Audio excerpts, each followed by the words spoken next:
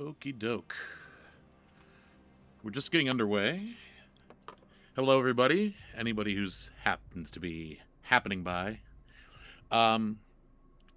Tonight is going to be the last time, I think, playing Saros. If you saw... Hold on a tick. I forgot to turn this off. Tonight's going to be the last time, I think, playing Saros. So we are going to be grinding it out until we get that platinum trophy. We don't have much left to do. I have 2 trophies left.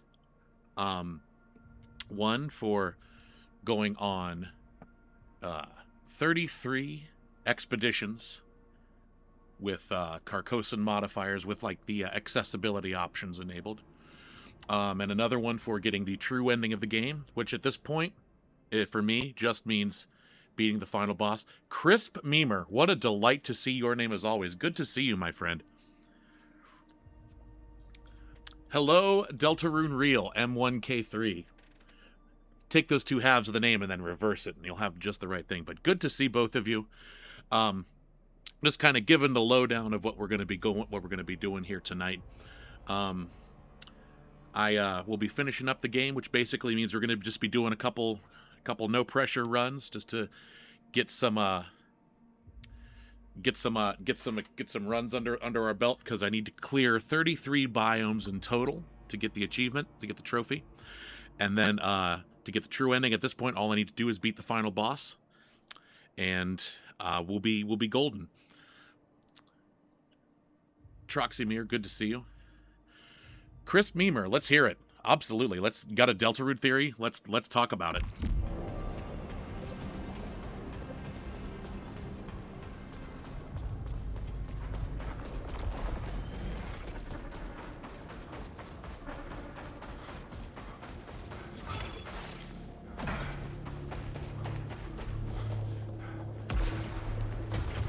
Also, if you've joined the streams before, you'll notice that I have a new microphone. I've been working on today over the weekend to get that kind of set up, ready to rock and roll. So let me know if there's anything crazy about the audio I need to fix.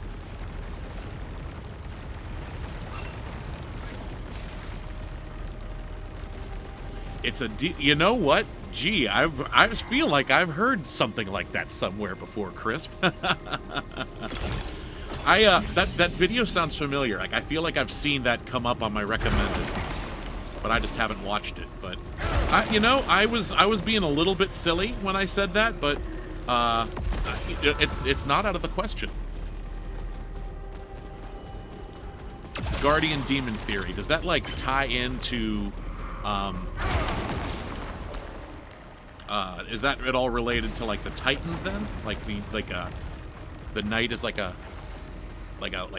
small Titan or something like that? I'll definitely check that out.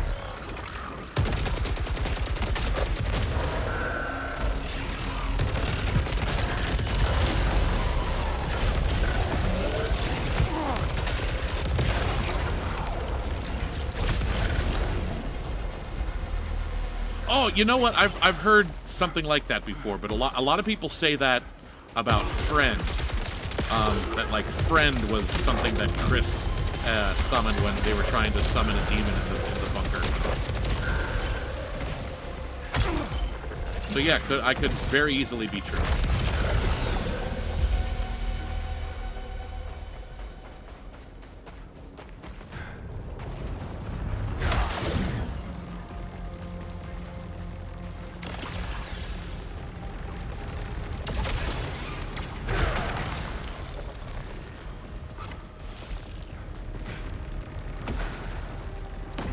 Yeah, please do. I'd love to check that out.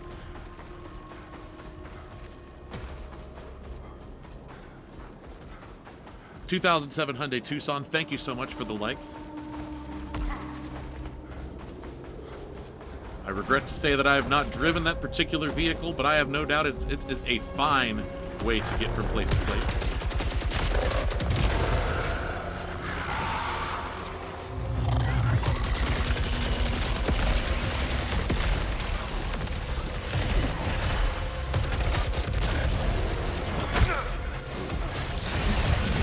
Hello, Philip.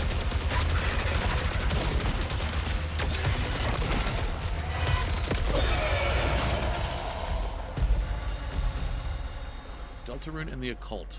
Guardian Demon Theory by Stargatory. I will definitely check that out. That sounds cool.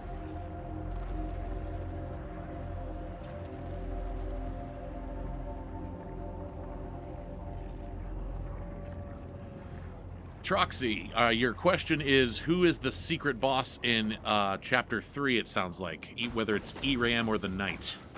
That's actually not a bad question. I submit that they are, you know, there's arguments to be made on both sides, now that I kind of think about it.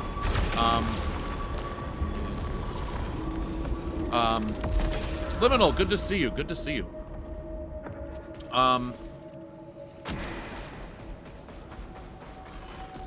I would say it depends. You can kind of look at this in two different ways. The question for anyone just joining is, who is the secret boss in Deltarune Chapter 3? ERAM or the Roaring Knight? And I guess there are kind of two ways that you can look at it. It's how do you define the secret boss? And I think, and Troxy, I think I ultimately agree with you, because no matter what, the Knight encounter is mandatory, even if you lose immediately. Like, there's no way you can avoid encountering the Roaring Knight. ERAM is the one that requires the extra steps to encounter. And as you said, yes, skilled players can absolutely beat the Roaring Knight without the Shadow Mantle. Am I one of those players? Absolutely not. But it can be done.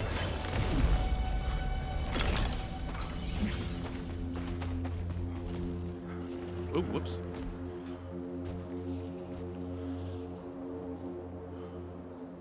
The Asgore guy. I wear the mantle with pride, Bobert. Have I tried any of the Mother games? I played a little bit of Earthbound on an emulator when I was in college. I did not get very far. I enjoyed it, but I also, around that time, discovered Super Metroid, and that sort of ate up all my time. I enjoyed it. I could certainly see the... oh my gosh. I can certainly see Toby's inspiration, you know, in that game, but to say that I have a deep familiarity with the franchise would be just simply not true. Moon RPG.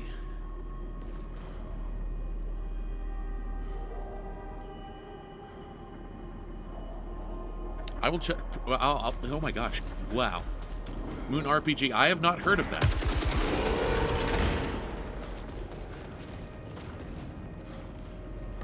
Give me a second, y'all.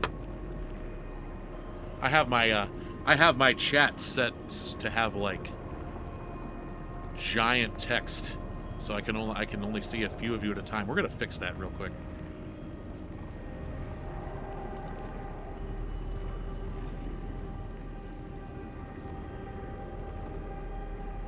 Liminal, yes, I'm back. This will be the last time I stream Saros, I think. We are basically trying for the Platinum Trophy tonight.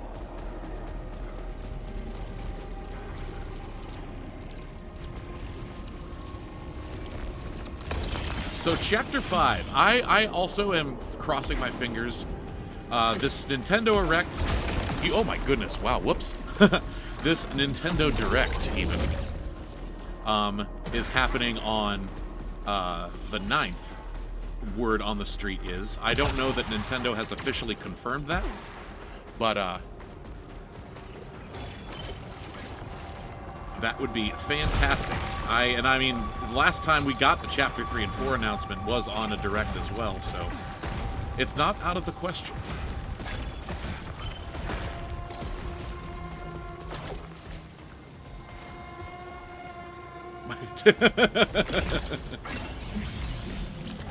See, she's switching on my Nintendo till I 3DS. Schmunk, thank you for the like, my friend.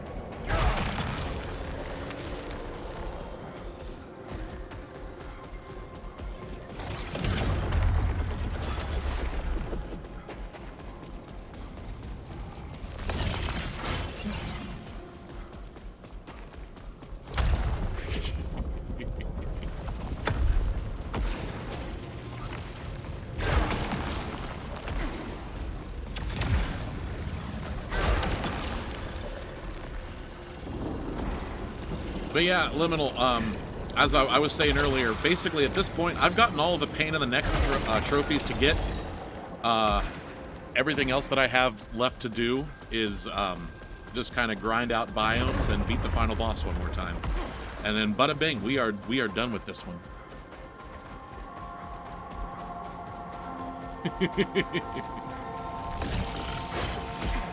Doc, I have stick drift. You know, they make pills for that.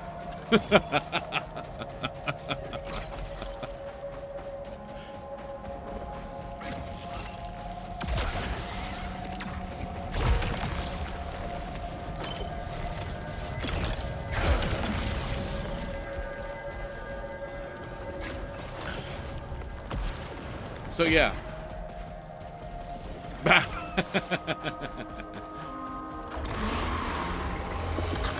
You know, I don't talk about it that much. I'm more into stylus play.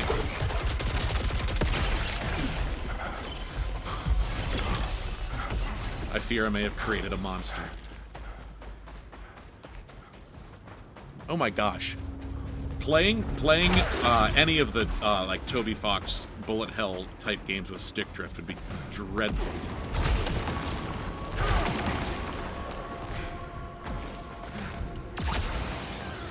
Which honestly, that reminds me, an interesting question. I was talking to someone at ColossalCon last week, and this question came up, and I know where I stand, but I'm curious to hear where you all stand.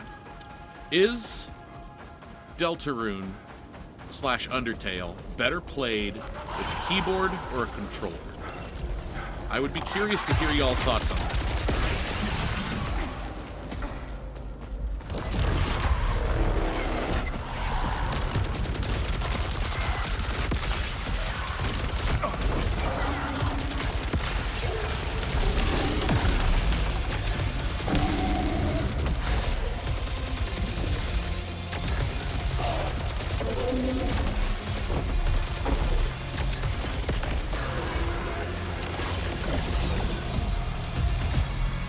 Keyboard works better for you, Schmunk. Alright, I can see that.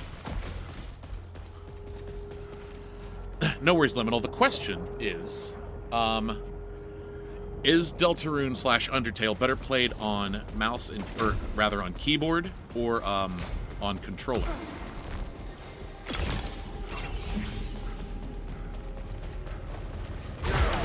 Dwarf, not good to see you, man. Well, I'll tell you what. If you ever form an opinion about that, you jump on stream and tell me.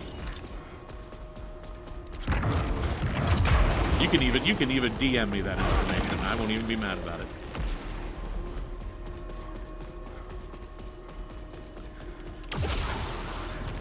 See, Crisp, I'm with you, and I feel like I'm in the minority, because I grew up playing on console, and I kind of think it's maybe whatever. And then you keyboard enjoyers, correct me if I'm wrong, but I feel like whatever you grew up playing as your general like controller setup is what you're going to have a more natural affinity with. I've only relatively recently gotten onto PC gaming. So I'm a mouse and keyboard doesn't take to me quite as naturally, but I feel like I played Undertale Yellow last year, and I played it with keyboard controls, and I just found, even with like having 8-directional movement like programmed into the keyboard controls, I had a really, really hard time being specific with the directionality of it. And again, I think that is because that's not the setup I grew up with. I grew up playing with control sticks and all that. But I definitely feel like I have an easier time with controls. Now that said, I've been looking into mouse mods that let you control the soul with a mouse. And I think that might be the play. Because, you know, I think I'm much more adept with a mouse than I am on keyboard controls, so.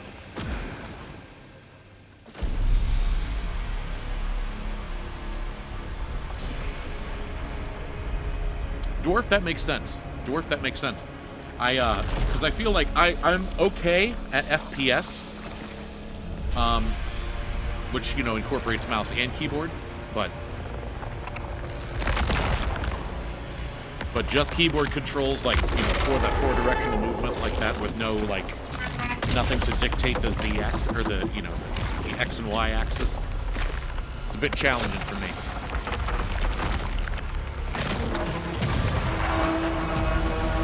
Oh. I can't have a drink of tea now. We've got to deal with the mighty prophet.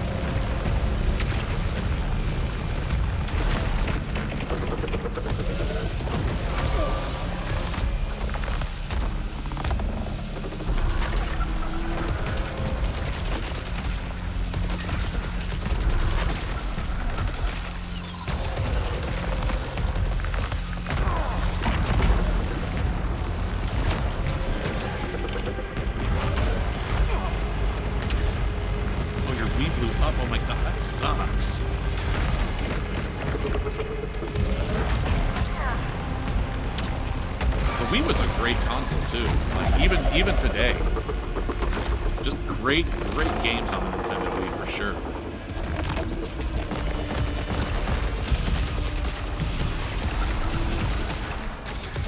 I was so happy when they finally did a Switch port of Mario Galaxy 2. I don't know how widespread this opinion is, but I think I like Mario Galaxy 2 better than Mario Galaxy 1.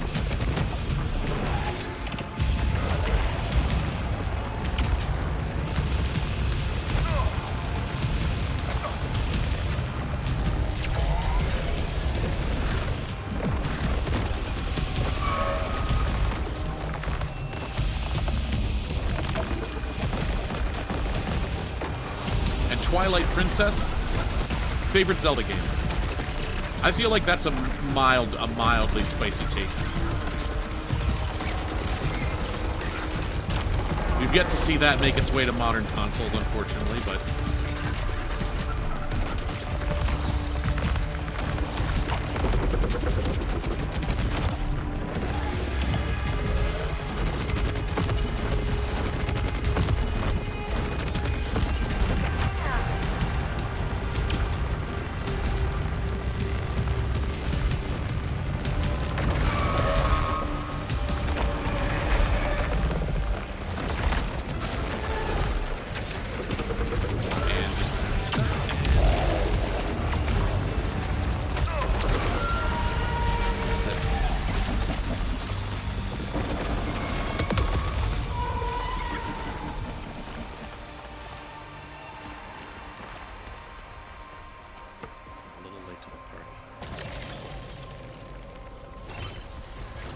yeah, I loved having a Wii.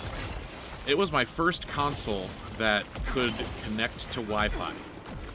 And so, like, being able to watch Netflix without a computer on my television screen was, like, mind-blowing to me.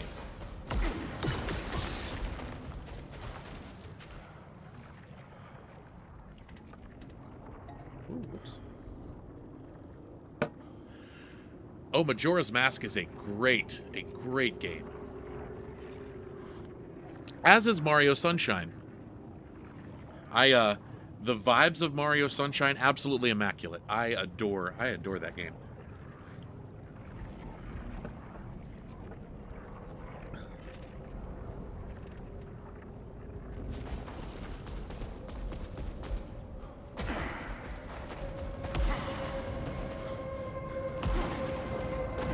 I think they've yet to make a bad 3D Mario, honestly.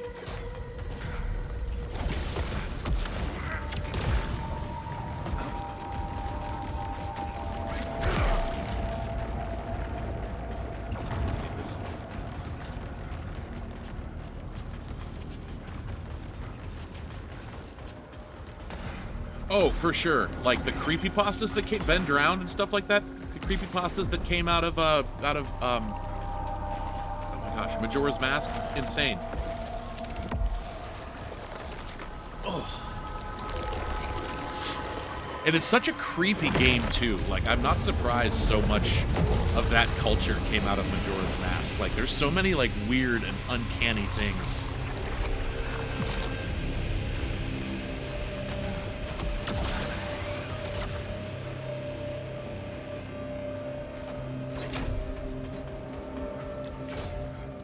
Dwarf, I gotta say, I don't know what it is, but I generally really like playing mouse and keyboard for FPS. Like, there's something about, I don't know, the tactile feel of being on the keyboard that I just really, really enjoy. And like, aiming and clicking to fire just feels so good.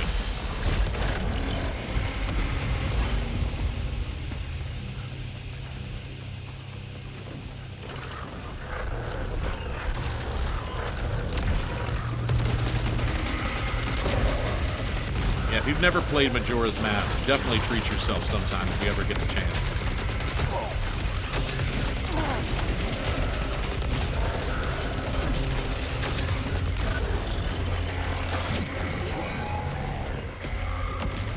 Man, there's a boatload of bad guys in this room.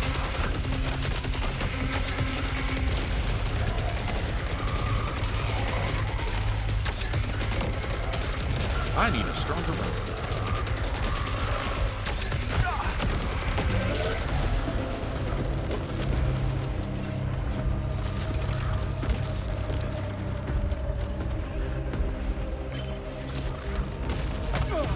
That is totally fair, Chris. FPS can be very overstimulating sometimes.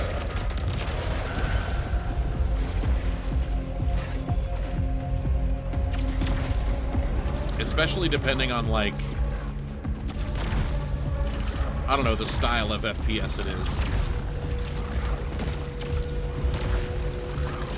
Like, I don't know, if you look at, like, the modded Doom scene or like some of the Doom expansions that have like ludicrous amounts of enemies. It gets crazy.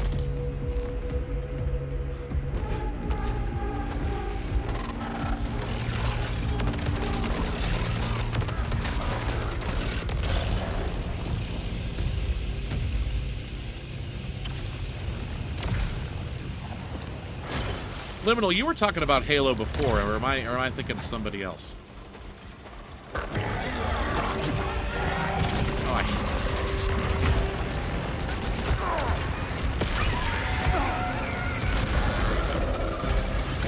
That's how we deal with that.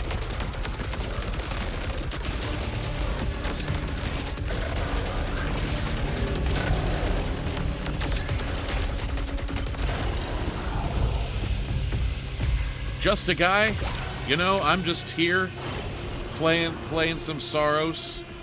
Definitely not hitting teenage deers with my truck. The usual.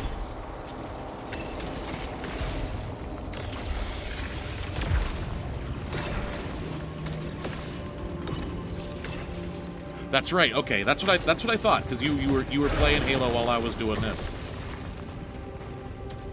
Yeah, I remember sometimes. I remember things. I don't have a tactical rifle. No wonder my damage sucks. All right.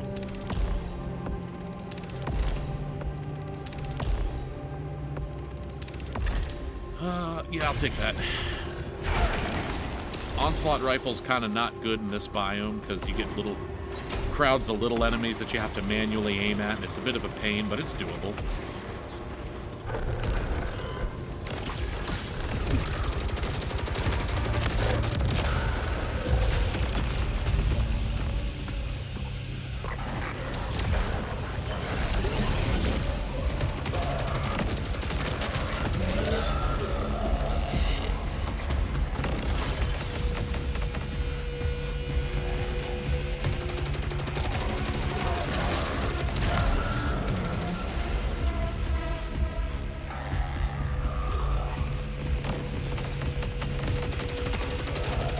Yeah, look, man, I don't want to be... if something happens to Noel, like, I don't want to be on Carol's bad side any more than I already am, I tell you what.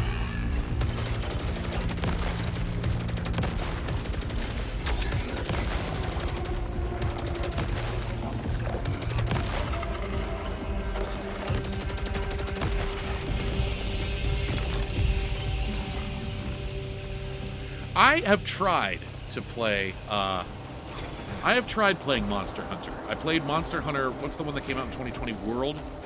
And it just did not grab me. It did not, I only played for about for a couple hours, but yeah, it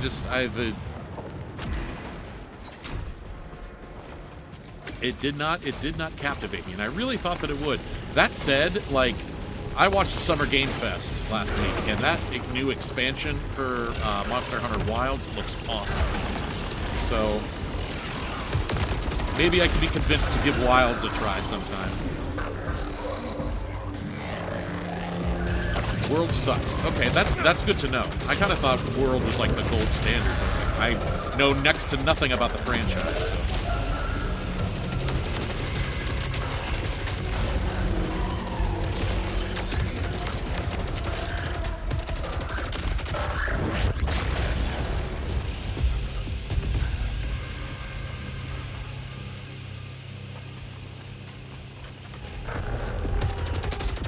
Dwarf, I gotta tell you, you're absolutely right. You know, I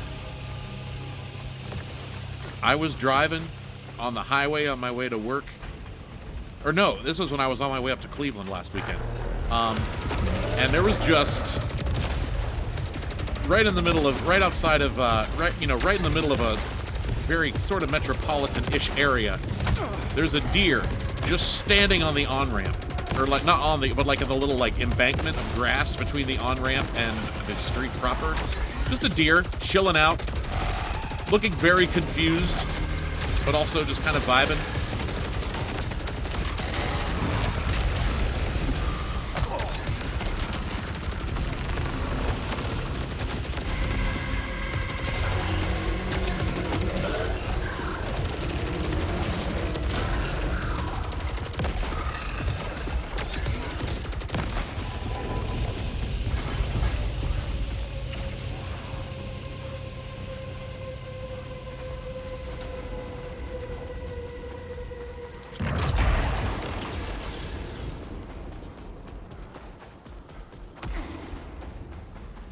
She's snoring.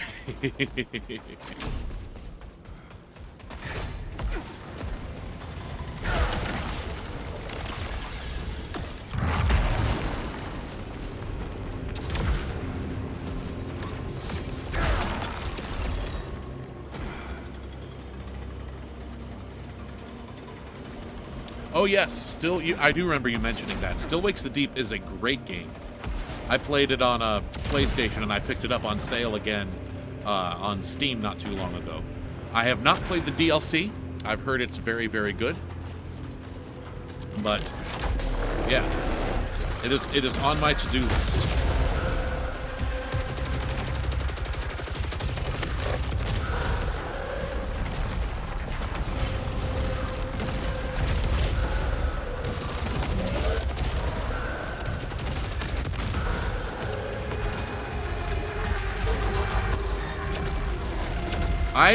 Sidebar, just a guy, I love it when people call Susie Susan. I don't know what it is. It's just so funny to me.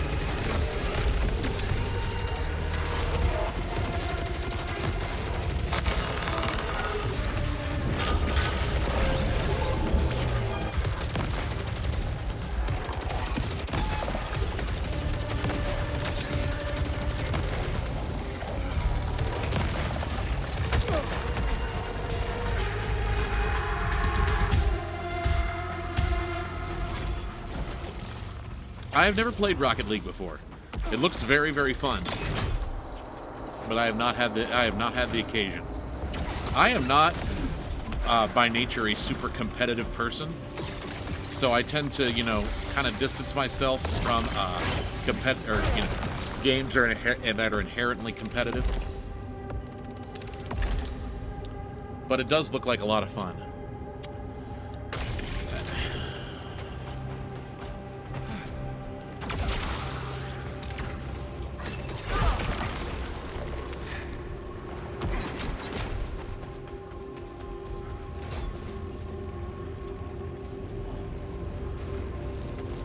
Corey likes Rocket League.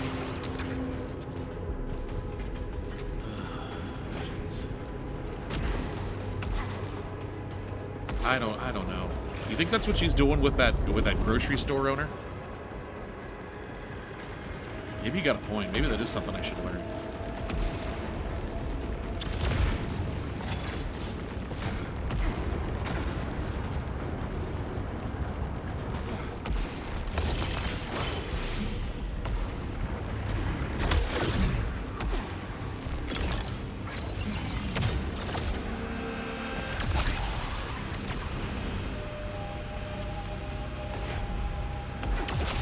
Dwarf, what soul, oh my gosh, what soul's like would that be? You know the name?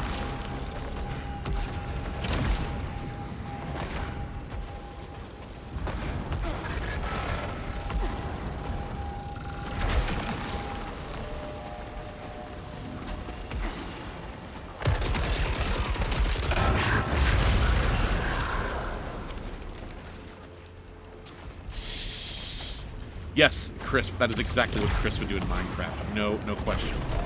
And you know what? I'm gonna say this. Torio playing Rocket League is canon. I don't care what happens next. I don't care what Toby says in the newsletter. That is canon.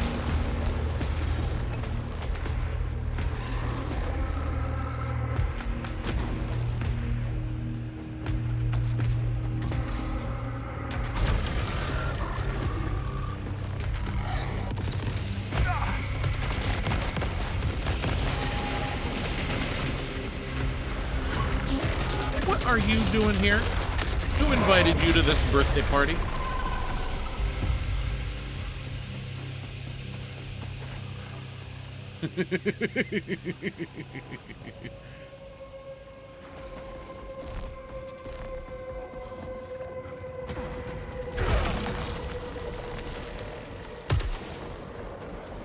Go this way. What the heck? Serpent's Gaze. Yeah, I can't say I've heard of that. For a second, I thought you were talking about Dwarf. I thought you were talking about that No Rest for the Wicked, the next game that the people who did Ori are doing. That looks really good. I don't know if it's inherently co-op or not, but it kind of looks like it's meant to be. I don't know.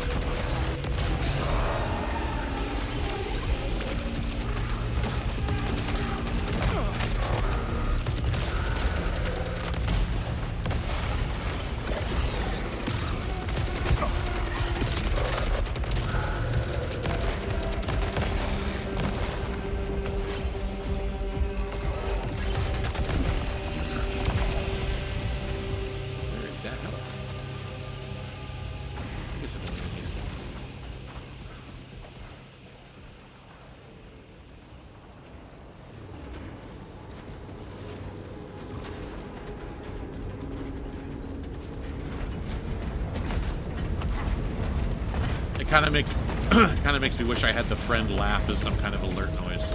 I ought to work on that.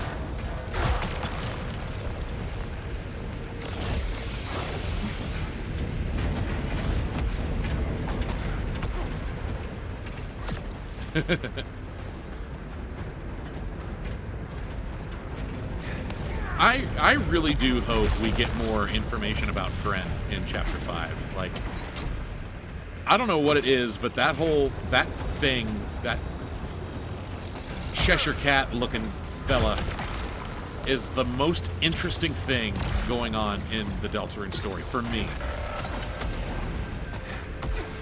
I don't know what it is. It just makes me so very curious.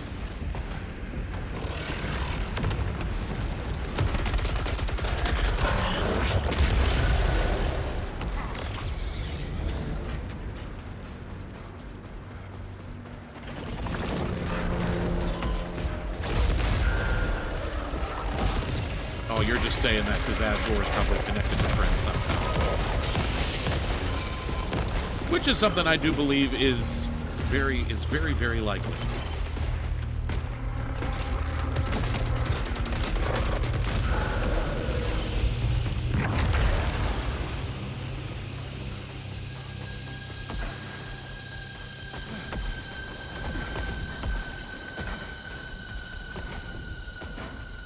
I mean, there's so much, like, pink and gold. You know, Friend has the very, you know, it's well known that Friend has the pink and gold eyes.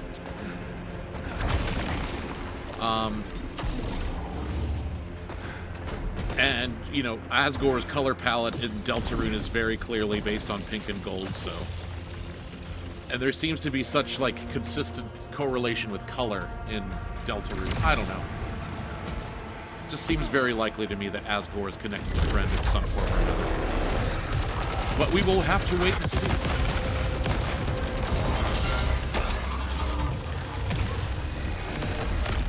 Oh, jeez.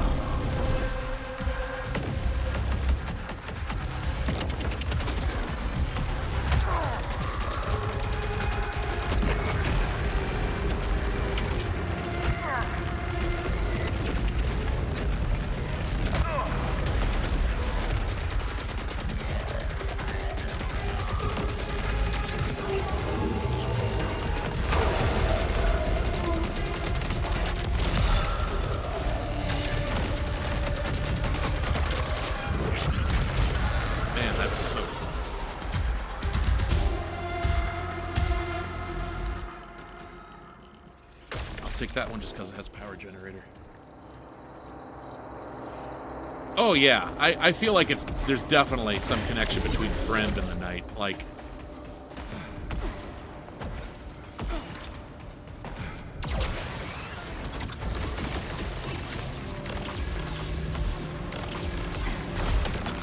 ooh, that's good.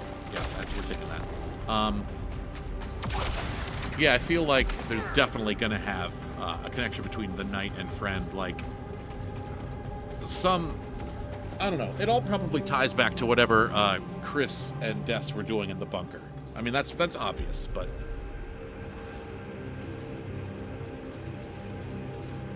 we will have to wait and see.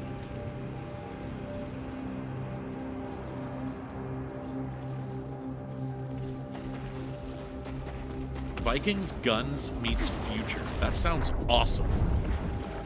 I missed the Xbox showcase because I am not an Xbox player, so I just kind of thought, oh well, what's the point? But it sounds like there's some really awesome announcements. So maybe that was a mistake.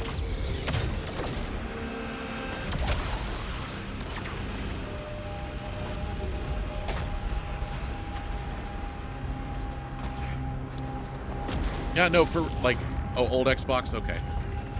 But Crisp, I do think there's some kind of truth in that, like, Asgore is taking some kind of blame for whatever happened in, whatever happened in the bunker. I do think there's some truth in that. Also, Liminal, good luck with the Undertale run.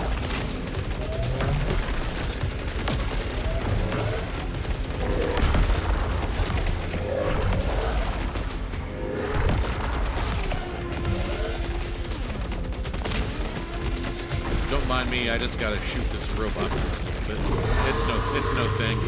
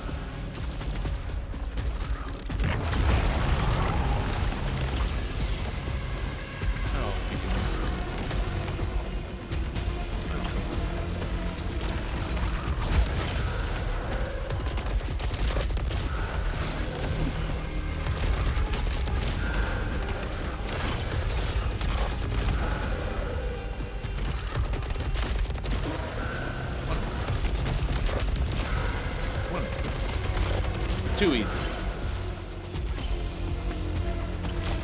Alright, then we're just gonna toss this at him. I really hope that would be one shot. Oh well. Bada bing. Easy peasy.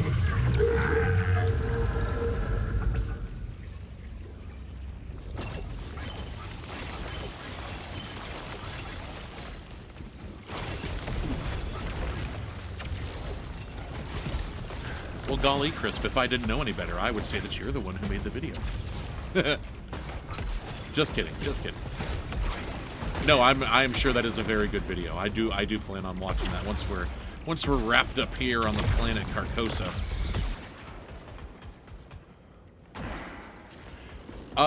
The name is purely for Asgore, Isra. Though I do have something really funny to say about that. This especially goes out to the TikTok audience. This has happened a couple of times.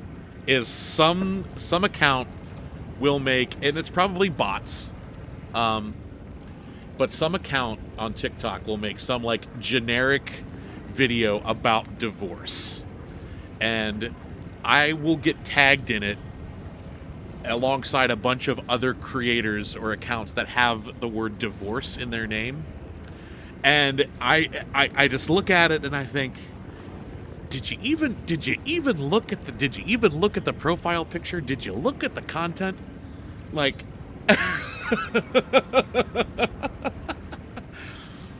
But no, to be abundantly clear, I have never been married, let alone divorced. So the name is simply for show.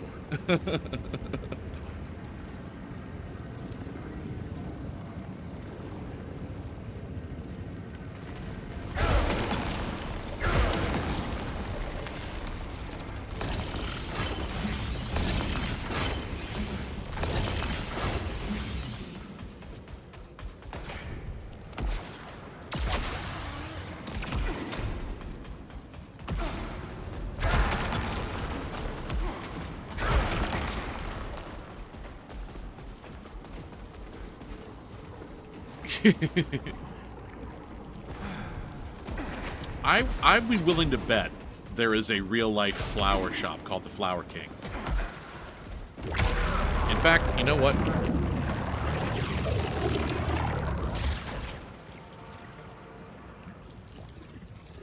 Give me a second, friends. I'm gonna fact check this.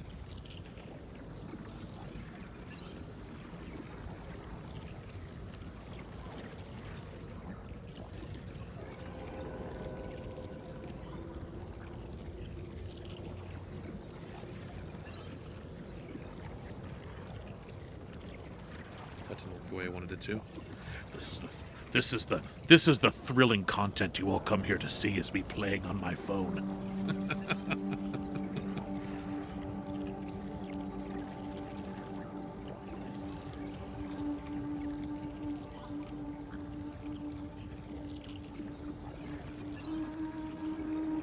Oh my gosh. Okay. Azzy, good to see you. Good to see you. Welcome back.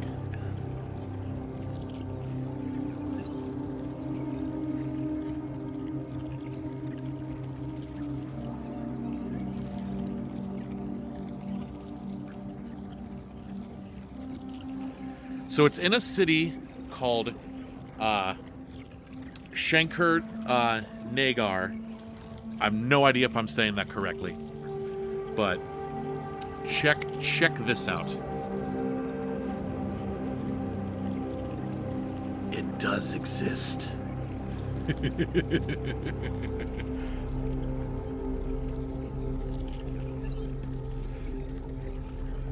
We found the Chapter 5 Dark World in real life.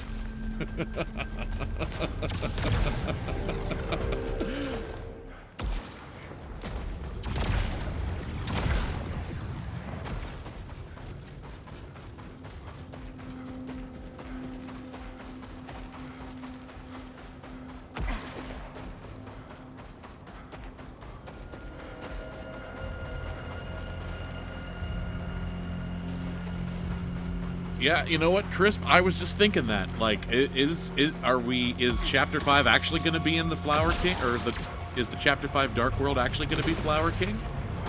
There's really no guarantee, is there?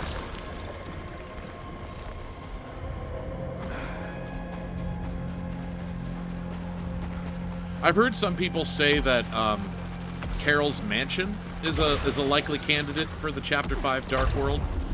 That seems a bit more like an endgame area to me.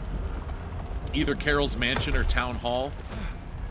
But it's not out of the realm of possibility. As I always say, if we learn nothing else from chapters 3 and 4, it's that any of our theories could be wrong at any time. So.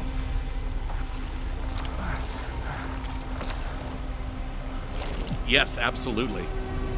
So many interesting things to see inside Carol's Mansion.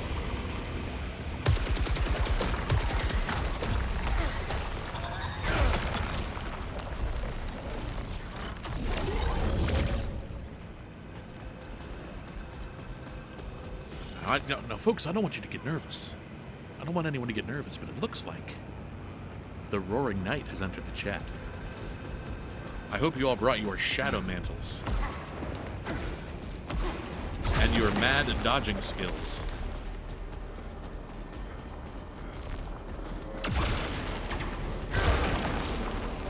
But to answer your question, Roaring Knight, I am playing Saros, and we are yapping about Deltarune. Goes together like ketchup and soy sauce. Better than you'd expect.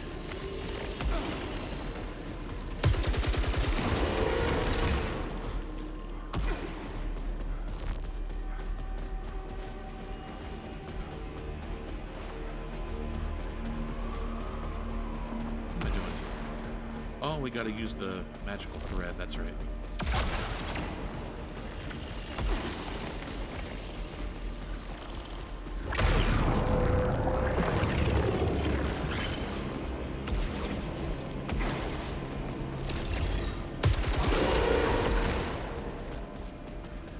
I know. I don't think... Crisp, I think there's not a single person in here who does not feel that way. Like, can we just talk about Deltarune Summer real quick? Deltarune Summer 2025. I am sure all of the people in this chat right now, or at least most of the people in this chat right now, like, had looked back on Deltarune Summer as one of the best gaming experiences in recent memory, arguably in life in general. I know for me it's the latter. Like, oh my gosh.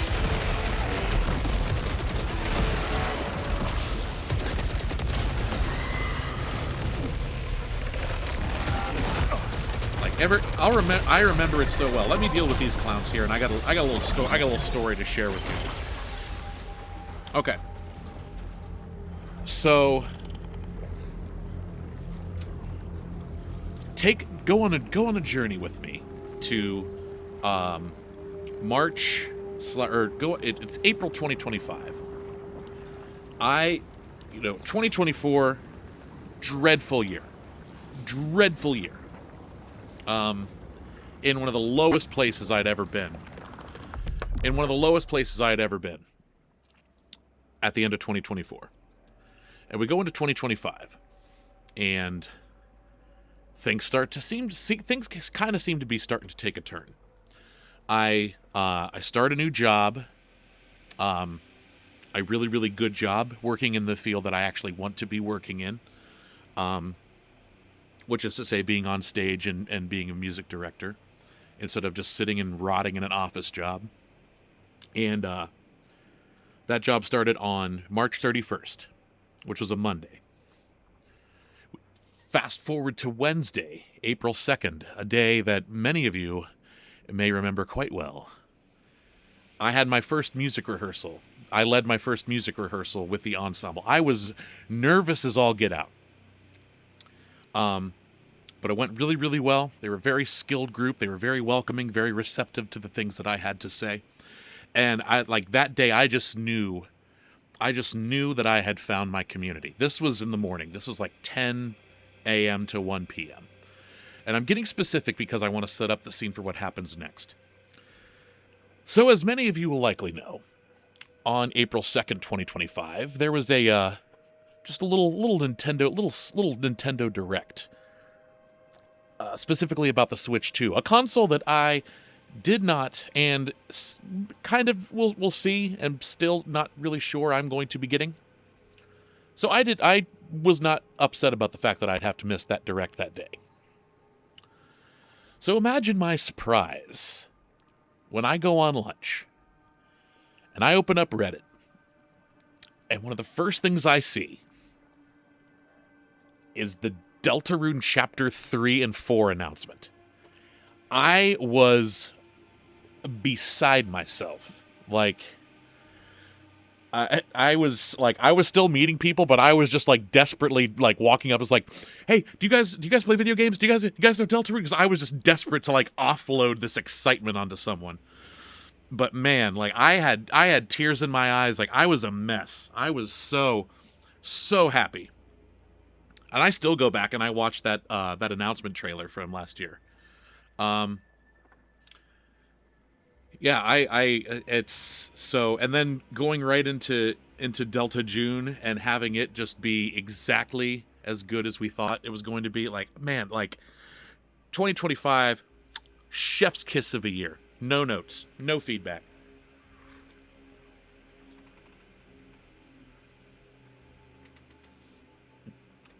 And I'm not surprised. I am not surprised that other people had the same thing. Like, we were waiting for 3 years. We were waiting for 3 years. How many people, had kind of sort of moved on, because I know I would go and I'd look at Toby's, Twitter account at the time, and he would say things like, I have issues with my wrist. I'm desperately looking for more people to code. And, I just kind of thought, if it comes, it comes. But I'm, at this point, I'm not really holding my breath. But man, like, for it to not only drop, and for it to also be as good as it was, and the announcement of Chapter 5 in 2026, like, set it up, pow, knock it out of the park. Crazy stuff.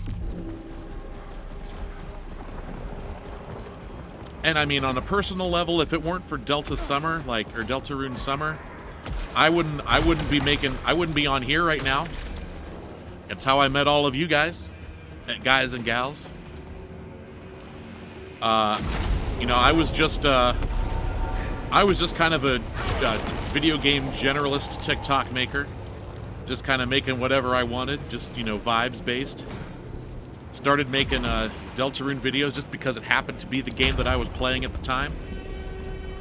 One or two people noted that I look like Asgore a little bit, and I thought, I could take a lesser person would take offense to that, or I can lean into it a little bit, and then that brought us on the long road that led us to all of us sitting here today. So, yeah, Delta June was a very transformational experience for me personally.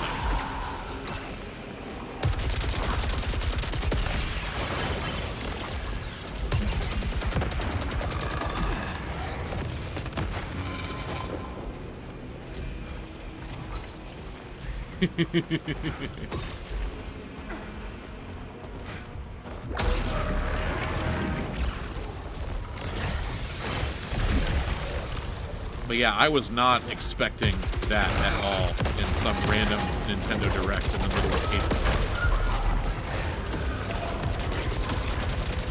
Though, to be fair, I didn't know how I expected it would, they would do it. Excuse me, that news would announce, so I guess that's as good a way as any. But hopefully, and then not related to the topic at hand, the Silk Song and the sizzle reel. Are you kidding? Silk Song announcement in a sizzle reel? That was hilarious.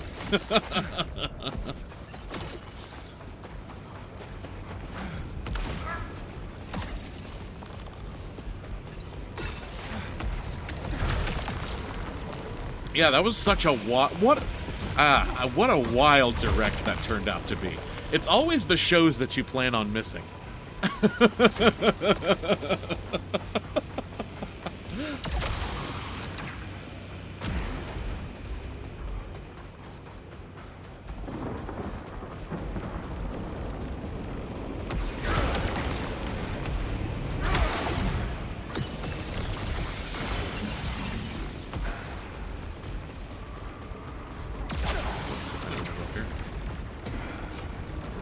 There we go, this way.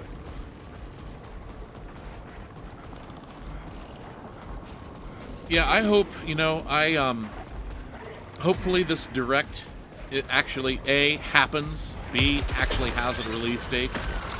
I am crossing my fingers that we get a release date that is at least in August. At this point, I'm kind of not feeling super hopeful about that, but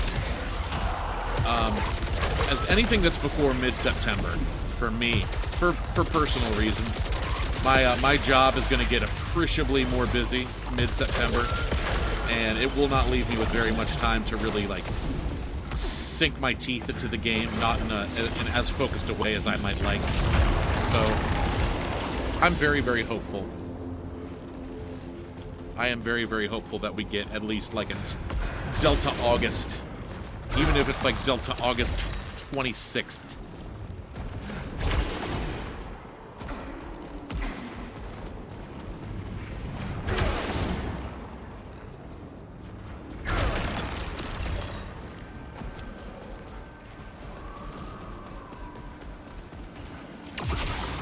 And Noriko, you're absolutely right. Deltarune is always tomorrow. That is a good life philosophy. The Tao of Deltarune. It's always tomorrow.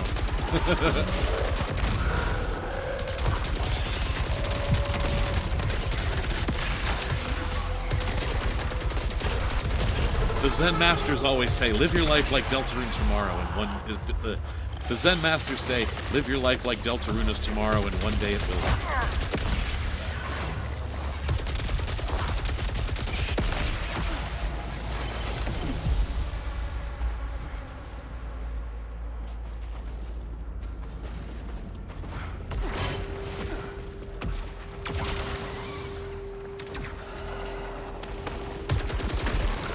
Deltarune was like the happily ever after. I'm not sure that I follow your meaning there. Just a guy. Or, I mean, Azzy.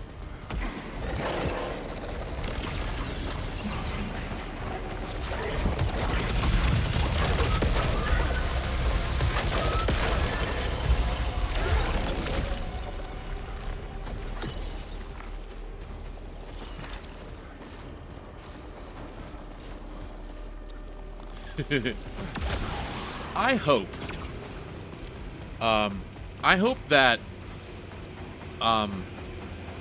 we're gonna get yearly releases of the chapters until all of the chapters are out. I feel like, I don't know.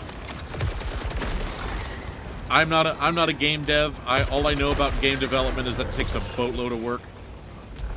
So, I mean, at the end of the day, I always say we gotta let the man cook, but man, like, after the 3-year drought, I just kind of hope, now that he has a team in place, now that there seems to be a good sense of momentum, that we don't have another long break like that for the new chapters.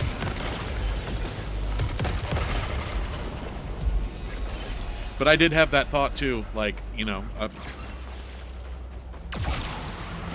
I'll be in the nursing home still waiting for Deltarune Chapter 7. I hope that doesn't happen, but it's not impossible.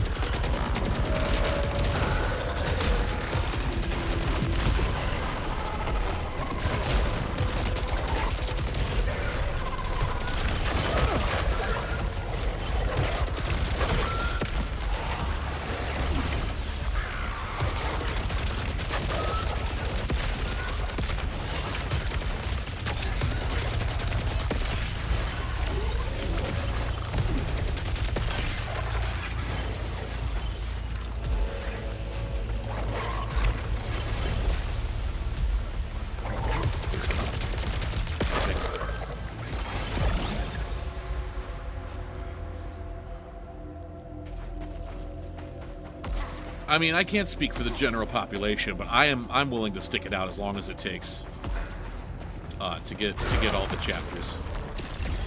But you know, that said, like, I do think in general people are kind of looking to move. Like, I don't know. I do think in general people are always kind of looking to move on to the next thing. So, but like I said, I do feel like if Toby has a good team in place, it wouldn't be too hard in theory, I would think, to sort of capitalize on the momentum he already has.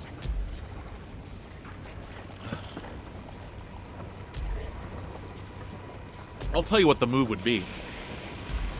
And I saw someone else say something like this. Chapter 5 comes out, and we get 6. I know what's going to happen. We're going to get Deltarune chapters 6 and 7 as a dual release, like chapters 3 and 4. Which I think would be, I would not mind that. I think it would take a little bit longer. But that said, I do like, I have a feeling, and if I may have said this before, but if not, I'm gonna say it anyway. Whoops. I have a feeling that once all the chapters are out, there's going to be some kind of secret. I don't know if it'll be like a true ending or like some other kind of scene or this, that, and the other. That there's going to be reason to go back and play all 7 chapters in a specific order. Because I think the game is keeping track of the order in which you complete chapters. So, I don't know. It's just a theory. A game.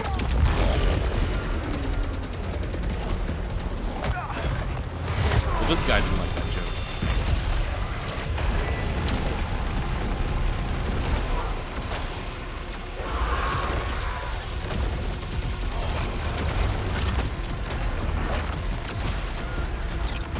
You can't catch me. I'm the gingerbread man.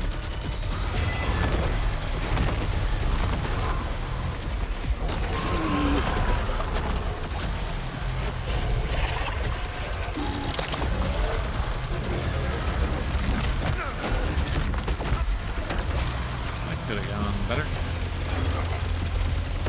Bada bing.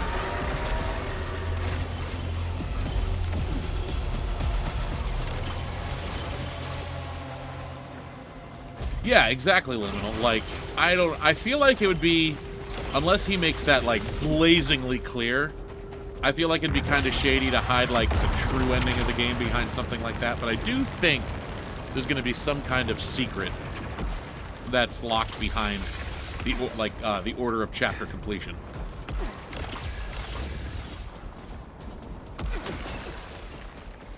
Or, like, it'll be, here, or it might be something like this. So, like, you beat the game, like when you beat, Undertale for the very first time, and then Flowey kind of shows up and talks to you, and tells you, like, hey, if you do this, then this will happen. Like, maybe it'll be that kind of thing. But yeah, I don't know. It seems possible that would be a trick Toby might play. And it would add some replayability value, wouldn't it?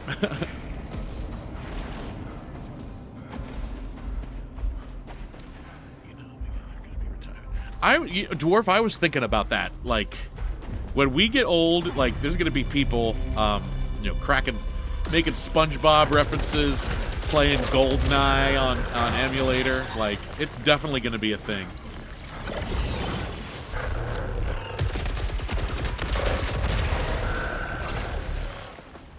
Shoot, I wanted to put the clips on. Oh well.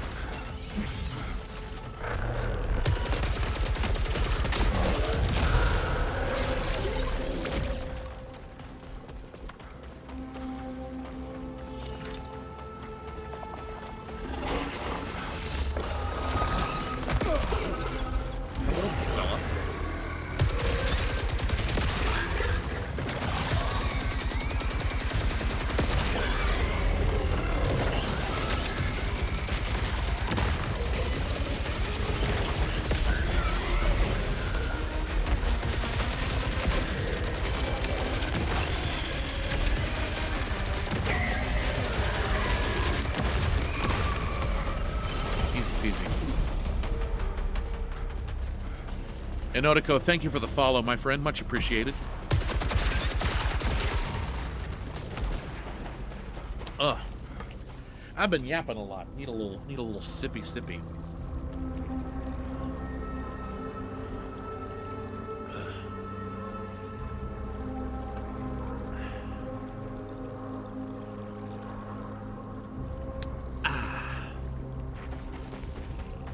Nice cup of tea.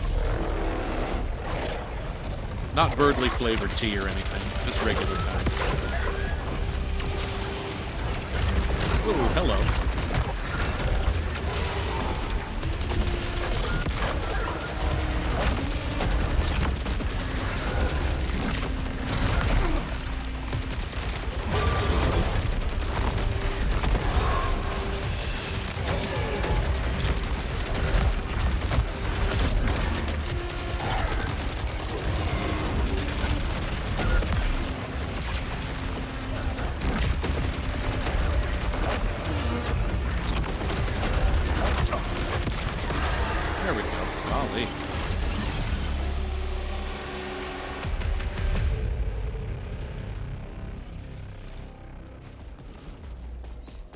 Oh, this is a fun game.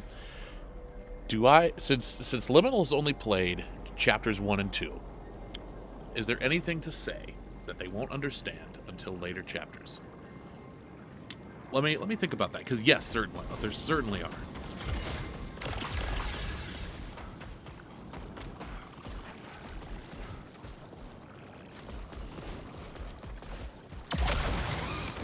Chat, feel free to help me out with this one. I'm old comes to mind right off the top.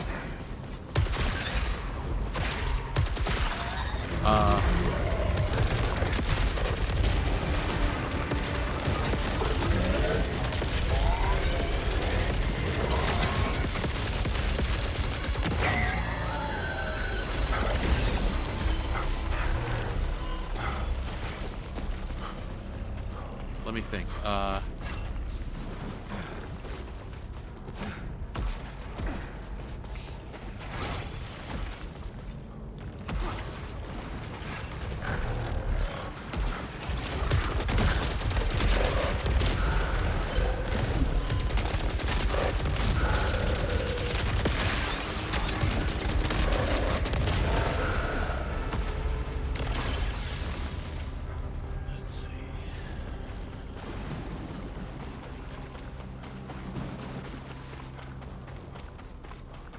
I'm trying to remember like really specific dialogue bits, but I'm only blanking on like general events.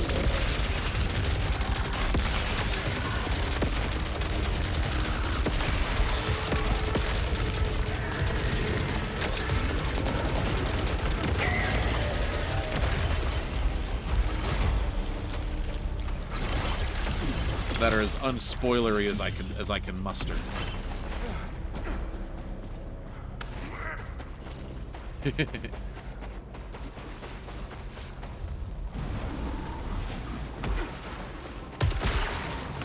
Oh, I have a laser pointer.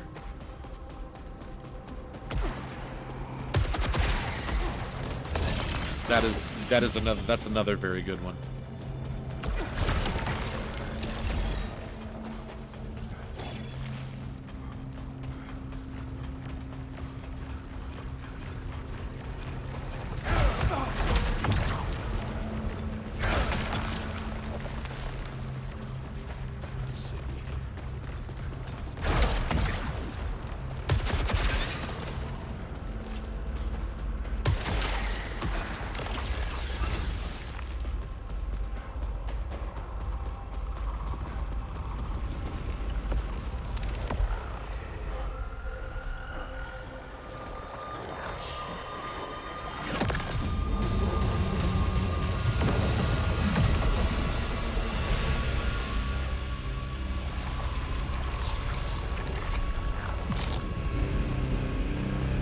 You're taking too long. I can't believe it took me that long to think of that one. You're taking too long is another good one like that.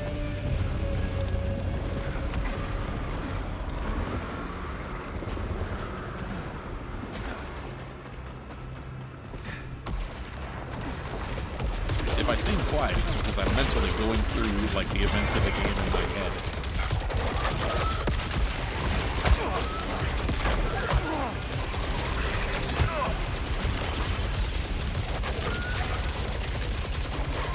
I'm also trying to deal with the ravenous wildlife of the planet Carcosa.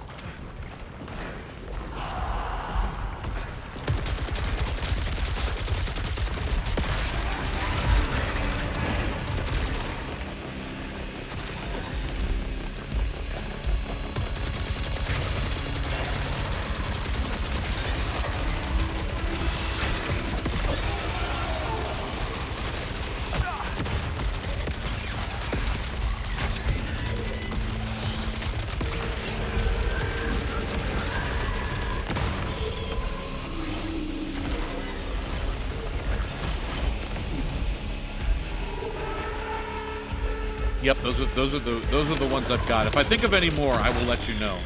But I think those three are pretty good cross section.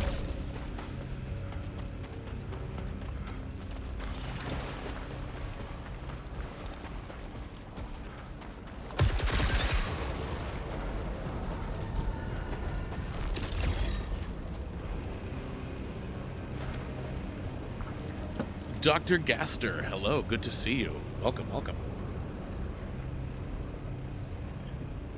I hope you have some very interesting things to say. Yeah, let's hear it.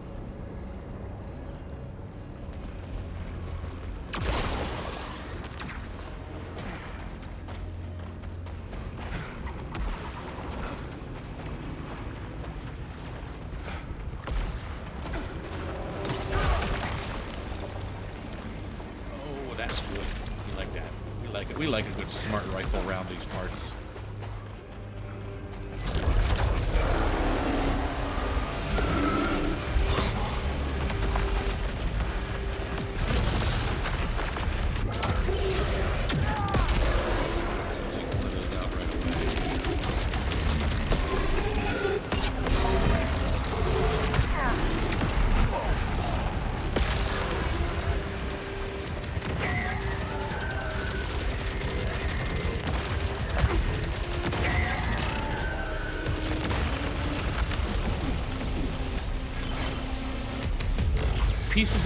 Pieces of Gaster in different games. Do you mean like different Toby Fox games? Like, can you clarify that a bit?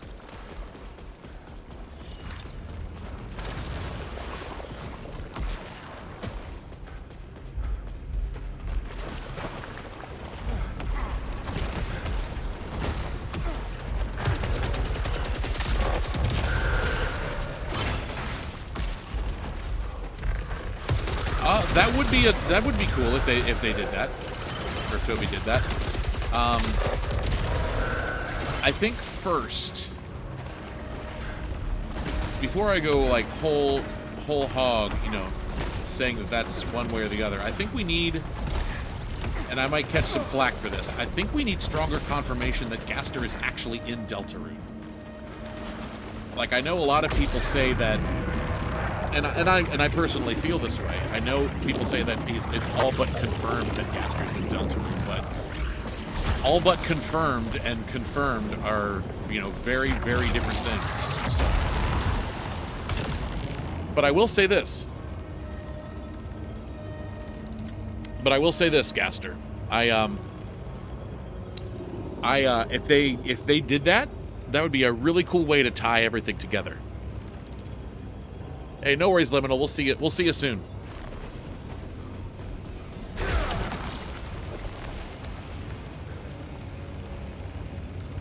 How did I equip that? When did that happen? Sure.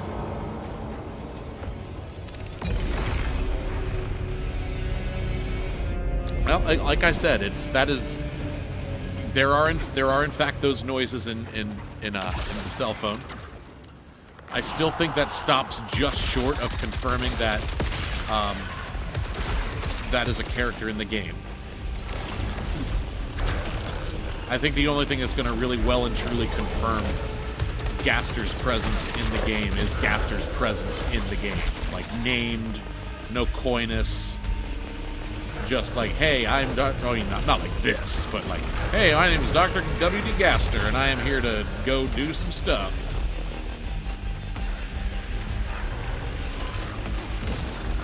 Now, obviously, it would happen with a little more, you know, tact and writing finesse than that, but I do think once we get to that point, we can outright say that Dr. Gaster will be a character, or, you know, is a character in Delta.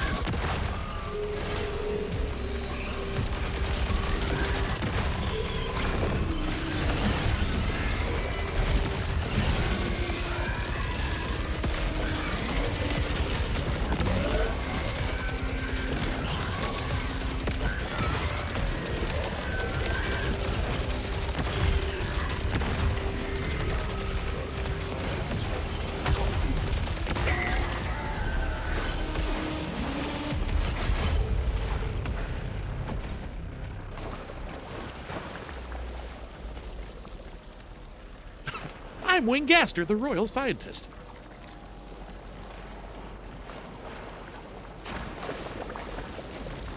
And I've heard that too. Oh my gosh, Gerson has some kind of ties to Asgore. I've heard a similar theory. I'd be curious to. I'll be curious if what you've heard is the same thing as the one I've heard. And we can compare notes.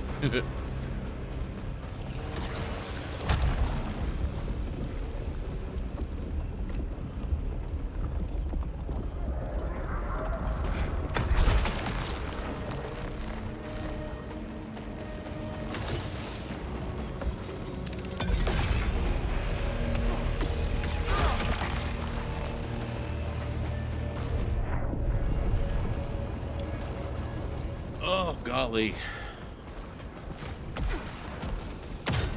You know, this game has been fun, but I think I can definitely feel it's time to put the torch down. It'll be nice when we have the platinum for this.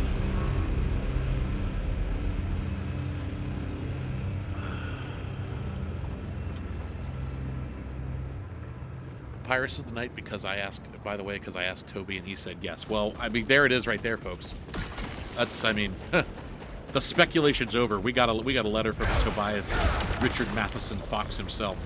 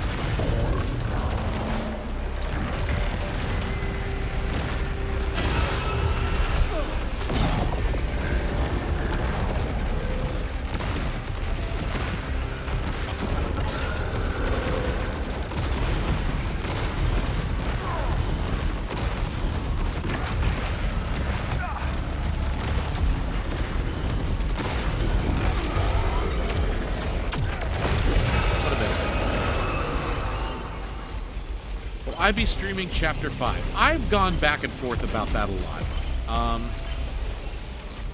I don't know that I know the answer to that yet. So here's kind of my thing.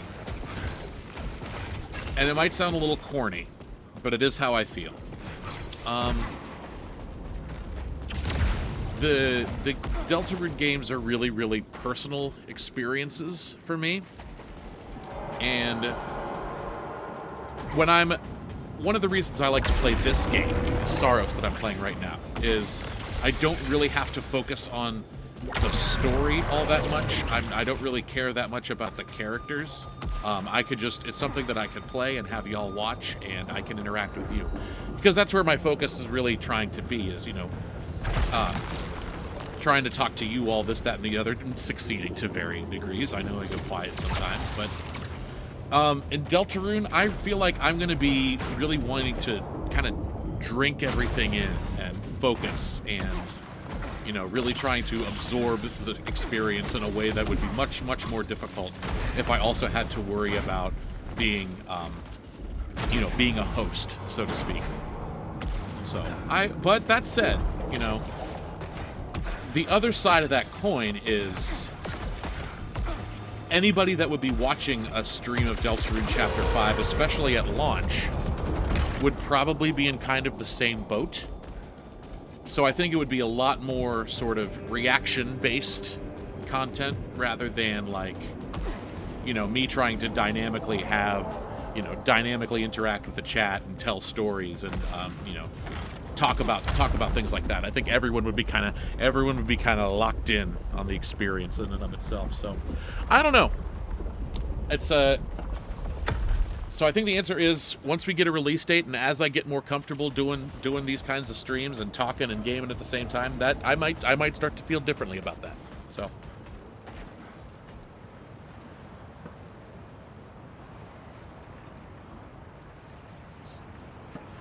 So there's a Gaster-esque villain in Roblox, you say? Okay.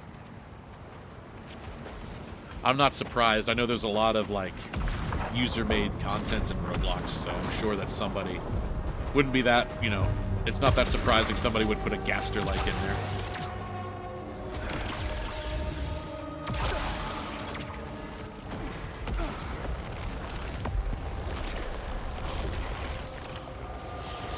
Tio from Piggy, yeah, I'm afraid I'm not familiar.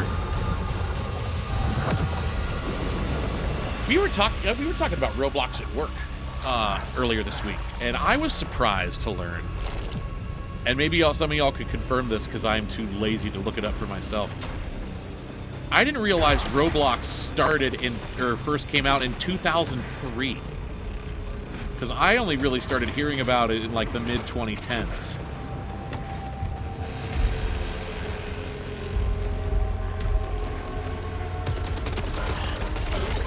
But yeah, Saturnus, absolutely. That is my thought as well. If this direct actually happens, I would be surprised. I am crossing my fingers. My meaning get a little misconstrued. If there is a Nintendo Direct next week, I would not be surprised if we got some kind of Deltarune announcement. It just seems the time feels right, and that might be wishful thinking. I'll admit that, but.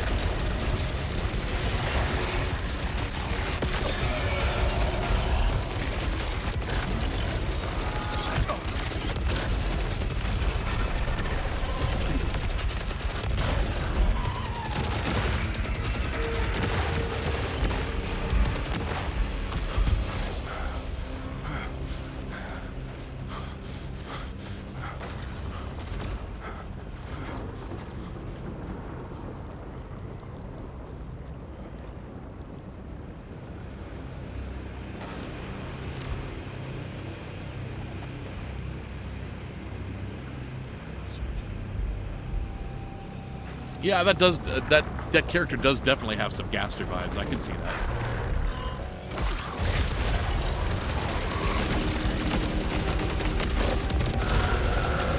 Like, I think you said Gaster. I think you said the game's called Piggy. Is it like what? Is it like an RPG sort of thing? Like that title very much reminds me of like Earthbound.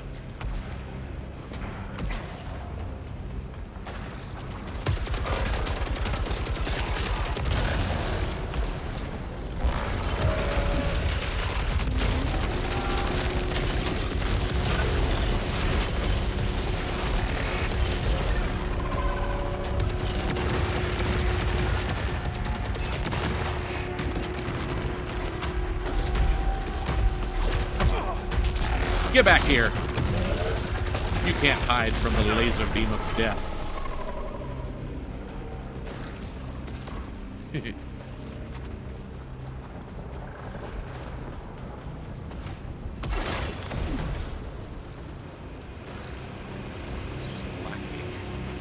Oh, that's kind of cool.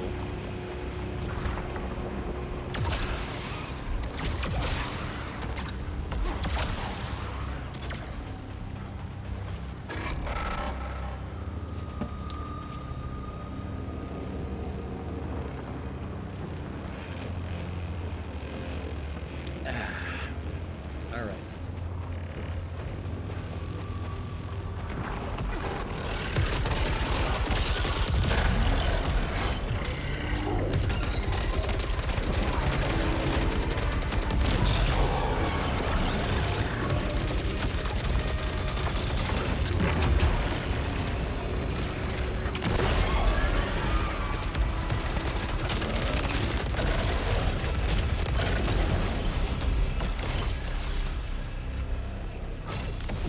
Oh, Saturnus, thank you for the heart, my friend. Much appreciated.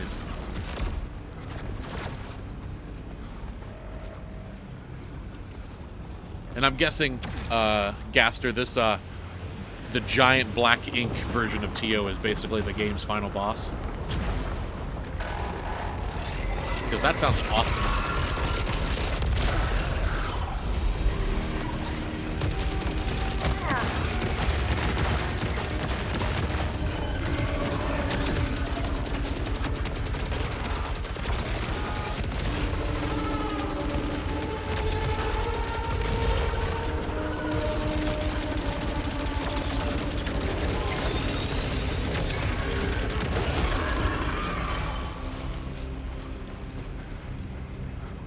Oh, that is really cool.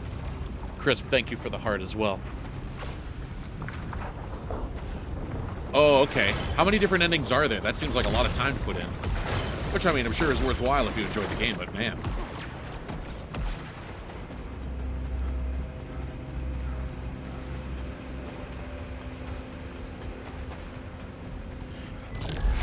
Kind of reminds me, and I'm going to try and... I don't know how many of y'all... This will date me a little bit. I don't know how many of y'all watched Teen Titans Trouble in Tokyo from like the early 2000s. Great movie, by the way, a lot of fun. But the main villain from that is a character named Brushogun, and like their final form. I'm not gonna get into specifics for it, just so in case. Just on the off chance someone actually does want to watch the movie. I don't want to spoil it for them, but like their final form is this giant creature made of ink, and like it drops ink droplets that turn into smaller monsters. And I remember thinking, oh wow, that's really cool. Like it was the first thing that I don't know, like that. So that vibe, like giant inky monstrosity, really cool aesthetic for a villain. I could totally see the appeal.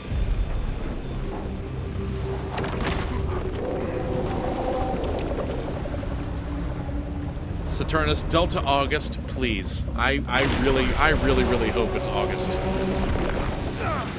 July would be even better, but I will take August.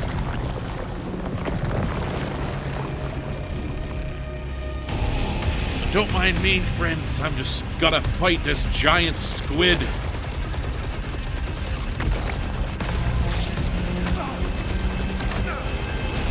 Real talk, though, this boss can be a pain in the neck. Helps if you're good at the game, though. I don't know. Just a theory. It's probably wrong.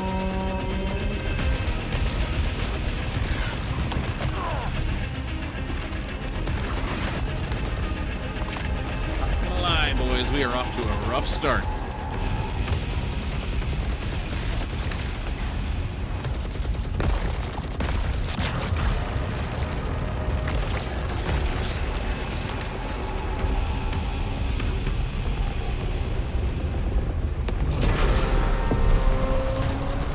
Yes, I don't know if I told you, but this is Deltarune Chapter 5 I'm playing right here. I know it looks a little bit different, but it is a bullet hell game.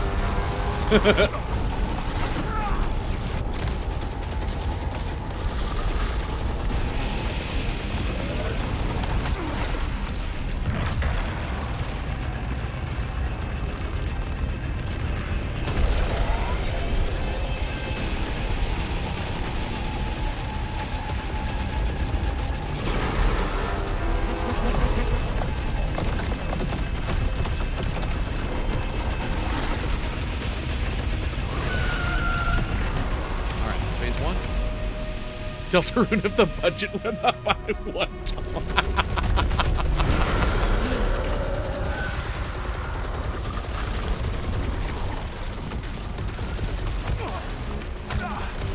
I don't know what Temmie was thinking when she came up with these character designs, but this is wild. Who would have thought?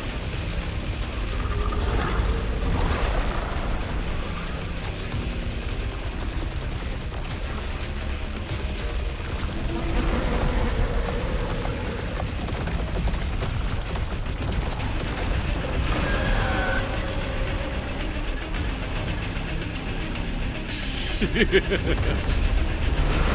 kidding? Like a 2016 to Undertale fan game, this would be like, it would be a billion times harder than this. Like, all told, this is pretty. I'm not gonna say it's easy, but you know, there are definitely ways we can make this easier.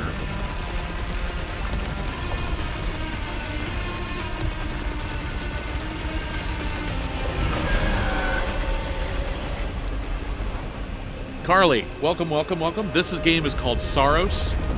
Or I guess, I'm sorry, it's not Saros. This is Deltarune Chapter 5. It's out. It just looks a lot different than people expected. But no, the game is called Saros. Game by a developer called Housemarque. Made Returnal in 2021, which is one of my favorite games of all time. So I was very excited to play this. And I am getting reamed right now. Oh my gosh.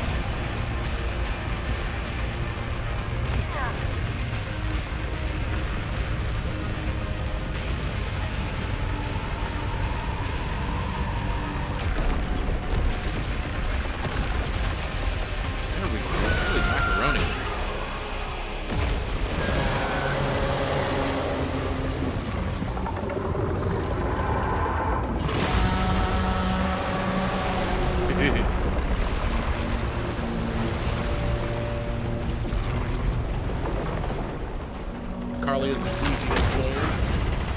Understandably so.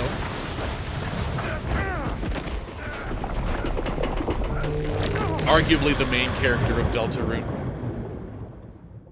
I know the player character is Chris, but I think a lot of the dramatic action happens with Susie as the focus.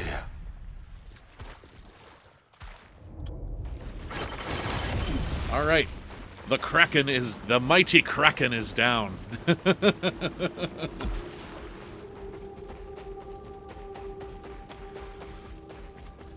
All right, this particular run is almost over. We just got one more biome to clear, and then hopefully, I reckon we have 3 more biomes to clear before the trophy pops, and then we'll be done just doing general runs of the game. We'll just be going strictly final boss. And also, Carly, thank you so much. I'm so glad you could see what that is. I'll bring that a little bit closer so y'all can see it. A friend of mine from work 3D printed this for me. Over here. And yeah, it's one of my favorite things that I have. So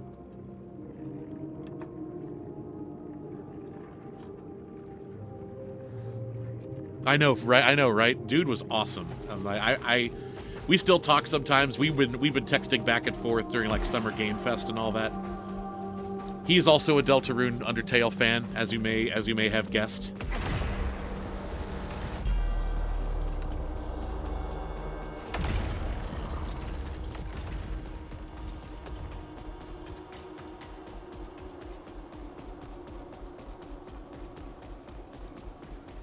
Yeah, I think he ordered it online. I'm not really sure exactly where. He just told me he had it 3D printed.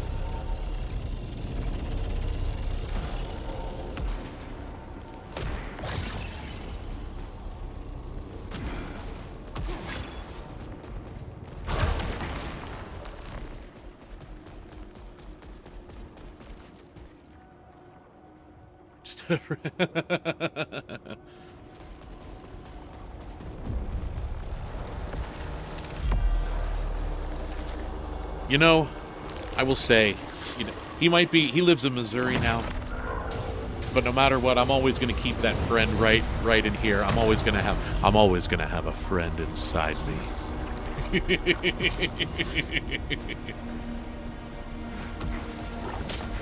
Sidebar, I love the friend inside me stuff. Like, deep in my heart of hearts, I know it's not going to turn out to, I know it's just a meme, I know it's not going to be true, but it would be so funny if it was. Like, I think that's so, I don't know what it is about that particular, like subsection of, you know, Deltarune fan, oh crap, of Deltarune fandom, but I just adore friend inside me.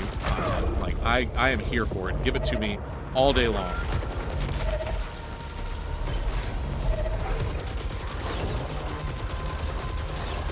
If all of you have not seen, it's a little dated now that Chapter 3 has actually come out. But if you all have seen Gianluca. If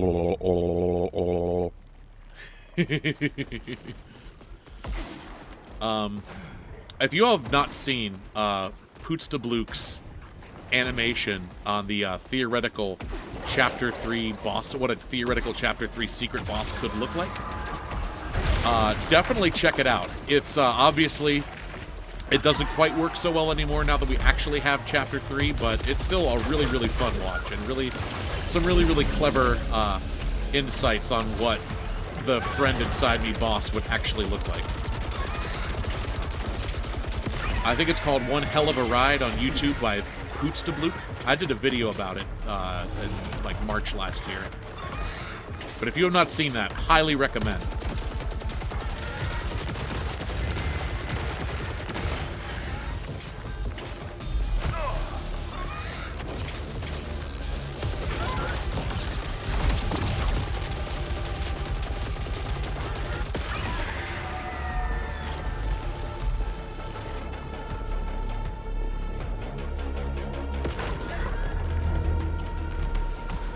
Yeah, Chapter 3 is a great chapter. I don't know, the people who say it's just filler are just, I don't know, soul dead. And Carly, you might agree with this, and friends in general, you might agree with this. Can we agree that Tenna is the reason that Chapter 3 is so great? I kind of think so. Tenna is is so far my probably net favorite character. Wow, unanimous yeses. Why am I not surprised? No, Tenna is... Yeah, Tenna is so great.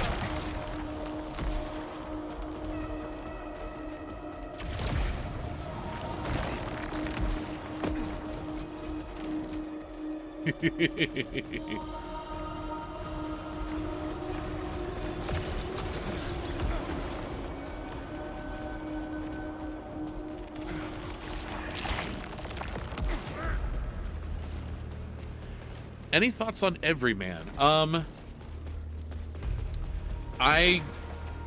gonna be so real with you. Not really. Not for me. I like the character model. I feel like I always see Everyman come up as like a sort of sleeper theory character of sorts. So I mean, who knows? And the whole thing with the butterflies in Undertale is really kind of funny. Some much needed levity in a really terrifying section of the game.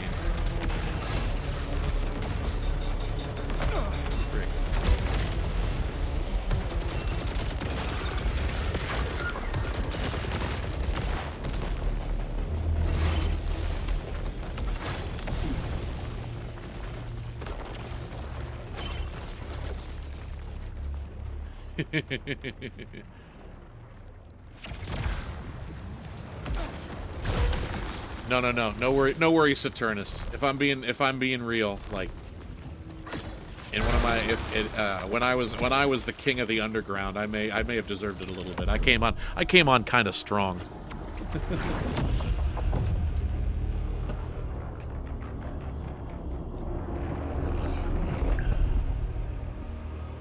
No, True Lab is so crazy. I totally understand it.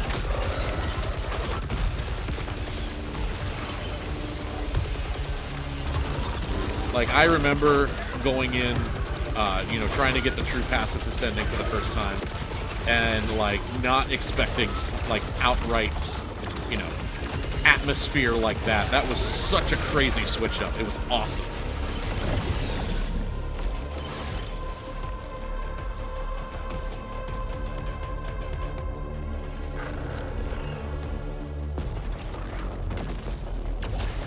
Yeah, Reaper Bird is cool. I need to replay Undertale again. I just got it for PC on Steam not that long ago.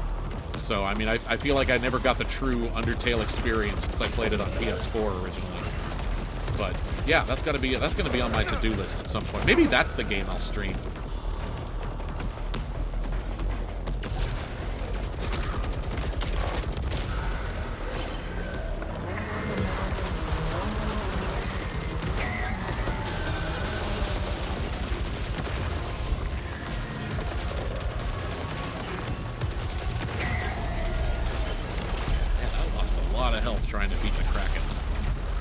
We're operating in a little bit of a deficit here, but that's okay.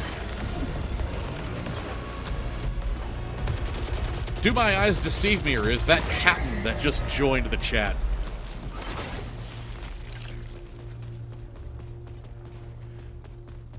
Good to see you, my friend. I don't know if you're able to stick around at all. No worries if not. Thank you for the like. Thank you for the like.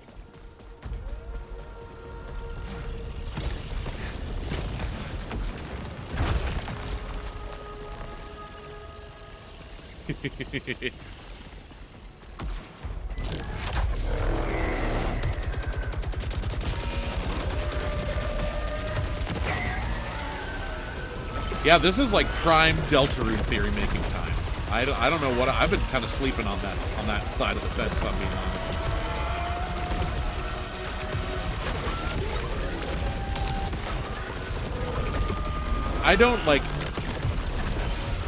I don't personally theorize that much.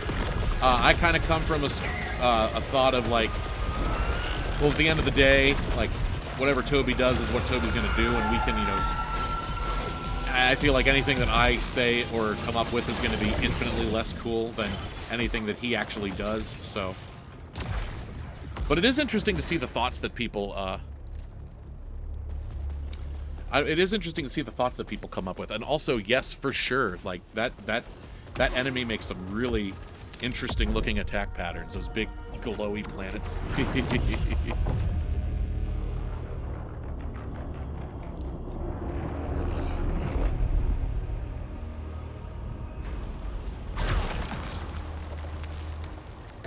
I'm trying to think of what my first exposure to Undertale was. I think it was a game that, like, I knew I wanted to go in kind of blind to, so I think I deliberately avoided, you know, watching streams or playthroughs of it until I was able to play it for myself in 2017. Like, I had the general... I went in only knowing that the game cared about, or the game tracked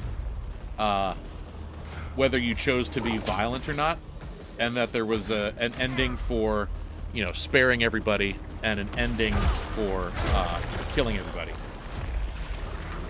And I will tell you, the game still managed to surprise me in a lot of ways, so I'd say that was worth doing.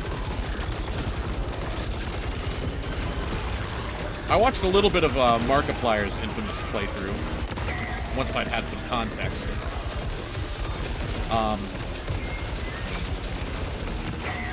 Which, I mean, that's, you know, that's an unfortunate situation.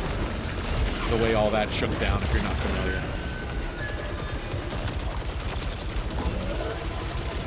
Which, to be clear, means that, like, bro got so bullied for the way he chose to play the game that he, you know, just chose to not finish it. And I know, like, I totally get people who want to, you know, engage with the game purely non-violently and can get a little wincy whenever, you know, they see people being, you know, whenever they see people killing the characters. I totally get that. I watched a friend of mine, it was a mutual friend, the same guy who bought me the Despite Everything It's Still You placard. we had a mutual friend that was playing Undertale for the first time last fall. And I would come over to their house, and I would watch him play, and, you know, dude didn't know. He didn't really know, or at least understand or appreciate or care about the gimmick. I think he didn't know, to be fair. Like, he knew that the game would respond differently if he, you know, was purely non-violent, but I just don't think he appreciated the depth to which that was the case. And I mean, he fought his way through the Undyne fight, and like, it was just really, really, you know, you feel something like tug at your heartstrings. You feel something tug at your heartstrings when you see these characters, you know, experiencing that. And you want to say something, but at the same time, it's like, you know, somebody backseat drove to me while I was playing Undertale for the first time. Like, what kind of experience would that be? Like, how much would I have lost, you know, if I wasn't able to drink it in on my own terms? I chose to be. I've never killed a monster in Undertale. But that's because I knew what the gimmick was going in, and I knew that I didn't want to do that. But that's, you know, that was my decision. And I think at the end of the day, if you paid money for the game, you should be allowed to play it however you like.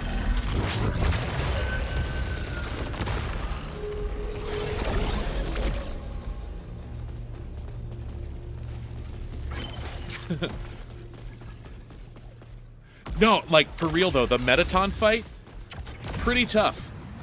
I got stuck there for a minute when I was doing my blind playthrough.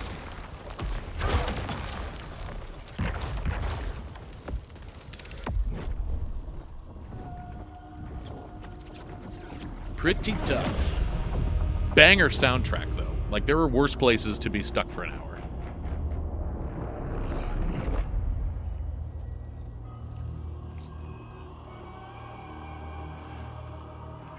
Joy, I could respect that. I've never personally gotten enjoyment out of, like, taking evil options in games in general. No disrespect for people who do, but it's never appealed to me. Like, even when I played Mass Effect, and I swore, like, okay, this time I'm gonna choose every renegade option, and I would just want to see what happens. I could not make myself commit. I could not do it. So you want to talk about a game like Undertale that, like, really, really responds to that? Like, get out of here.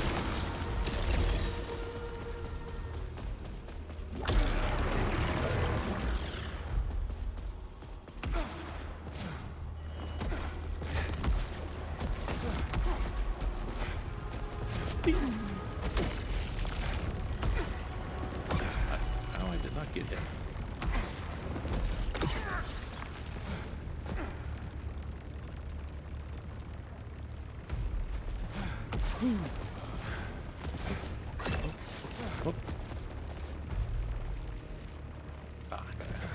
Ascend the tentacles.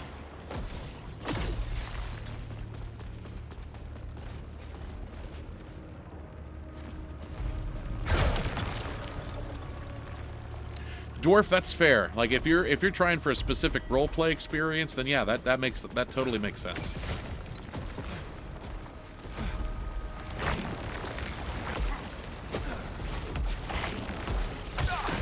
I have never been a big, like, role player in general, in games or otherwise, with one exception.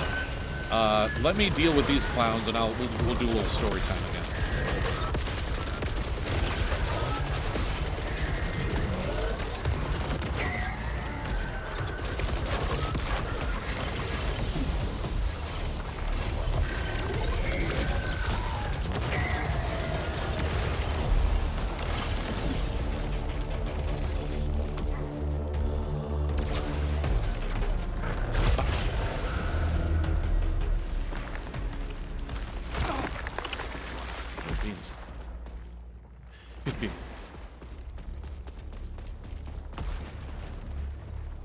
So, the one thing that I do kind of enjoy role-playing is when I play a Souls game.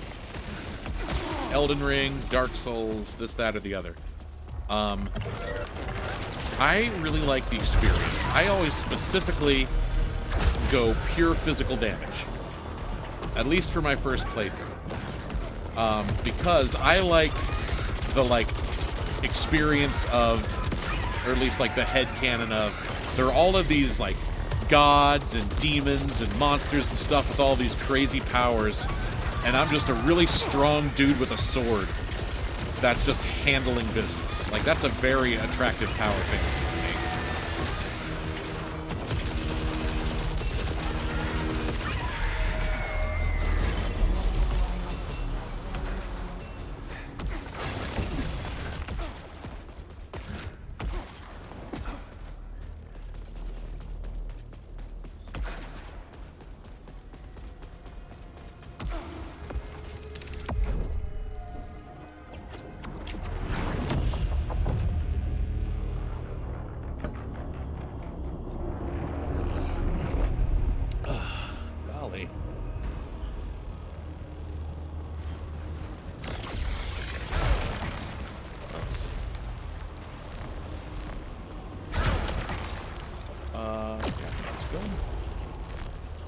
See if we can get a better gun.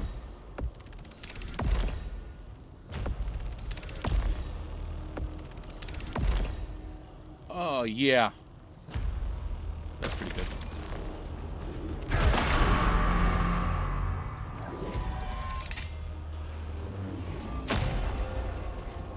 No worries, Joy. We'll see you next time.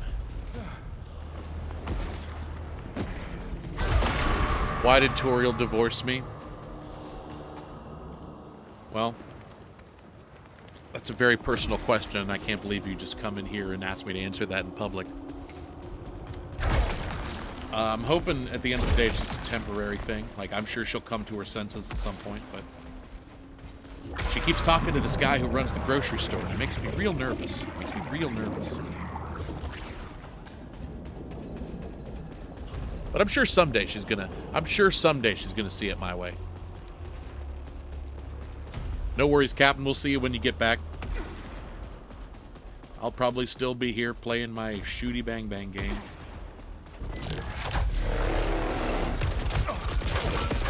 Excuse you.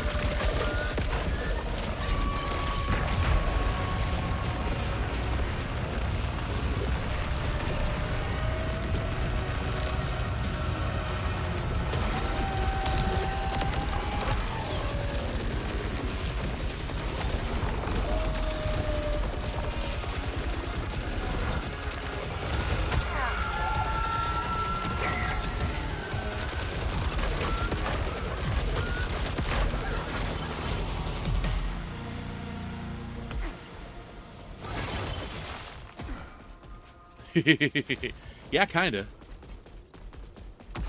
One thing I'll say about this game that might be of interest to the Undertale Deltarune crowd out there, is a big theme of it, is probably the game's central theme is want, and like dealing with, like, you know, when I talk about the hedonic treadmill, which is to say, like, the idea that you're continuing to pursue something, you know, any kind of thing that you might want, be that money, be that, you know, power, a better career, this, that, the other. Always the pursuit of something more, you know. This game is very much centered around that. To the point where, and I mean, it starts out that way, but as you get deeper and deeper into the game, the cutscenes become very much more about, like, you know, I will do whatever it takes to get what I want. I will do whatever it takes to get what I need.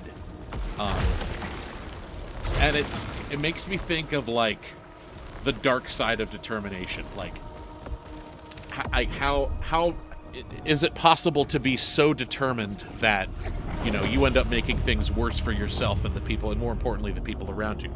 Carly, welcome back. You haven't missed much. I'm just yapping about the way this game kind of contrasts against Undertale.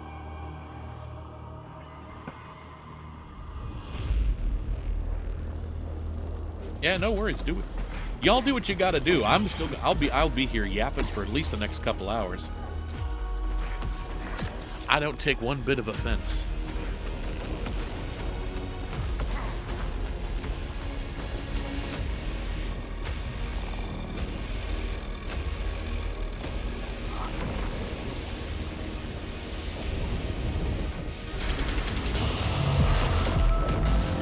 Alright. Functionally, the final boss of this particular run, not the final boss of the game, the last boss that we're fighting in this run-through.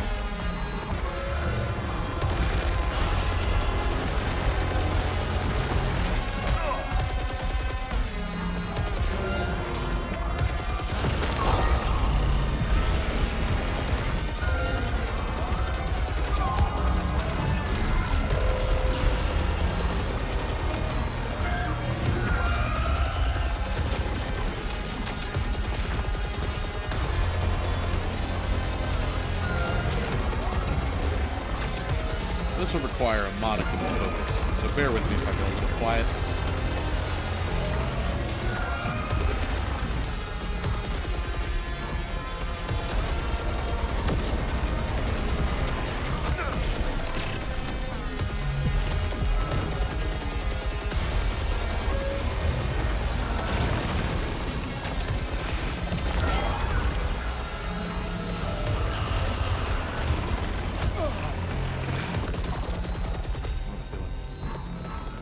There they are.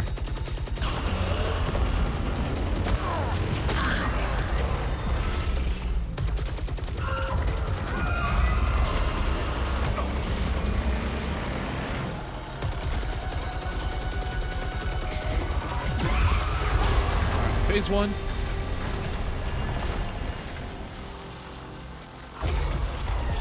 Yeah, no worry, Crisp. No worries. I'm trying to survive this fight against these 3 tentacled women. As you do on a Sunday night.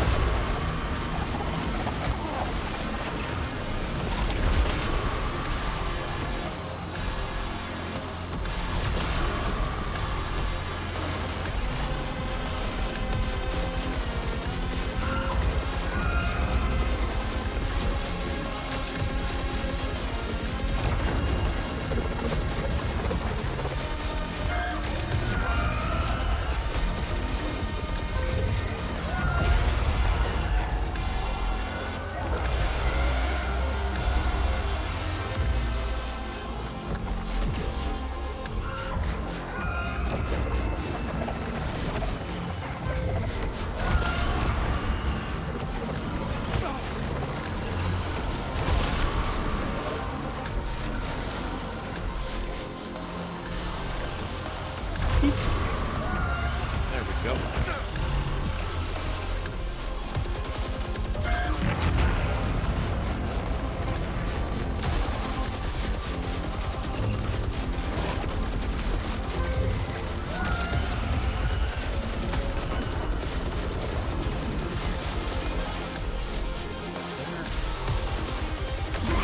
That's phase 2.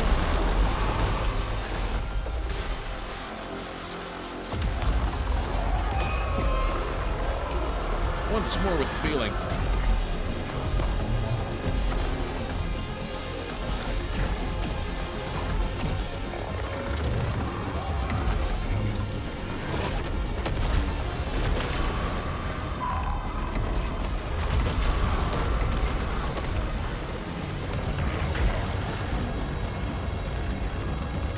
Yeah, this fight gets crazy.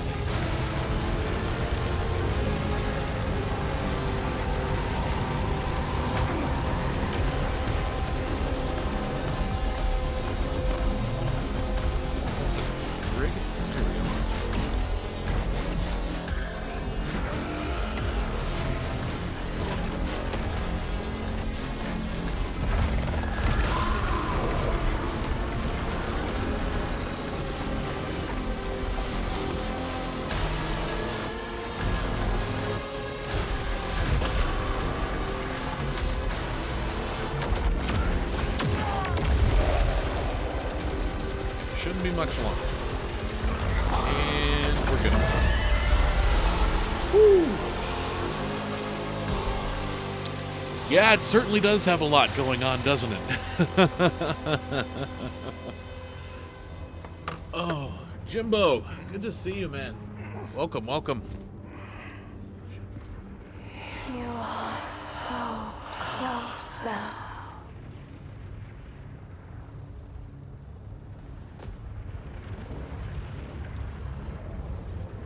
Saturnus is the game you're drawing the concept art for some in development, or can you tell us a little bit more about that?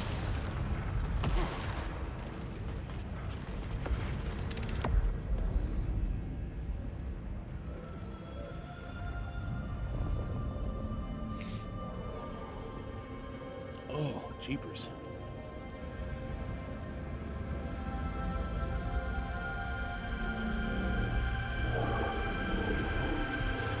Yeah, I don't really care about that. Spoilers if you haven't seen it before, he goes through the door and then the credits, and then the run ends.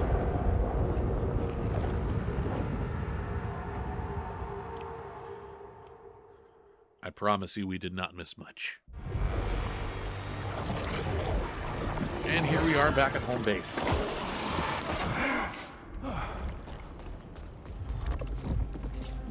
Under 2 hours, pretty good.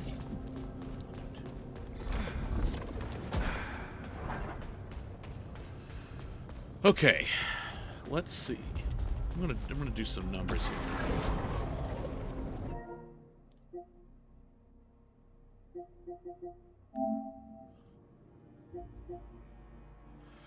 So we have to clear 4 more biomes to get the trophy that we're trying to get. So we got Carcosan Cartographer.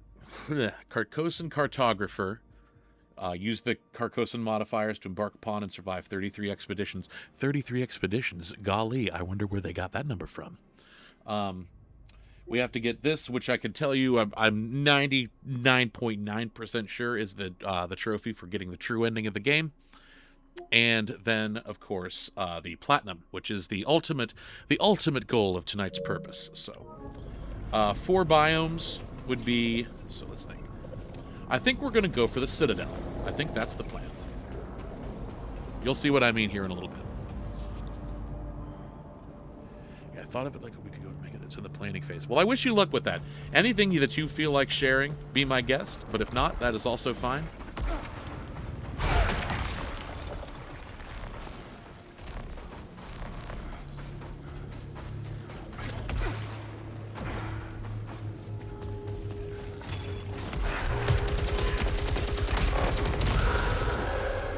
Because I am just, this is going to be a, except for boss fights and some of the tougher encounters, this is going to be I intend for this to be a very yap-heavy stream, because this is a very grindy trophy.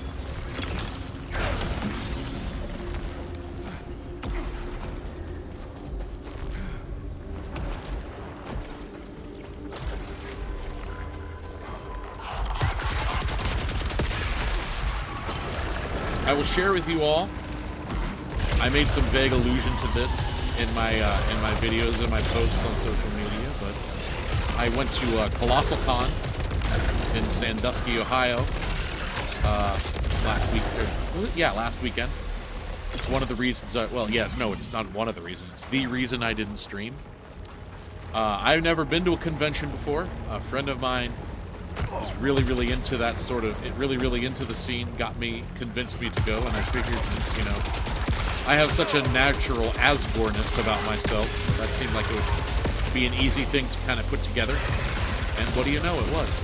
And I had such a fun time.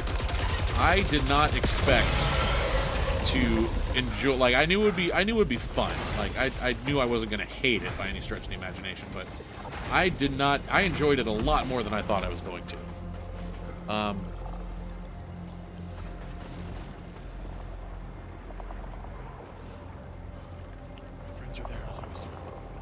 Oh, that is so unfortunate, man. We could have met IRL. But that's okay. I got a feeling I'm going to try and go to as many of these as I realistically can, because, like I said, I had a really good time, and like this is coming from somebody who normally gets like wigged out a little bit by crowds. But yeah, I really enjoyed my time at Colossal. I know I'm planning on going to Teco in Pittsburgh in July for like Saturday and Sunday.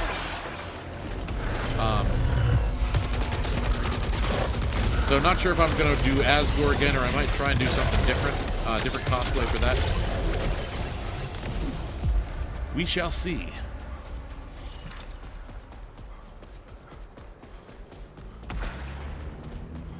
I'm sad because I guess the Deltarune meetup at Colossal was on the day before I could actually be there, and my friend that I met there showed me some pictures, and like it looked so much fun. Someone was dressed as Togor.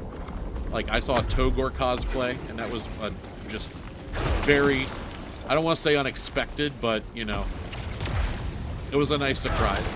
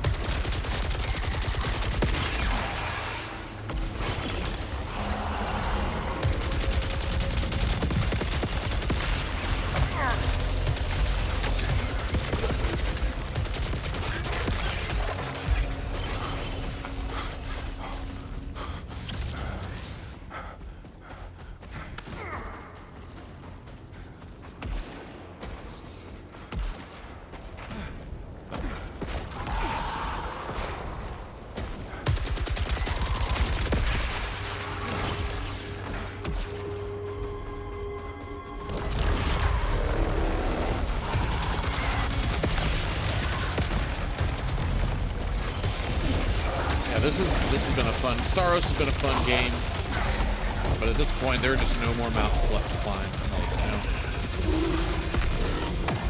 I've had a lot of fun, but I'm ready to move on to something new. At least stream-wise. Off stream, I've been playing. I haven't had much time to play games actually.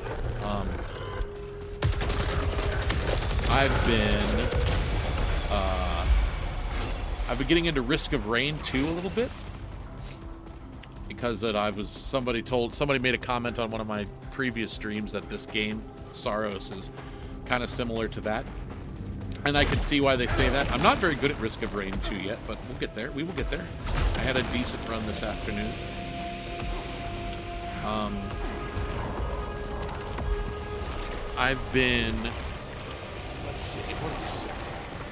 I've been kind of dabbling in this point and click horror game called The Island of Dr. Morose. If anyone has heard of that, it's the art style is inspired by Dr. Seuss, and all of the dialogue is in that like Dr. Seuss rhyme scheme, which gets a little tedious after a while, but I like the vibe so far. I haven't played too much of that, but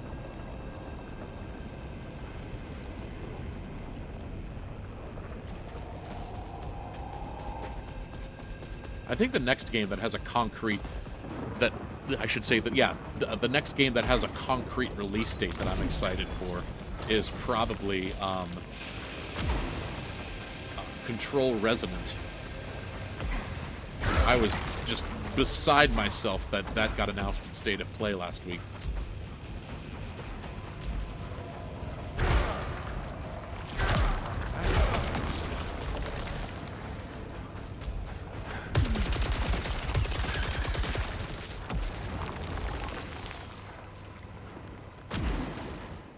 Oh, thank you, Big Pop. I appreciate that.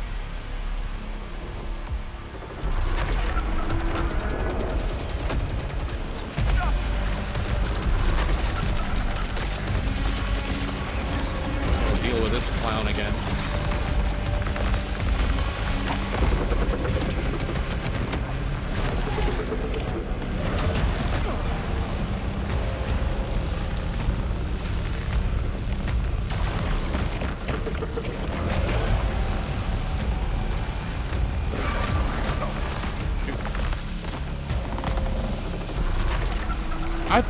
I thought that was you, Blake. Okay, I'm on board.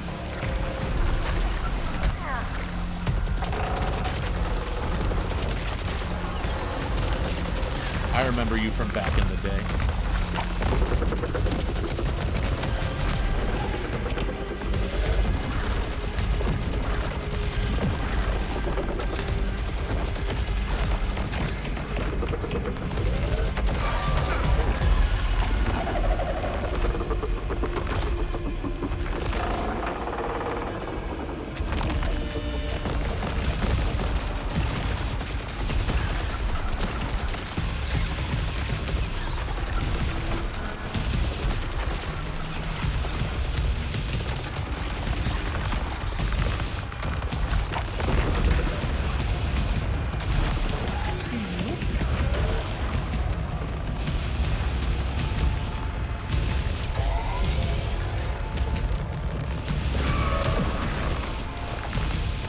This weapon is really, that super weapon is really busted because it's elite projectiles. Which in a game where the screen can fill up with projectiles is really, really good.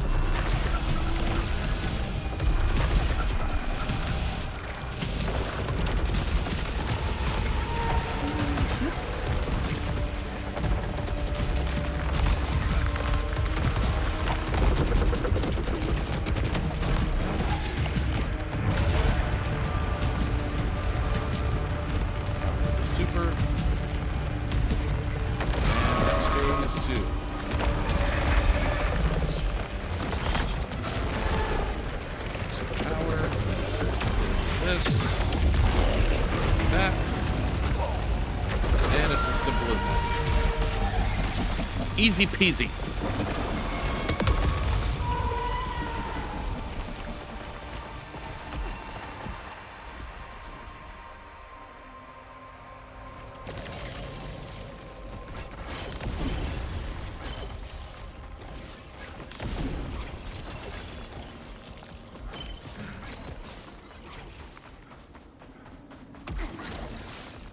All right.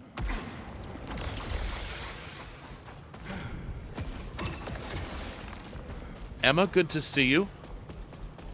Welcome to the party. I'm just like trying to make myself focused on doing one more run through of this fun game.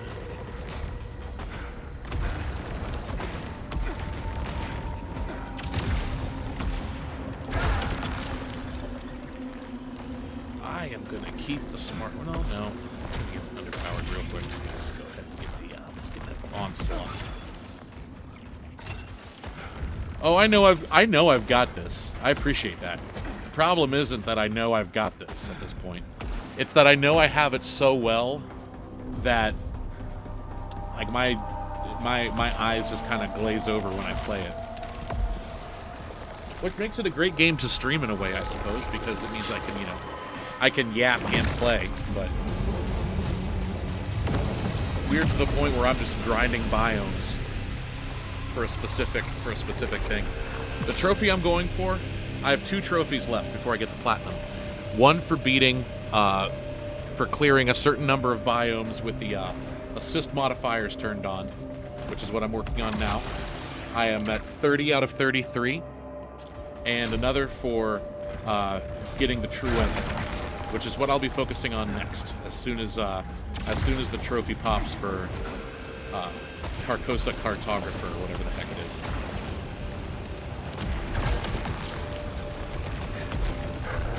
But yeah, at this point, I've run these biomes so many times.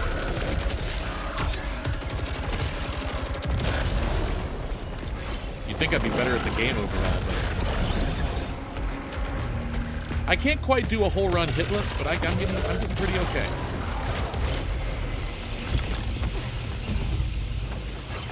Well, that's way too much pressure, I think.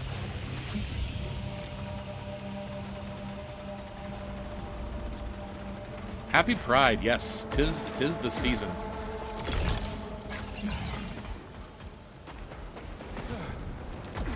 Next month will be Gay Wrath.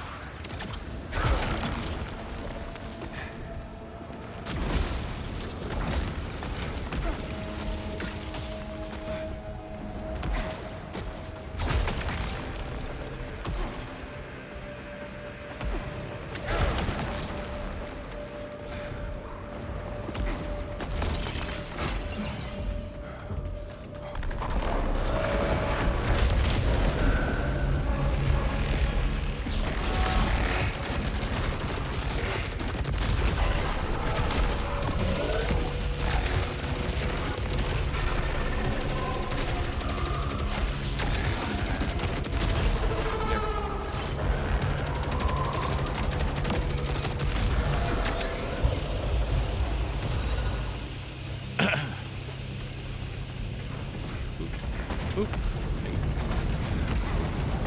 Aha. Oh, shoot. There we go. Back into the action.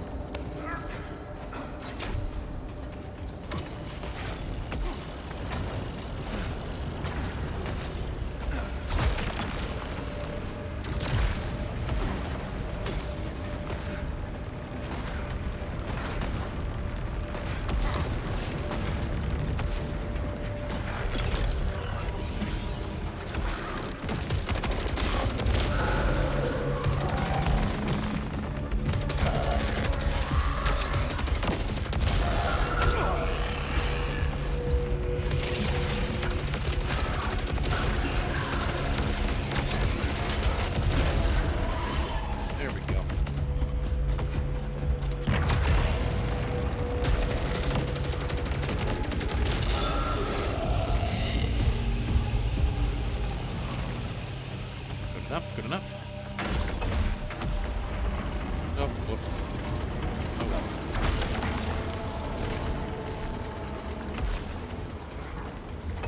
Oh, shoot. I second-guessed myself. That's okay. At this point, unless I'm really, really distracted, I can pretty much play my way out of any situation in this game.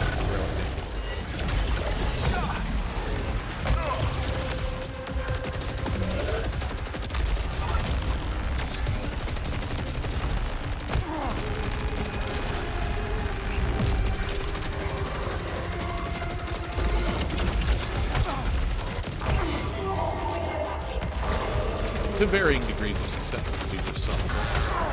We got it well handled. No big thing.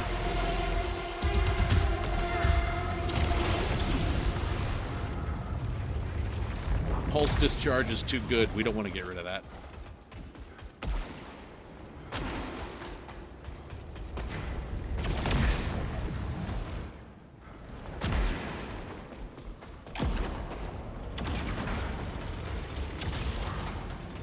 Oh, right.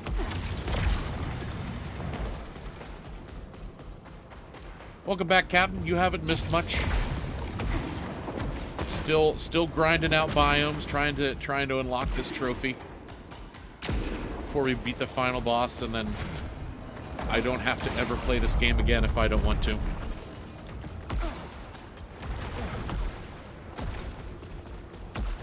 It just makes me sad. I was telling Emma about this.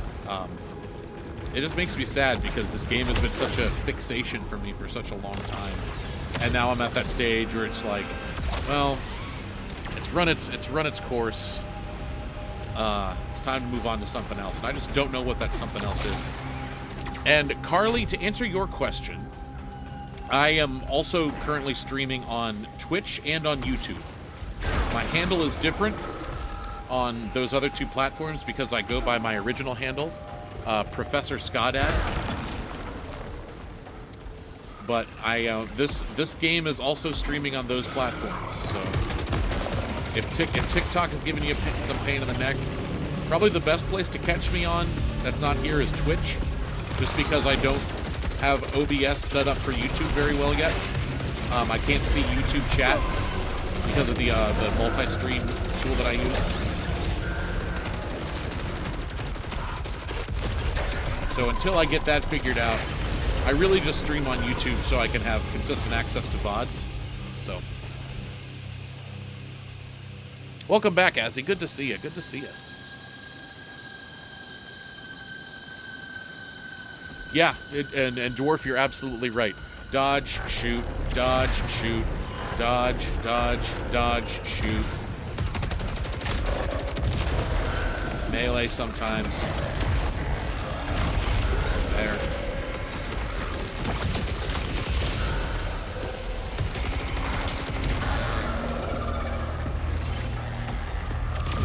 And don't get me wrong, this game is great.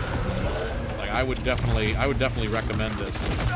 I think the sister game Returnal is better, but this game is definitely more accessible. Returnal will just like is relentless.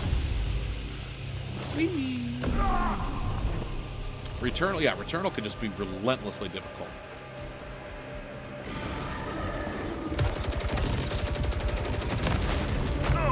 hate those little swarm guys because you shoot one, you kill one, and the rest of them scatter.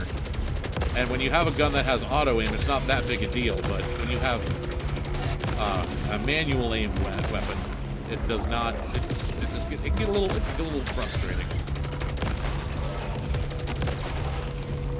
But this will be the last time I'm in this biome, so hopefully they will soon be a thing of the past.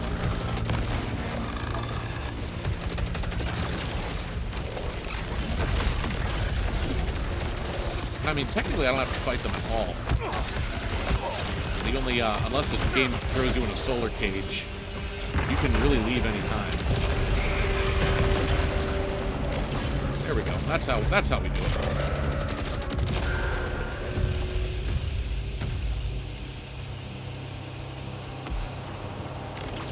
But yeah, definitely check this game out.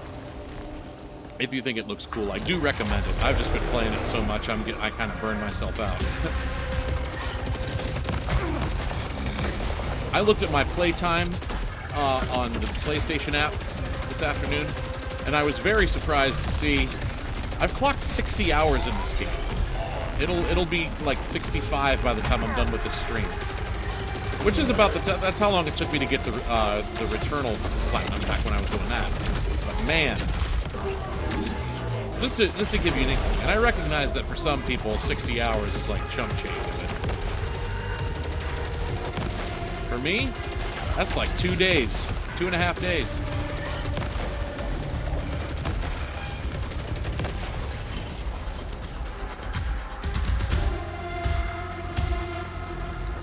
I'd say if you're curious, Captain, it's worth trying out. Like, it's definitely something that, like, I didn't stream for a long time because, you know, you probably know the kind of thing I'm talking about. You feel like you have to be ready. You know, you have to have everything in like such a perfect place and such perfect condition. And so yeah, I put it off for a long time. But I mean, you just kind of have to do it, I think, and kind of like learn as you go. Like I definitely figured out a lot of stuff about how to do this on the fly. Experience is the best teacher, they say.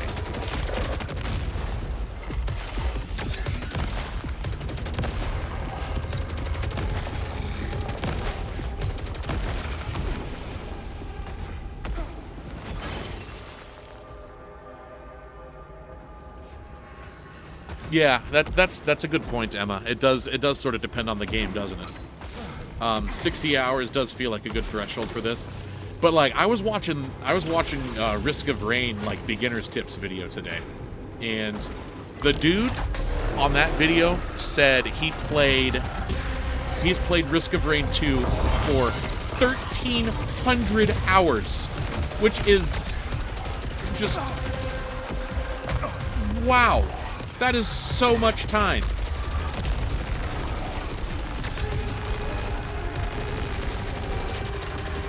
Like, that's like 50 days. Probably more than that. I don't know. Imagine 50 days of just playing the same game over and over.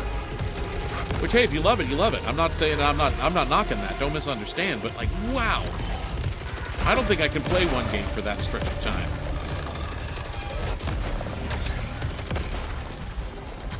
Which is to say, I think the longest game that I put time into is probably Bloodborne. I think I've put about 300 hours into Bloodborne. And that, like, you know, that's kind of, you know, that seems like a lot to me, to be, like, a lot of time to be playing one game. But I guess if you play it every day and you're doing, like, runs all the time, it might change a little bit. I don't know.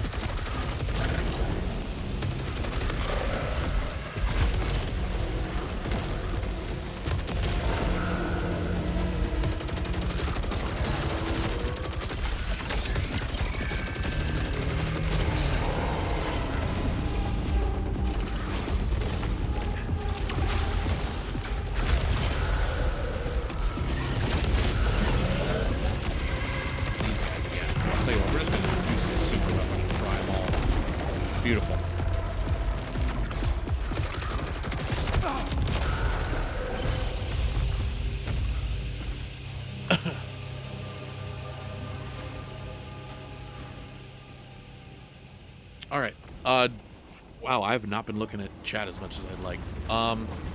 Dwarf, to answer your question, Undertale is about, depending on how quickly you take to the combat system, I would say you could get the best ending of the game in about 8 to 10 hours. It's really a fairly short game. If you really want to dig into, like, everything that the game has to offer, getting all of the endings, I would say even then, so I don't know, if someone else has, I've not played No Mercy, so I don't know exactly how long that takes, but I'm going to guess maybe 10-ish hours just because of how grindy it is.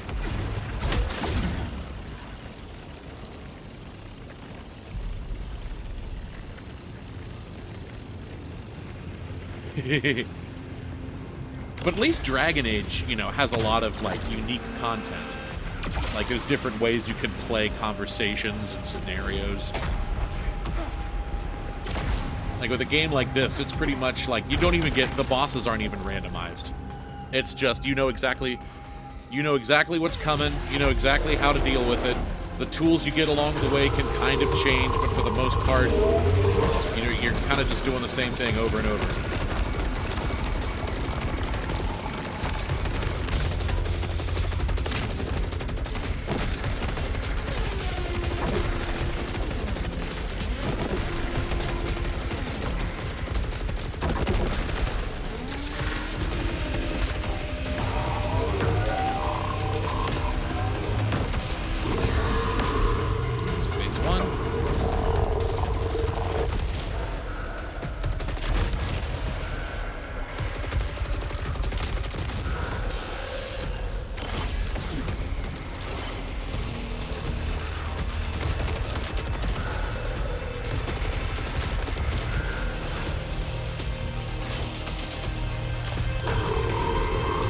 Thanks for the follow. What's Asgore doing on TikTok? Well, I am playing Saros.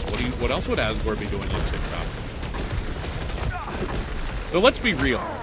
If Asgore actually streamed on TikTok, he would be playing specifically Red Dead Redemption 1.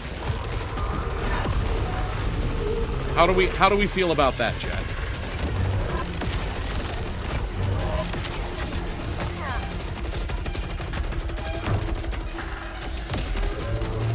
Thank you for the follow, by the way, Nux.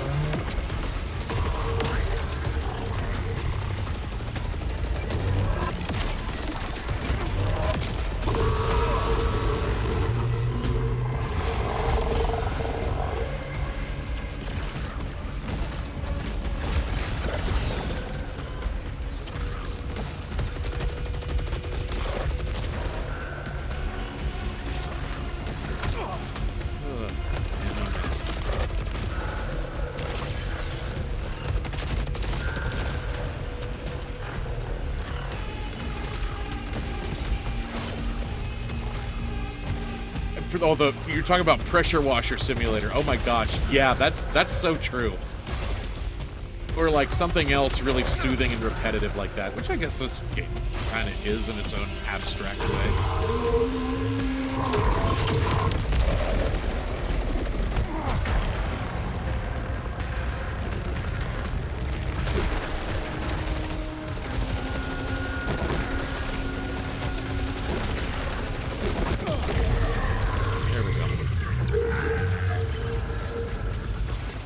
Easy peasy.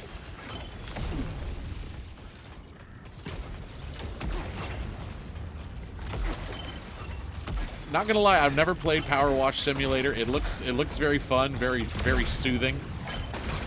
But I've not taken the plunge yet, so to speak.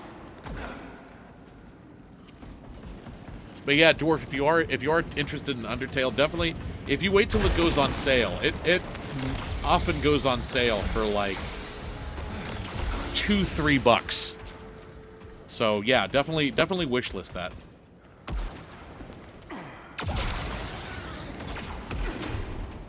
Why did I go up here? I don't want to do that. There's nothing for me.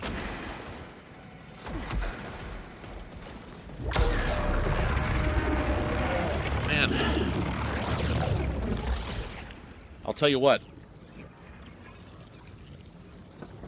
here's how the rest of the stream is going to go down. We're going to knock out Carcosa Cartographer. And it's going to be like easy peasy. Like it's going to be just a lot of, we're going to stroll through the game pretty much. And then we're going to go fight True Yellow King, and things are going to take a turn.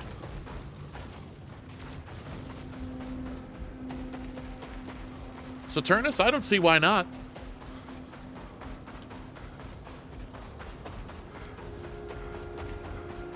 I like playing some Undertale fan games.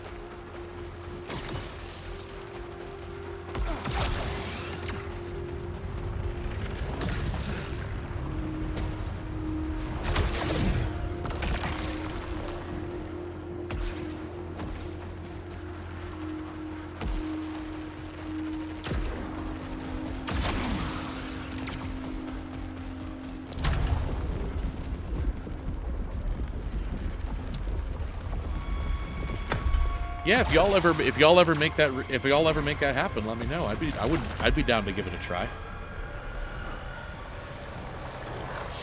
Alrighty, Nox, thanks for stopping by, my friend. I hope you sleep well.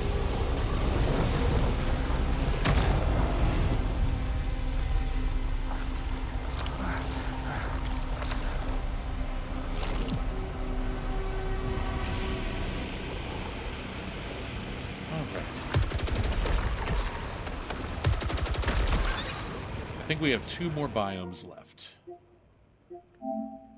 Yes. Okay, perfect.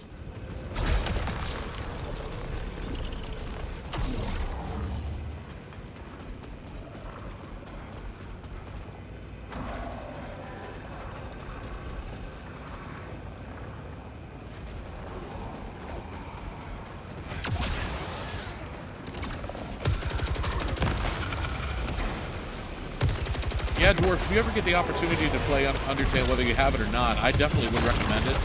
I do feel like even if you're just someone who appreciates games, even if you don't, like, buy into the game's vibe, it's worth experiencing just to... I appreciate games, and I think you feel and I think, Dwarf, you feel the same way. I would not be surprised if you did anyway. I appreciate when a game uses the fact that it is a game to tell its story, which is one of the things I think Undertale succeeds the best at. Carly, good night to you. Thanks for stopping by. Oh,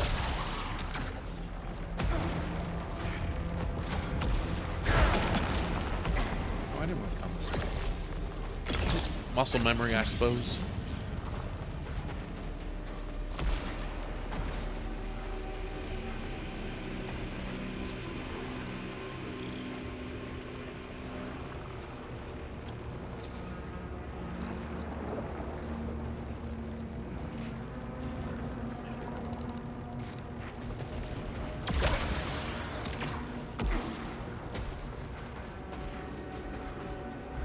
Yeah, keep me posted on that, Saturnus.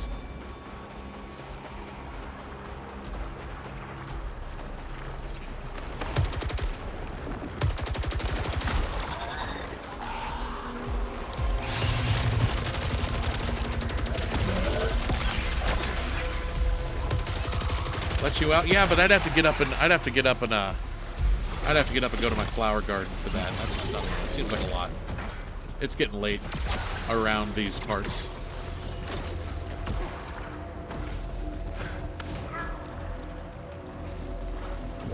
It's definitely a Dwarf. I definitely think it's a game that it's a great game for kids to play, I would say. So, I mean, I've never had kids.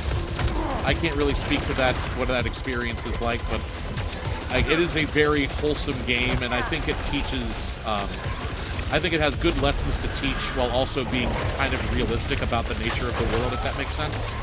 It's hard for me to talk about much else without, like, just spoiling it directly,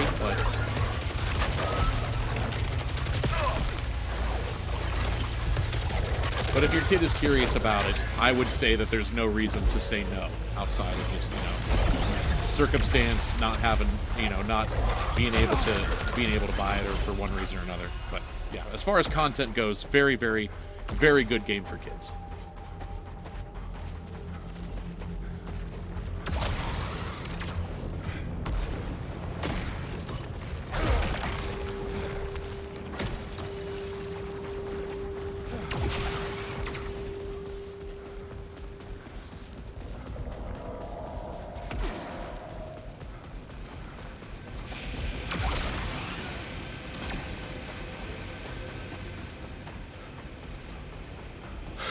Oh, man.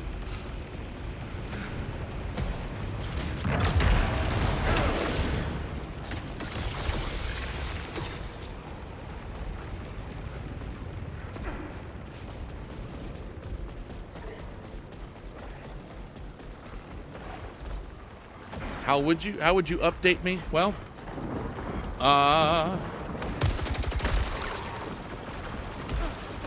don't know. You could follow me if you haven't already. You could send it to my DMs. I will also say that I stream every Sunday at this time, so you can just hop in chat, or just say I stream every Sunday from 5 to 9 Eastern. So that's another option.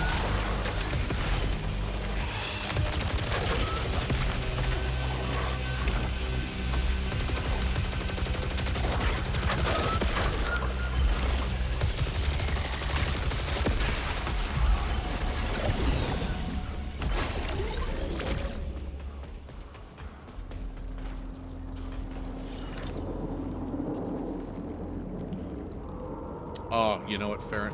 Dwarf, that's fair. That's fair.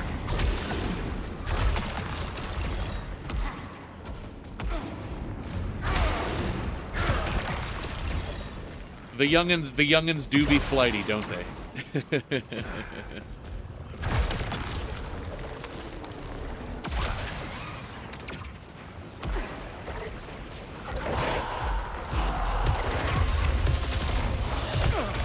I'm hit like crazy.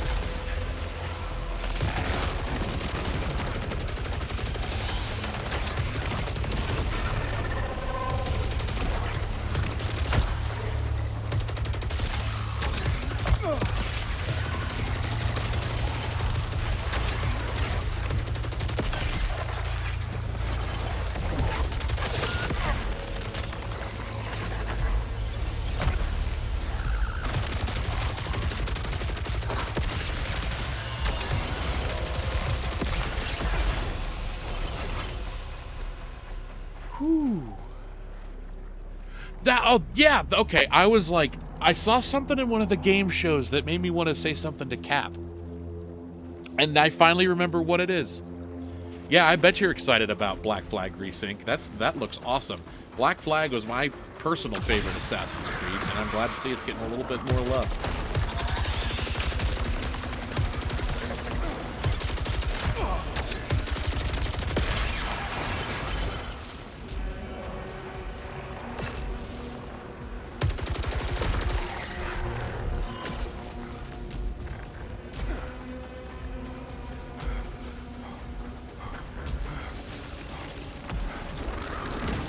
I don't know that much about Skylanders War. I bear it in mind someone else has talked about it in chat before. It might have been you. I know basically next to nothing.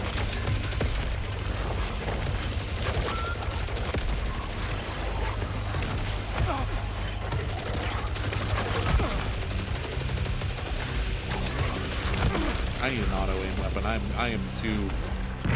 I am too mentally hosed to be manually aiming all the time.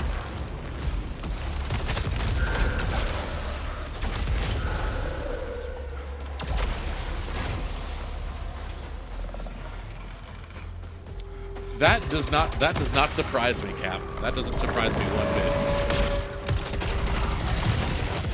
bit. Edward Kenway is such a great character too.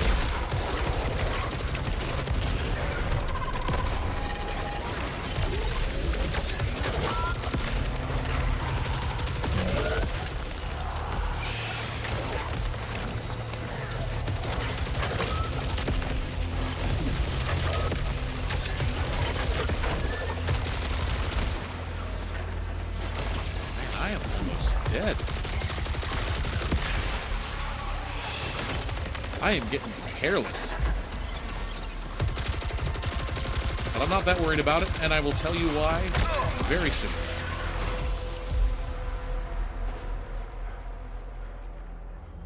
Honey crab scheme like a...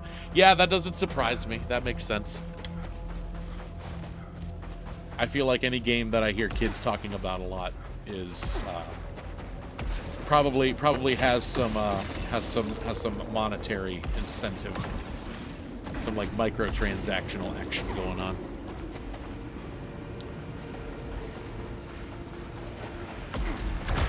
So the I keep wanting to say Cartesian for some reason, but the modifier that I'm playing with in this to satisfy the conditions of the trophy is get full health back anytime you enter a boss fight, which we are coming upon very shortly. So I'm not that worried that I'm kind of close to death, as long as I don't, you know, eat it during this particular fight, which I shouldn't. Famous last words. We'll see.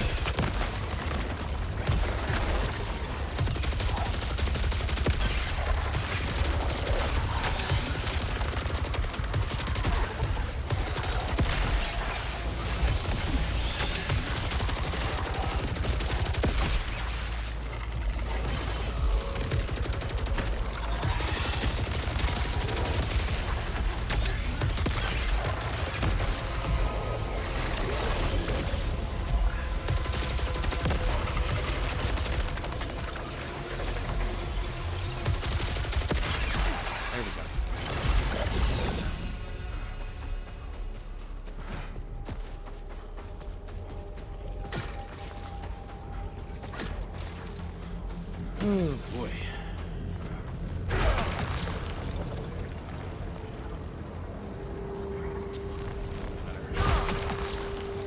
Alright. Let's just go for it.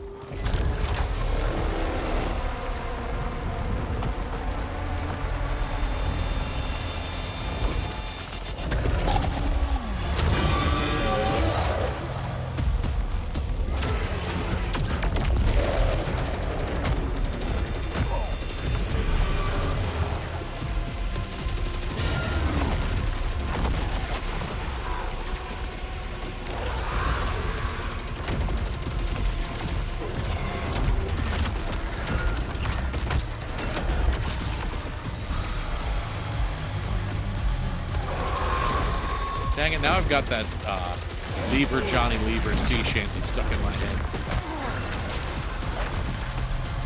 I thought I heard the old man say, Lever Johnny Lever,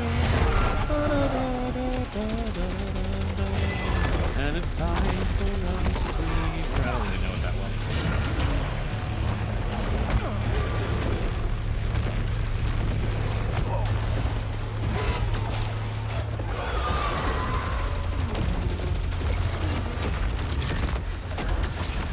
Is not a good gun for this particular fight.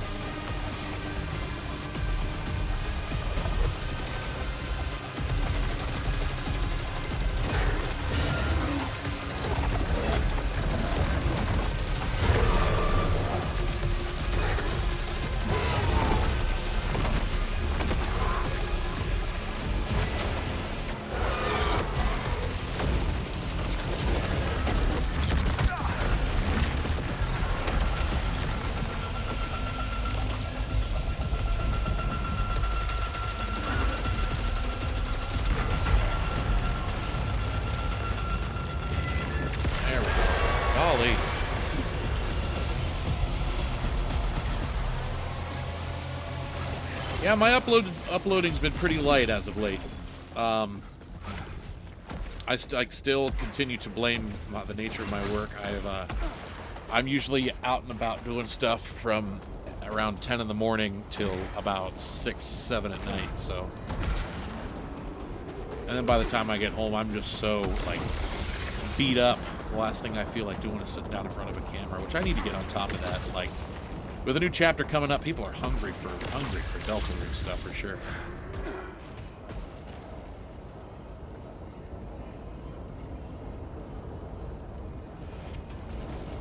All right, I'm gonna take the easy way out.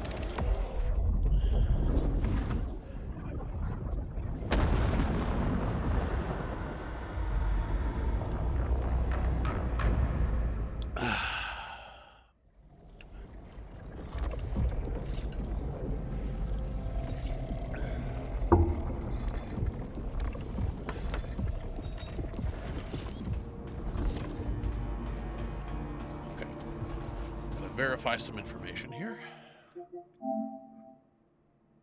What? Oh, okay. I was going to say, don't tell me that I have to do another flip-flapping biome. Okay. I will be right back. It'll be 60 seconds. Triple T, hello. Nice rainbow, by the way. I will be right back in about 30 seconds, and then we will move into the last phase of the trophy run.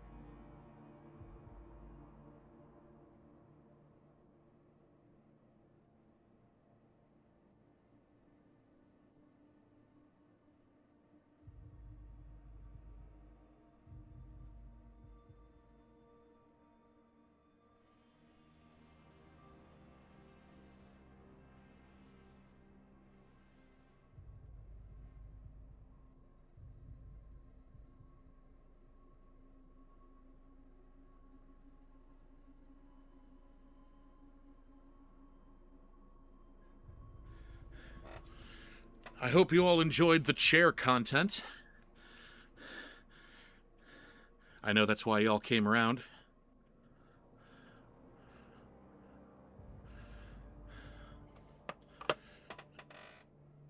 But we are back and ready to rock and roll. All right, here's the play. We need to clear one more biome, and we need to kill the final boss. And that is the platinum. That is all we need to do to get the platinum for this game. So, final boss is no joke for the true ending. Very tanky. Very lots of difficult attack patterns. And yeah, I thank you, Triple T. I very much appreciate it. I'm feeling the burnout, the brain burn coming on. I hope we can make this happen. Each attempt takes about 30 minutes, but I've got a good feeling. So send me good vibes, chat, because we're gonna be. I really want to be wrapping this game up tonight. All right, here we go. One final trip to the Yellow Shore.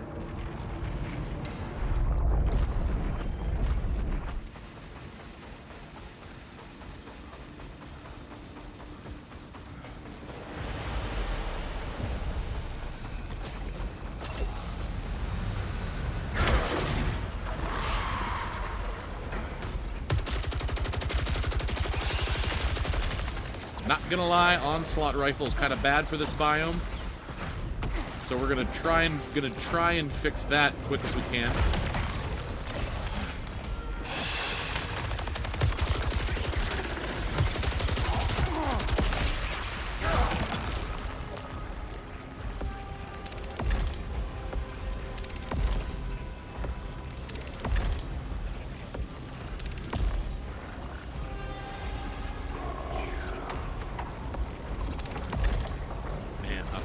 I should have taken the bow. It's alright. It's alright. Ooh, Reaping Shocker is actually not bad.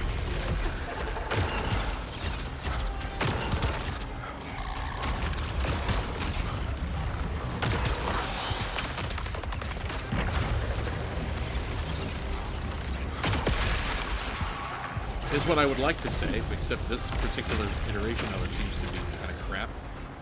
Alright, Onslaught Rifle it is.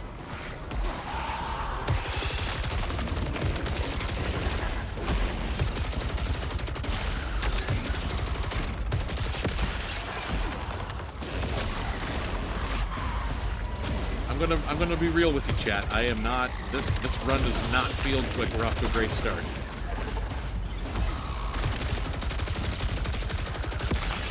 We will not. We will persevere.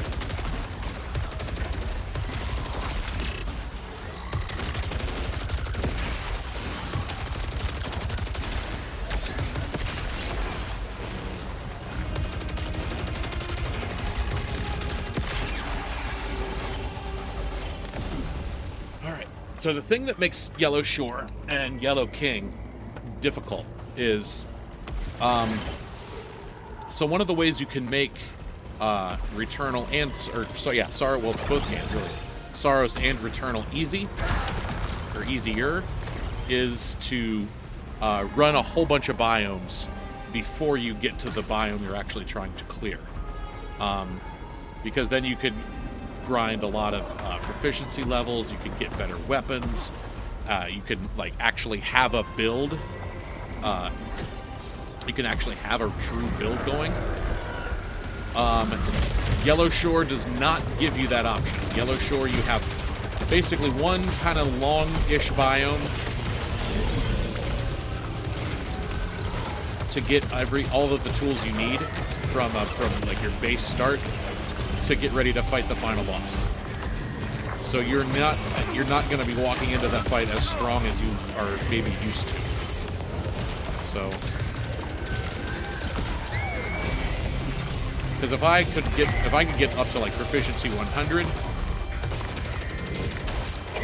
then yeah, Yellow King would be no problem. It's not that hard of a fight.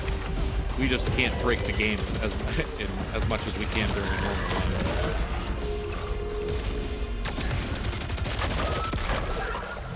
Bad.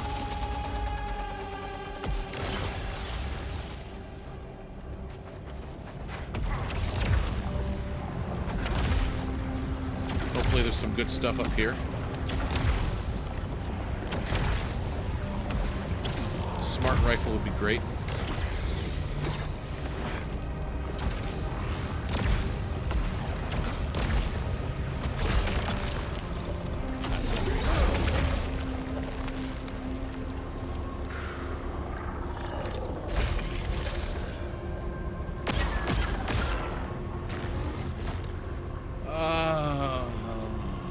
Guess we'll try it.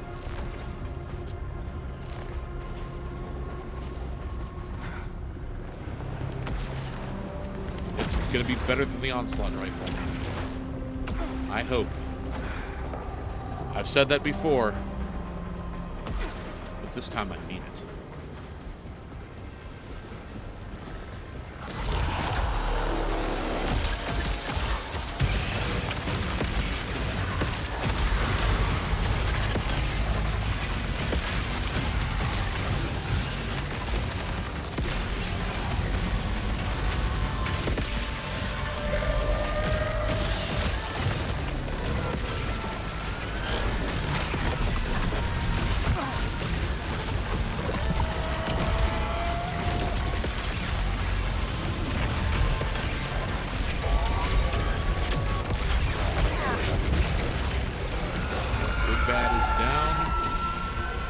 Everything else should be pretty easy.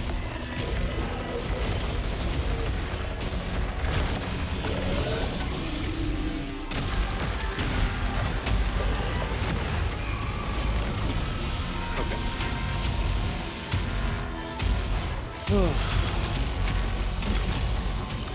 Yeah, not my favorite weapon, but oh, there's another dog. Hello, dog.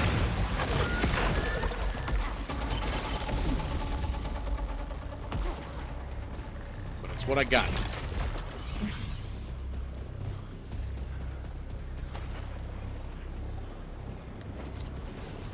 It depends on the dwarf. You would think shotguns in this game are more designed as tacticals are good.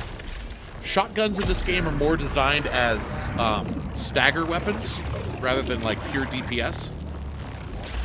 So like the idea with a shotgun is you run up close-ish to an enemy, you shoot them to stun them, and then finish them off with your melee, because meleeing stunned enemies is really, really strong. But the problem is, a lot of times, this game wants you to be kind of far away from enemies, especially bosses. Like, if you're getting up close to a boss, you're really putting yourself in kind of a bad position. So shotguns kind of are better for mobbing than for bosses. And because we don't know what weapon we're going to get, rifles are just kind of generally more versatile.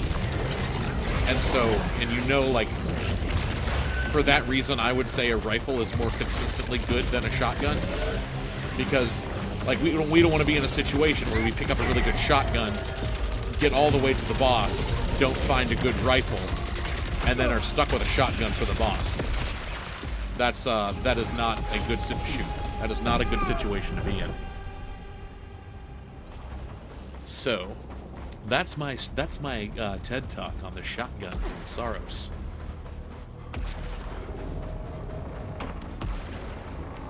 I don't think I've seen this type of room.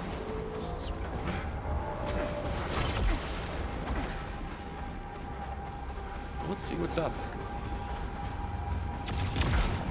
Oh, something. You see, you're gonna pick up a bunch of enemies. Yep.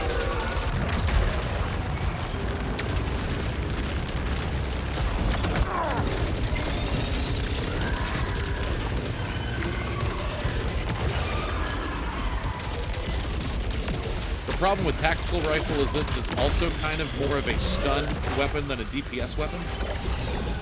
But it at least lets you keep distance between the enemies and you.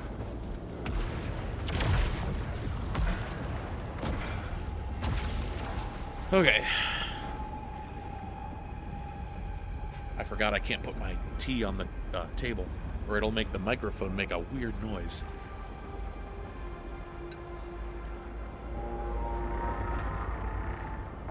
There we go. Okay.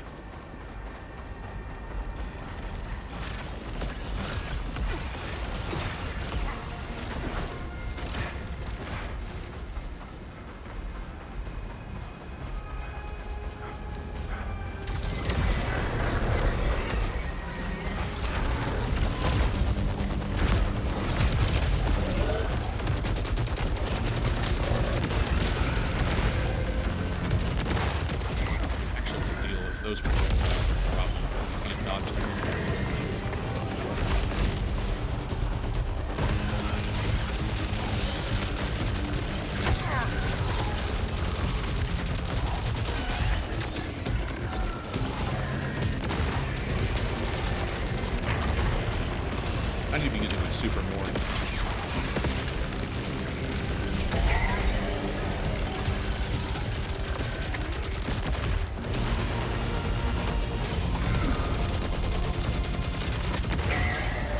So this is kind of the ideal setup we'd be looking for a yellow kid.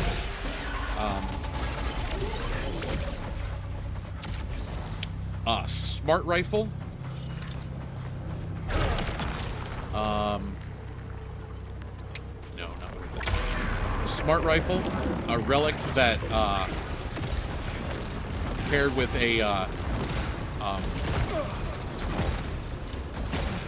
an Illumine super with pulse discharge that lets you delete projectiles. With an artifact that later, dwarf. With an artifact that would let you give you back damage dealt as health. That would kind of be the ideal setup for King.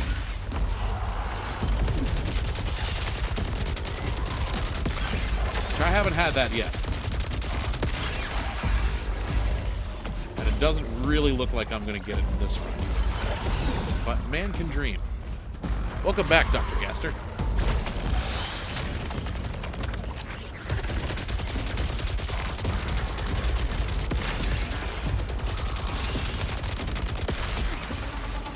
Smart Rifle's got good DPS, and it has auto hit, which means you could just hold down the trigger and then just focus on dodging, which is obviously really, really good. Tactical Rifle has roughly the same feature, but it does more stagger damage than actual damage.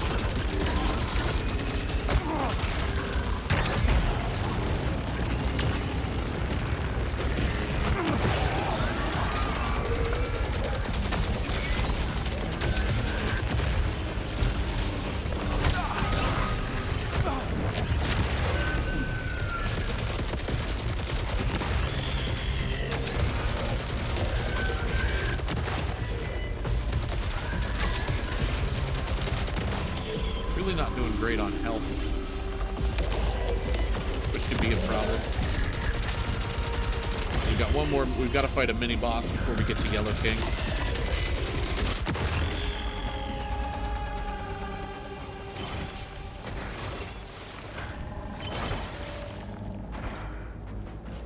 Red, welcome, welcome, welcome. You're just in time to watch me get probably absolutely hosed in this final boss fight. Neither of those are particularly good. This is for immediate use.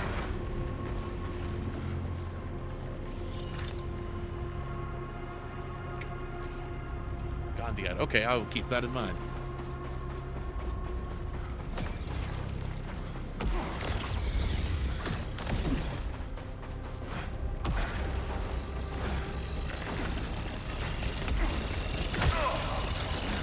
Getting hit, yo. Okay, Acolyte's wager. I can work with that.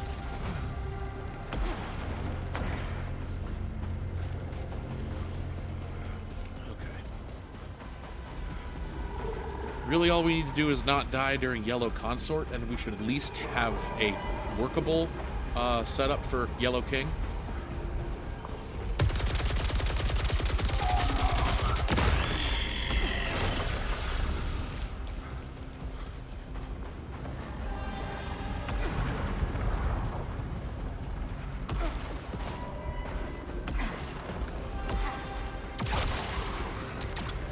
What's in this chest? Nope.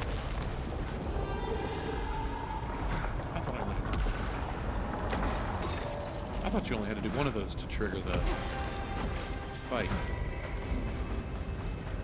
I might have to. I kind of hope I don't.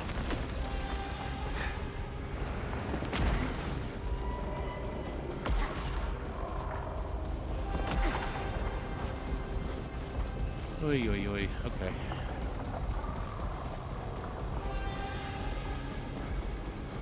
Well, I guess let's try it.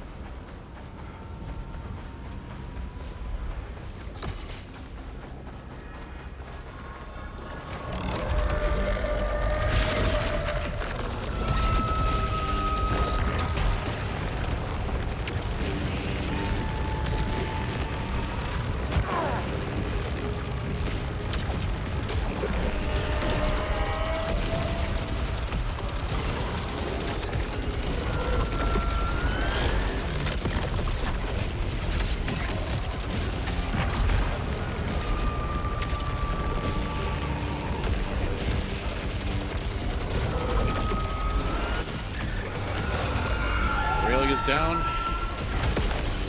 Everything else should be relatively easy.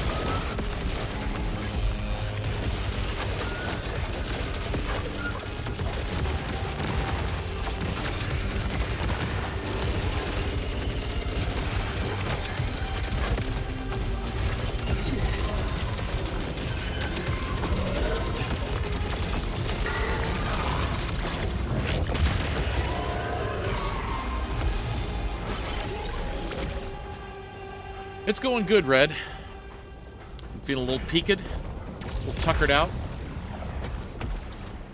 But I have, if I finish this biome and beat this last boss, I will have gotten the platinum trophy for this game, and I can move on with my life. Spirits are low, but we persevere.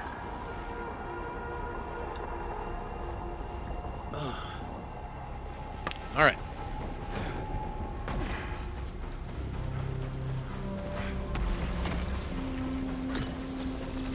I don't have the gun I want. I don't have the super I want.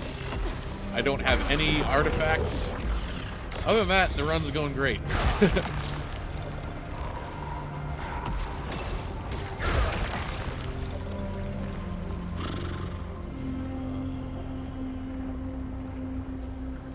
Yeah, I guess.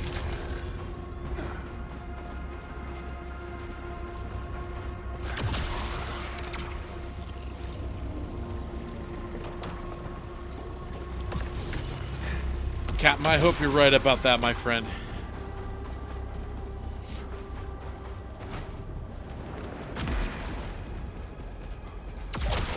I'm not crazy about this weapon for this biome, but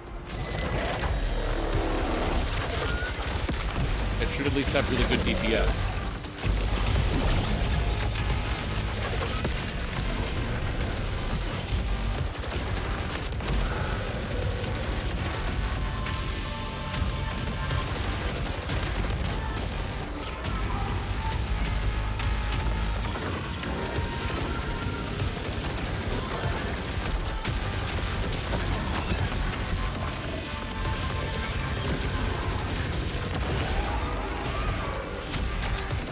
Consort spawning in. Bot, mine, not. Random enemy.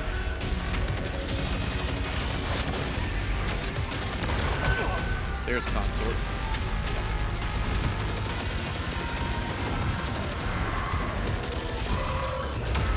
Consort's not bad, we'll just do that. And that. Consort should be down.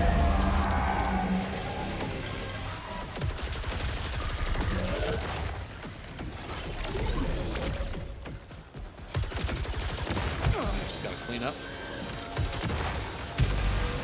That brought me back to full health, which is not as, you know, it's fine.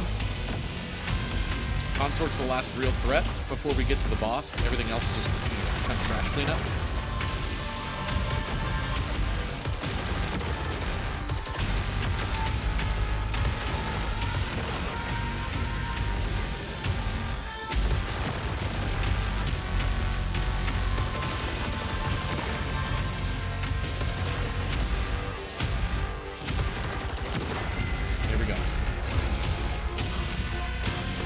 Okay.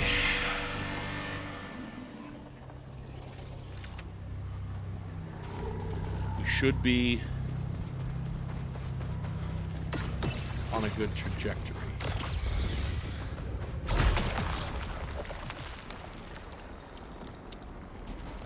Check loadout here. I really, really wish I had pulse discharge. Like, that would help so much for Yellow King. I might go look for that. Because Yellow King is a pretty stationary target, so having to auto-aim isn't that big of a deal. But,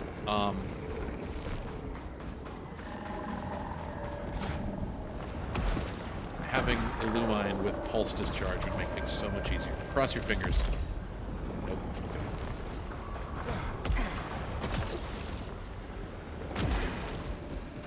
Now, Triple T, thank you. We are on a good track. I don't quite have the tools that I would like to have for Yellow King, but honestly, the Onslaught rifle might be a blessing in disguise, because it does really good DPS if you can hit the weak points, and Yellow King does have a pretty easy to hit weak point. So, if we could just DPS him down fast enough, then that is all the defense we need.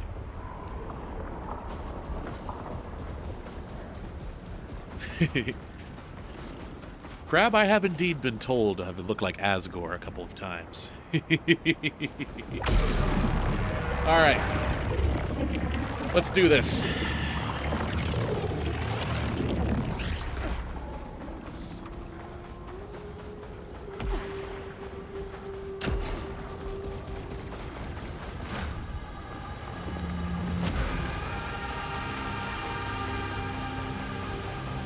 Can we just talk about this shot real quick? Like, this looks awesome.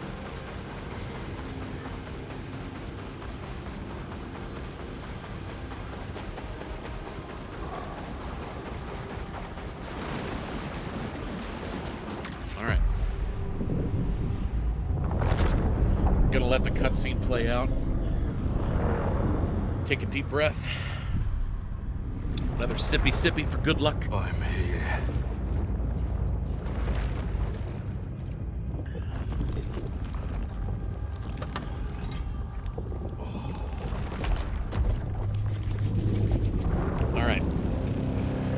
This is for all the marbles, ladies and gentlemen.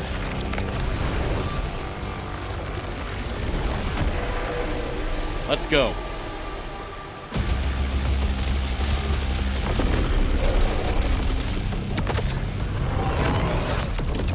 Block, easy.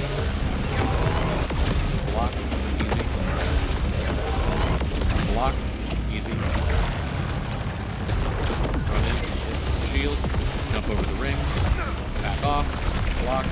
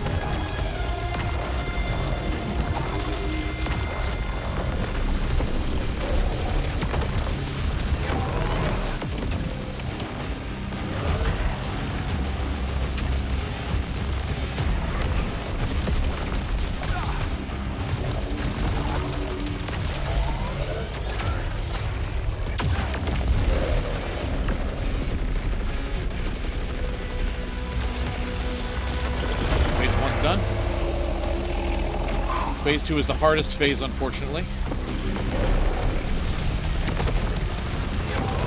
Pop, dodge, dug it up. Pop, dodge, to dodge. Charge up, to dodge.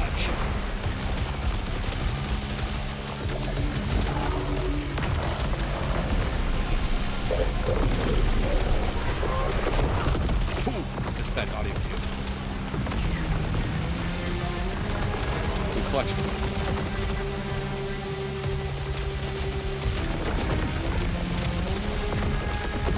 Jump. Jump again.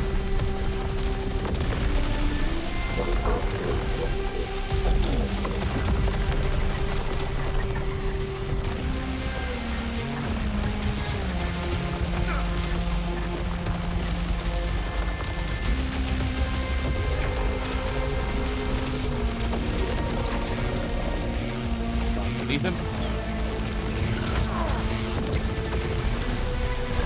Don't let him heal. Hit him with super. Jump. Again.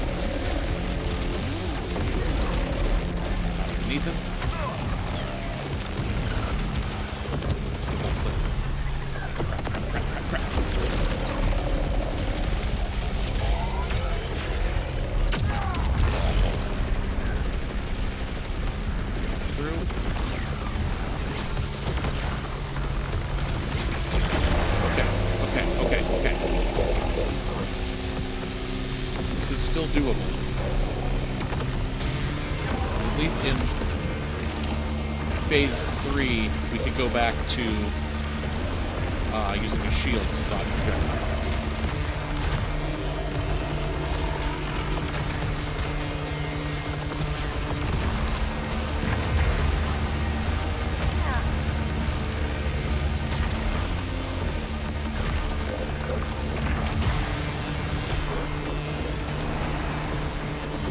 Ah, shoot.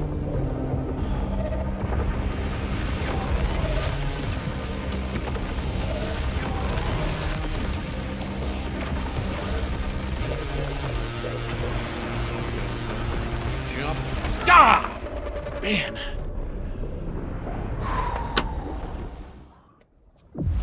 That was a good one. That was a good one. I thought we had it. That was a good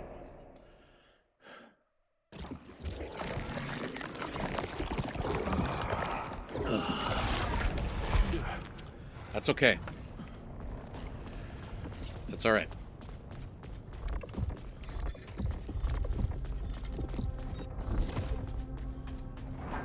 Thought the black hole was the boss. That's fair. And I mean, lore-wise, I think the black hole is alright. Is the entity that they call the Yellow Shore. Not the shore itself. I think the black hole is like the thing that makes the yellow, because the Yellow King in the lore of this game was originally just a normal guy who landed on this planet and fell under the influence of this eldritch god. Before, you know, becoming the king. And that's the case with every boss and every enemy in this game, is that they were just like people at one point, but then they became corrupted by, you know, their desires, and became all of the monsters and bosses we fight.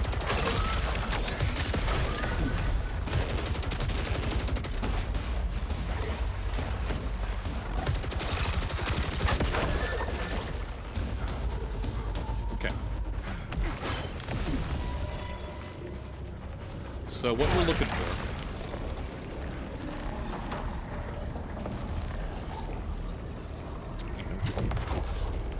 is Nova Lance. I think also shots will clear hostile projectiles in their path. That's also good.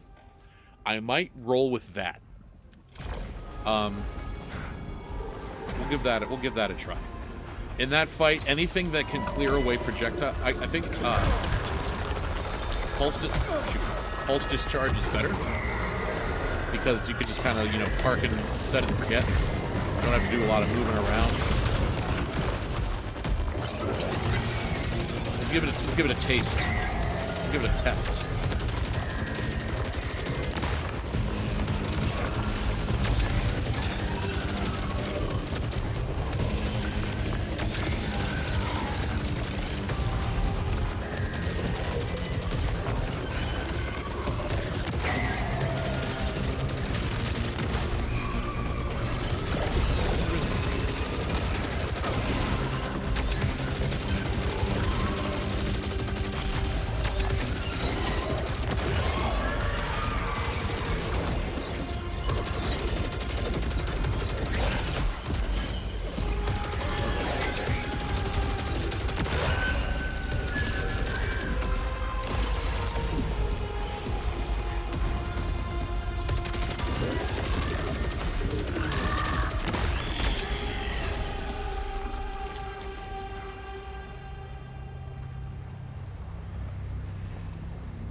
Oh, yes, Elden Ring is a great game.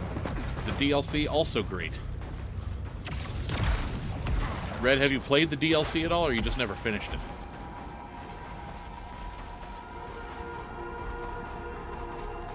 And one attempted the Roaring Knight, eh? Triple T, excellent work. No small feat, to be sure.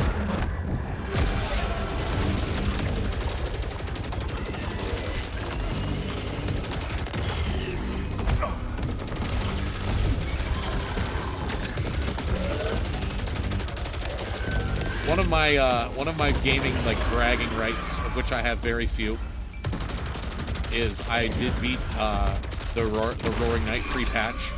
I did have the Shadow Mantle. I'm not that good, but yeah, definitely the one like little Deltarune thing I can brag about, gameplay wise. And Red, I'm gonna be honest. I did everything in the DLC except, and I've never beaten the final boss. It's one of my secret shames as a gamer. Never been able to clear the final boss. Easily the hardest fight in a FromSoft game ever.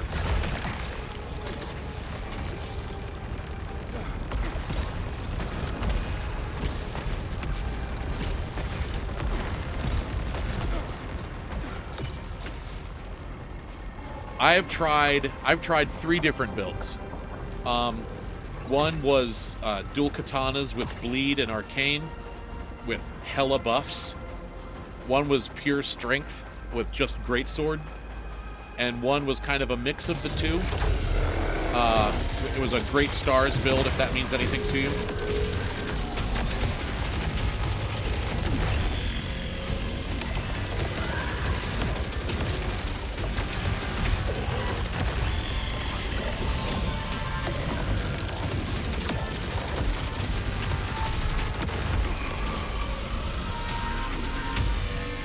But I have taken all 3 of those characters to the final boss of the DLC, and I've never been able to make progress.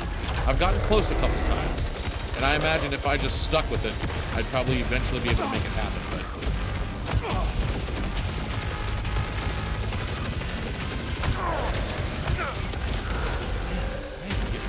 throttle.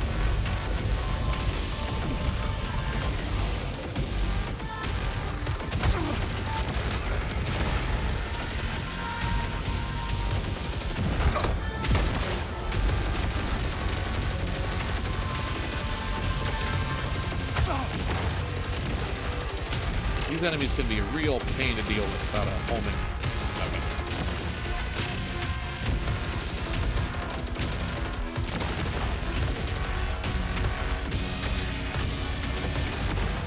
As they do move in predictable patterns, yes, but their hitbox is only their head, so you can't just aim wherever.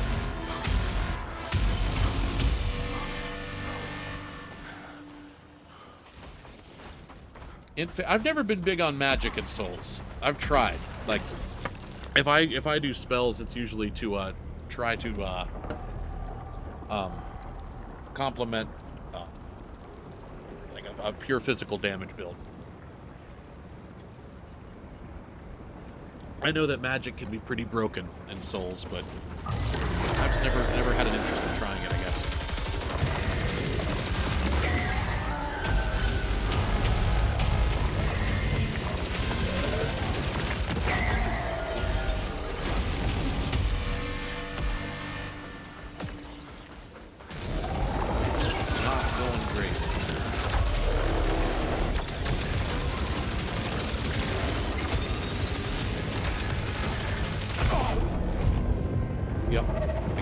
I feel like I should just take the L.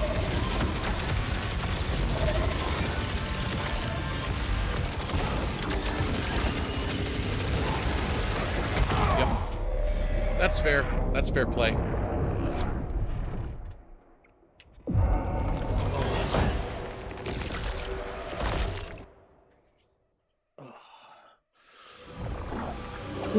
But we're not going to let it get us down.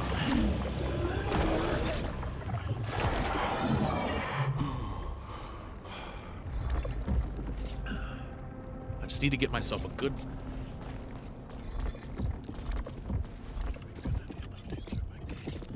Saturnus, I'm afraid I am not knowledgeable enough about that side of the industry to comment on how good of an idea that would be, one way or the other. Let's see if there's anything else I can grab from ChatGPT. I've gotten most of the upgrades in here. But let's see if there's anything else I can grab that'll kind of even the odds. We're not picking up that many. More Lucenite might be good. Yeah, I'm going to say more Lucenite. That will let us level up faster.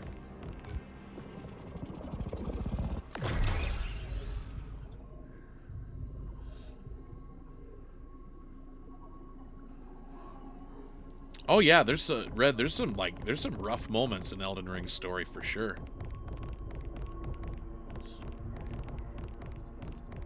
What's this? Yeah. Maybe.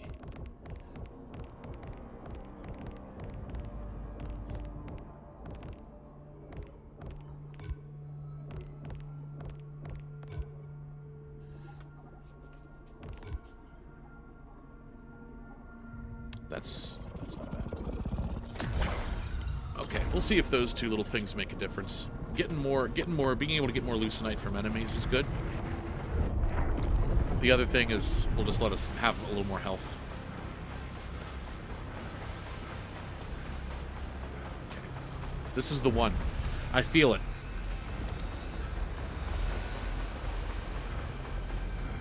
The Yellow King is going down.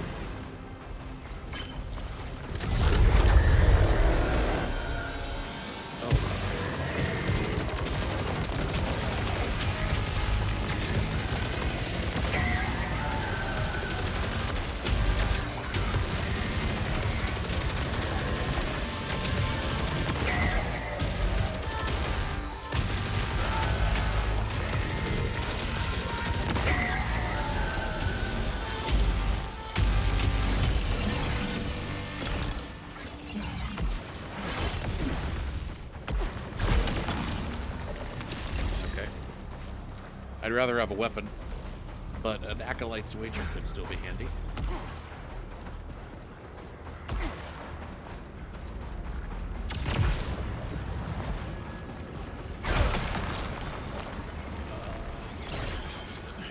Sure, why not? Oh boy, a big open room full of flying enemies. It's a good thing I have a weapon I can that I don't. It's a good thing that my weapon doesn't auto-aim. Otherwise, this might be easy. Here's... What? Huh? Miss. Very important. But, huh? Open that. It's not going to be anything worth getting. But, pick up that Halcyon, which is also great. Not what we're looking for, though.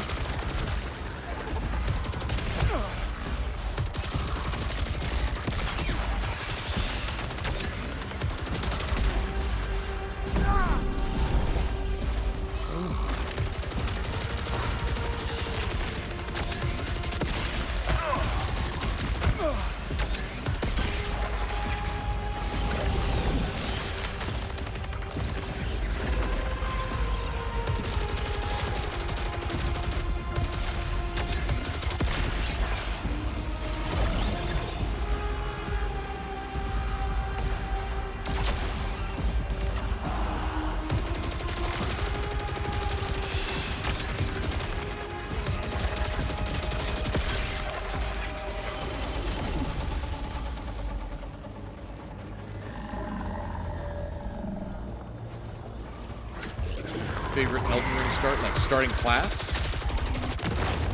If that's what you mean, I gotta give it to Hero.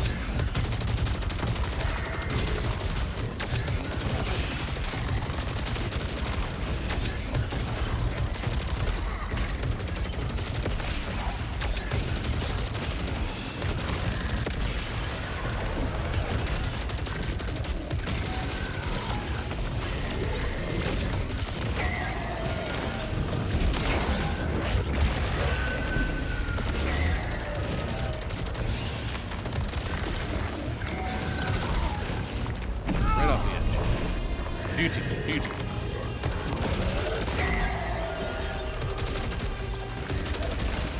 Yeah, I have just recently become a pure strength enjoyer in Elden Ring. So yeah, like I really like the hero's outfit, their starting gear.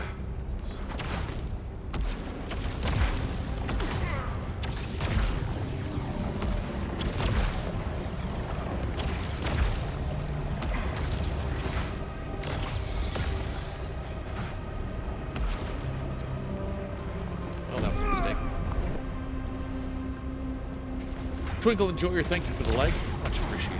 Much appreciated. I'm sorry I'm being kind of nonverbal, friends. I'm sorry I'm not yapping as much as I'd like. I am just...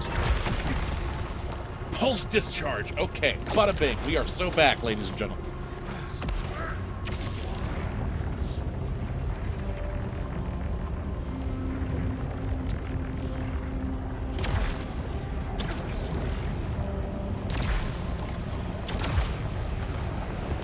Oh my gosh.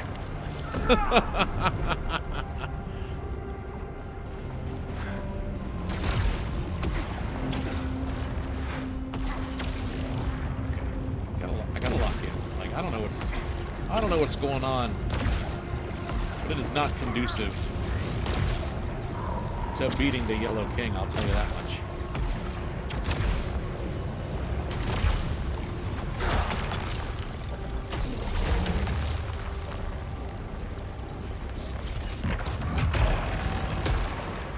We'll take that.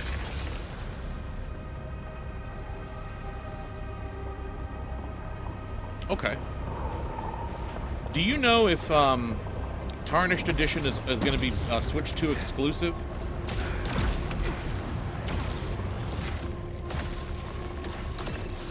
Because I'd be curious to try that, to try those classes, or at least one of them. But I am still not convinced that yeah.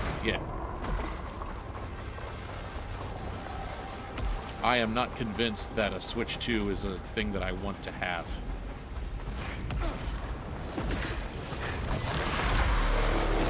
Okay, still don't have a great weapon.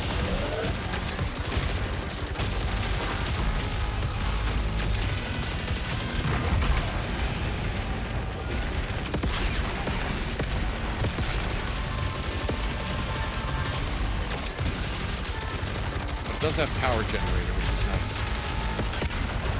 So let us just do that with these big groups of flying foes. Oh my gosh.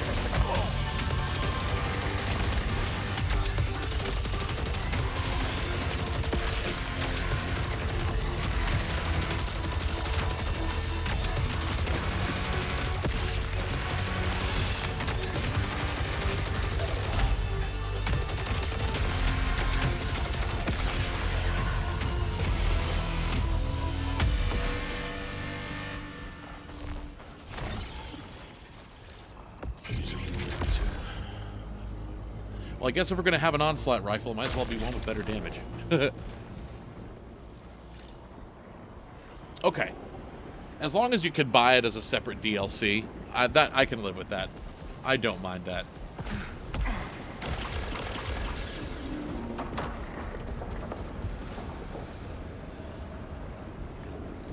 Oh, that's nice, Saturnus. Makes sense. Good way to keep people in the chest. A good way to keep people informed about what's going on.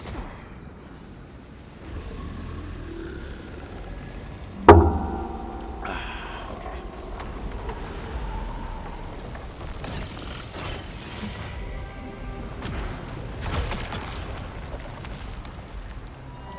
Let's just stick with this. It's kind of against my better judgment.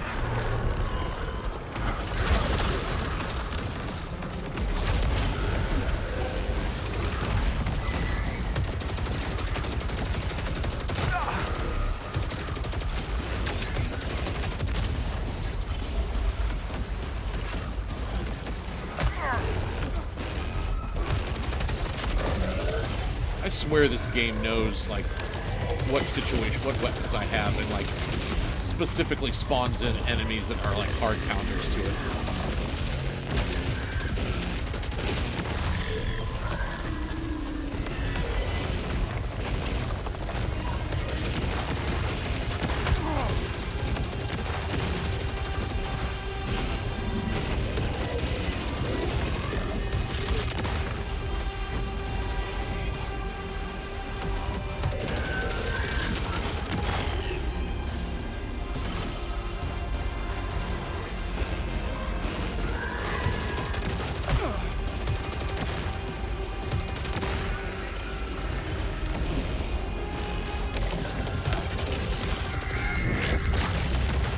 There we go.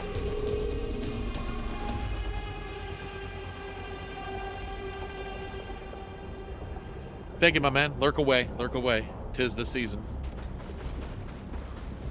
Okay. I don't know if there's anything worth having here.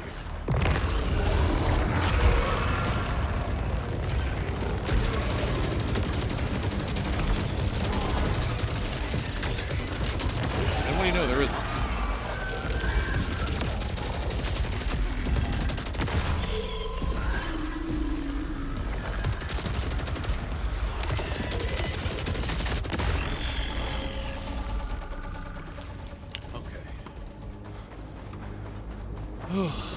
Jeepers.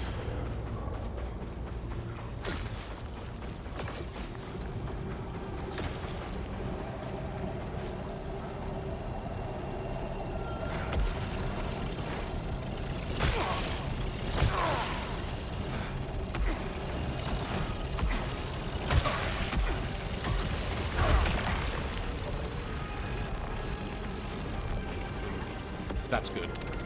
Tolerance exceeded. I don't care.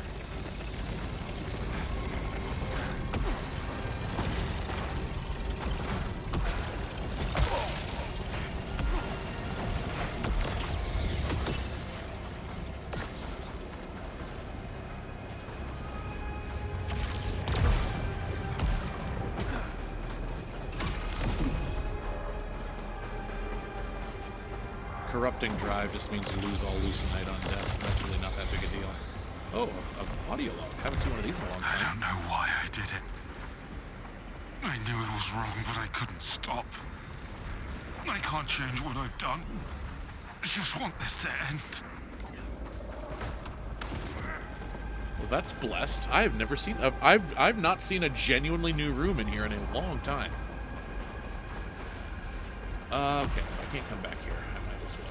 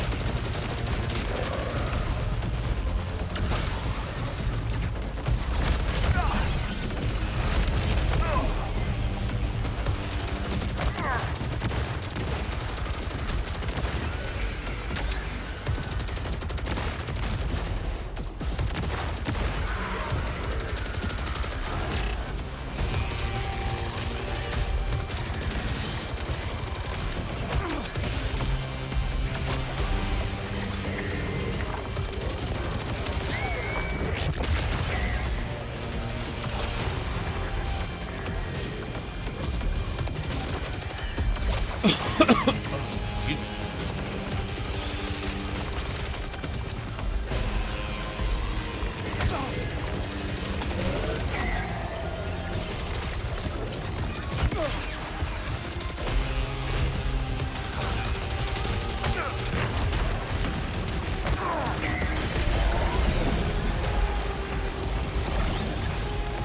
Man, that's rough. Holy macaroni. Okay. I really gotta focus. That did not go well at all.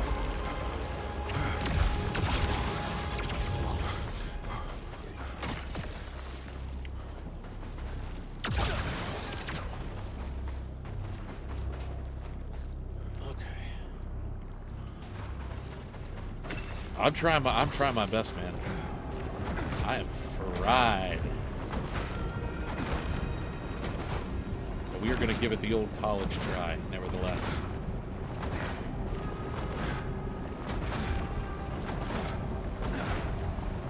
If I could just make it to console, then I could still come back.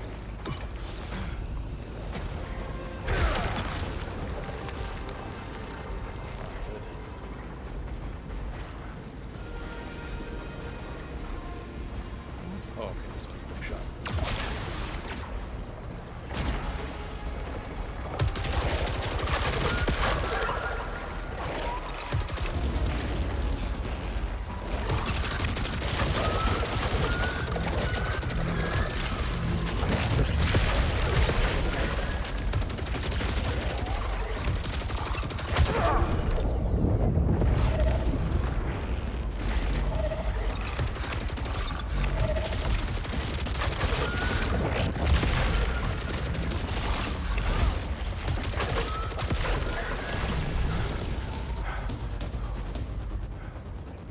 We are right on the edge. Okay, that's not helpful.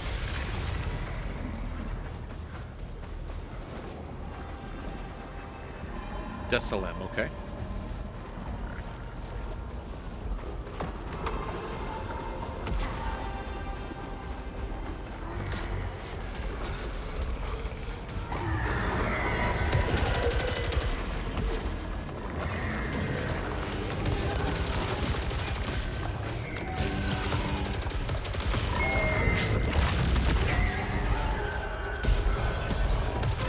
Sorry if I'm getting quiet.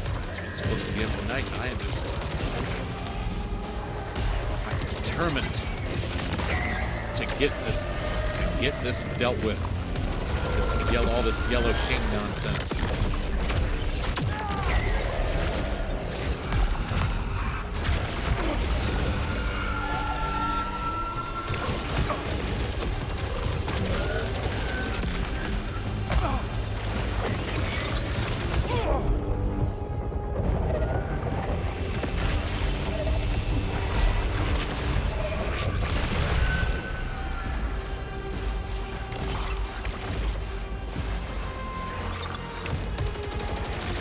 Get down here. Get down here and face me like a man.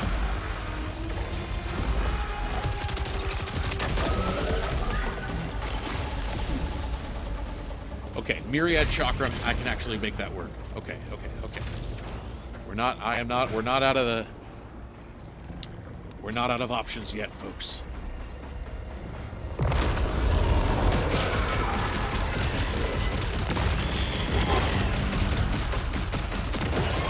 That's the stuff. That's the kind of damage we want to be seeing.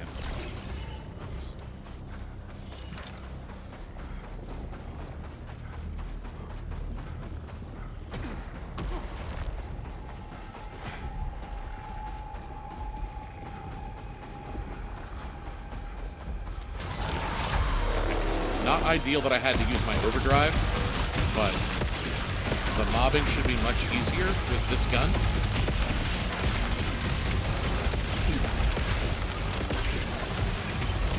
And by easier, I mean much easier.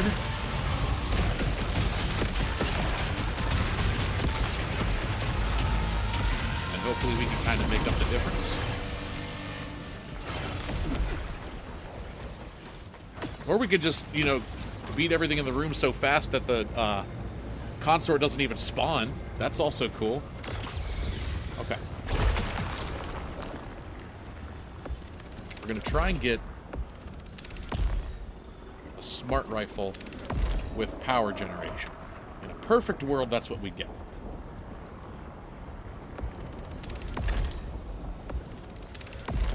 But I am fine taking Myriad Chakram into this fight. And yeah, RG Omega, that's a really good way of describing it. I was playing Risk of Rain 2 earlier today, and I thought, wow, this feels a lot like Proto Saros.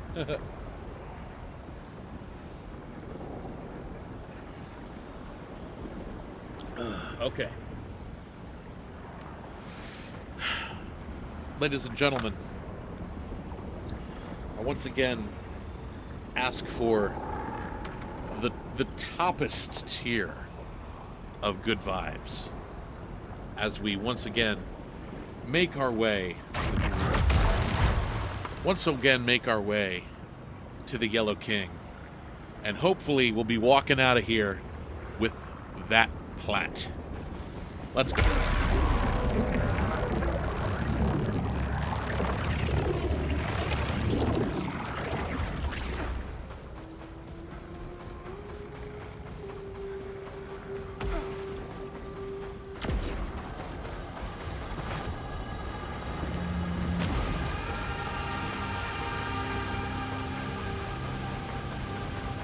Hunter Eicher, wouldn't that be a heck of a thing to wake up to on a Monday morning? Oh, by the way, Deltarune shadow dropped on a random Monday in the middle of June.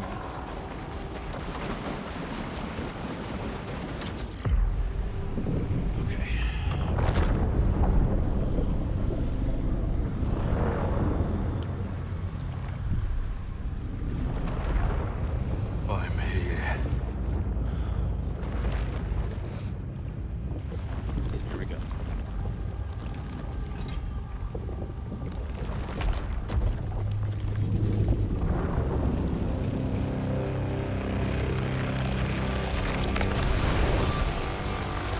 wish we had a consistent way to generate power, but this will work.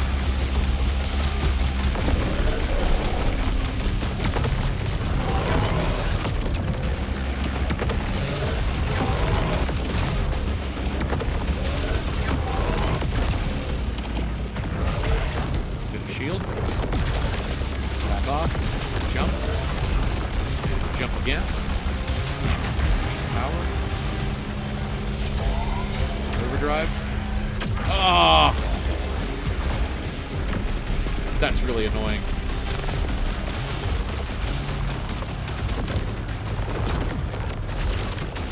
Jump. Dash.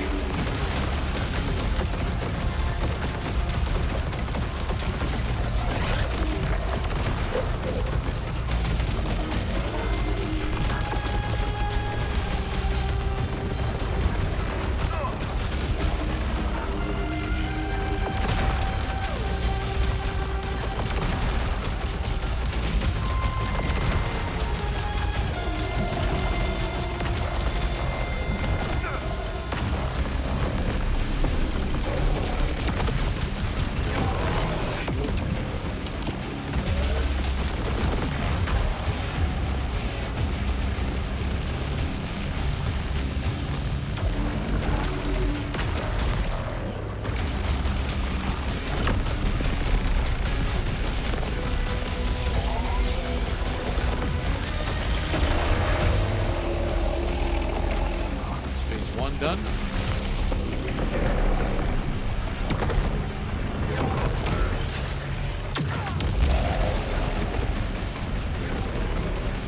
Dodge.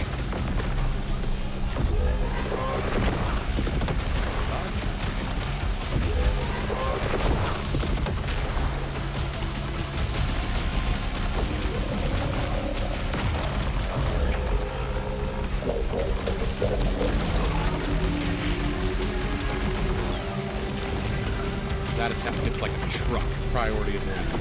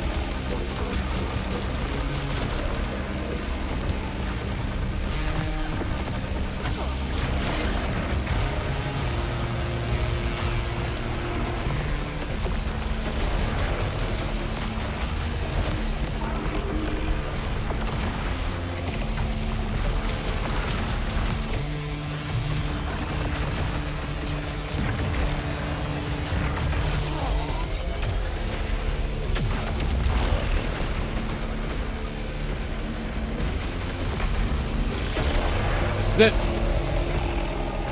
Yes! Oh, I hit my microphone. I deserve this! All of this!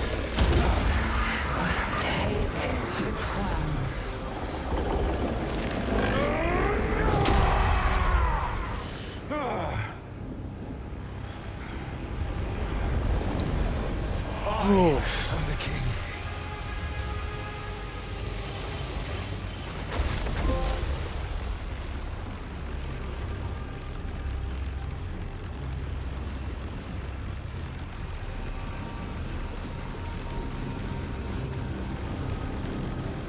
Okay. Is there something else I'm supposed to do? Or...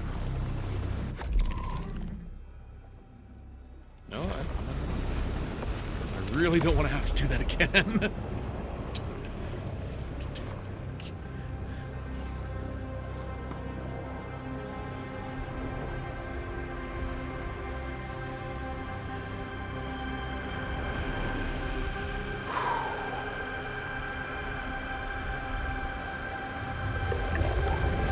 Man.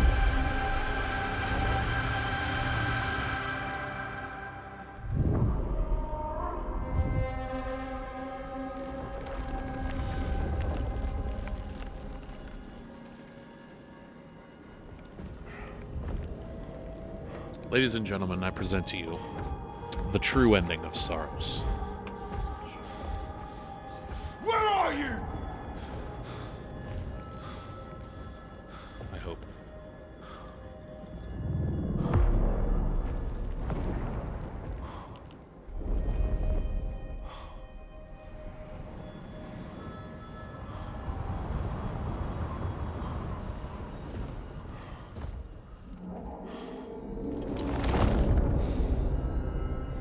I don't know, this sure seems like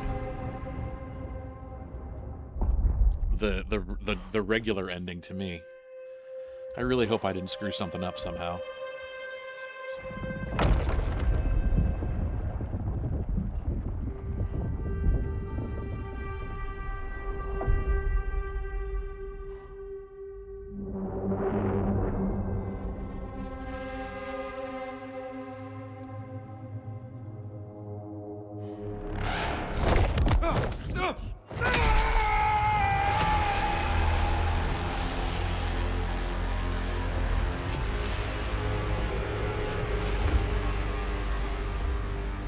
This just seems like the normal ending. I hope there's something I'm missing. I did what I had to do. It wasn't my fault.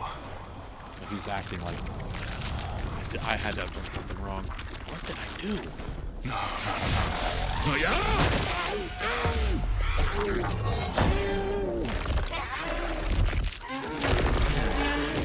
Well, we'll see. Let this play out, I guess.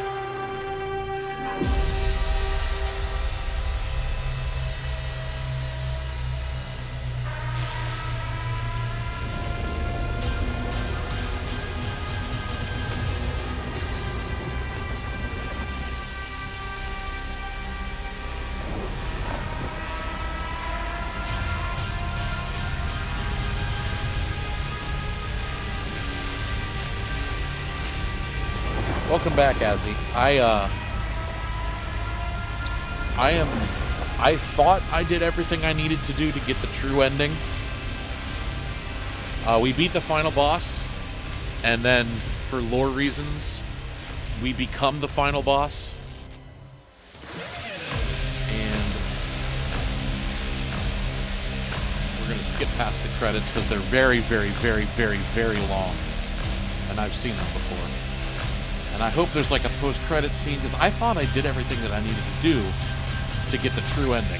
But either there's a post-credit scene, or I missed something. I'll have to look it up. But no, I've beaten Yellow King before, and that is definitely the normal ending of the game, like beat for beat. But yeah, I don't know. Maybe I wasn't supposed to melee him. Maybe I was just supposed to leave. But I don't know.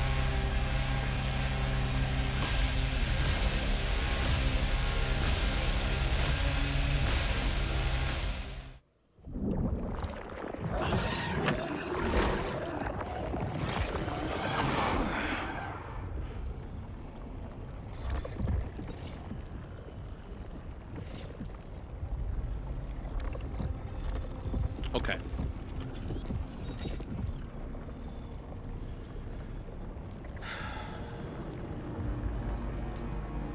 I have to look into this.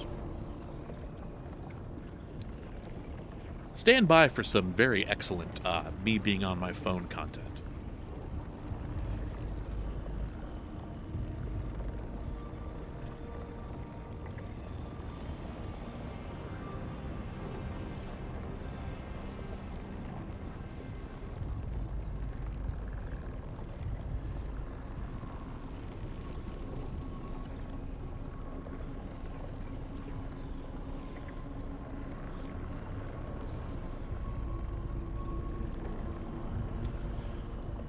So that's exactly what happened. Yeah, you're not supposed to melee him. That makes sense, but that's so man, I really want to like that, but that's so annoying. It's 9, but I can't leave it there. I can't leave it there. That makes me a little mad, and I'm not gonna lie.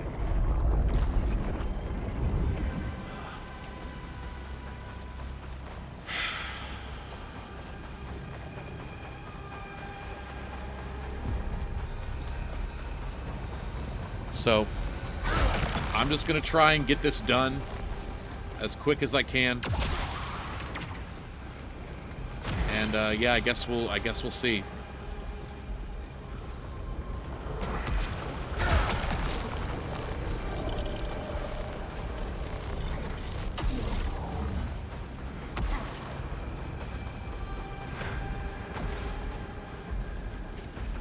So, Cap, to answer your question, like, after I depleted his health bar, the game wants you to, like, rush up on him and melee him to finish him off. Apparently, you're not supposed to do that. And instead, you're just supposed to mentally leave.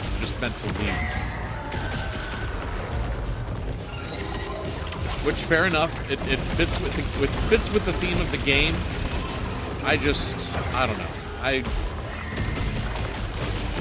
I feel like that could have been made a little more clear.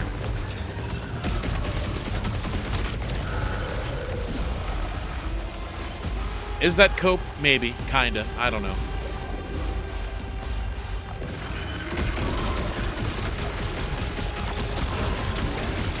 But I guess I will say this. I learned how good the Myriad Chakram can be.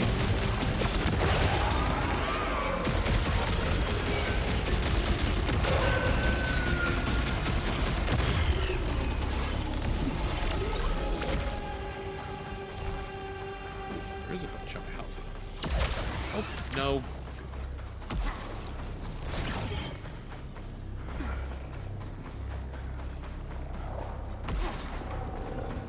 So, alright. Once more with feeling, I guess.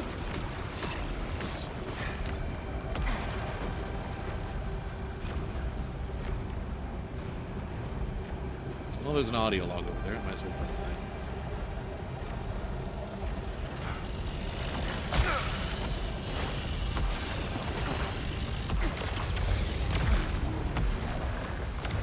that. All this time they conspired against me thinking I didn't know. Now they will lose everything, even each other. My priestess will weep forever. I am king. I am everything and they are nothing. So if you couldn't guess from that little tirade there, Arnold Delroy is the guy is the name of the guy who became the Yellow King.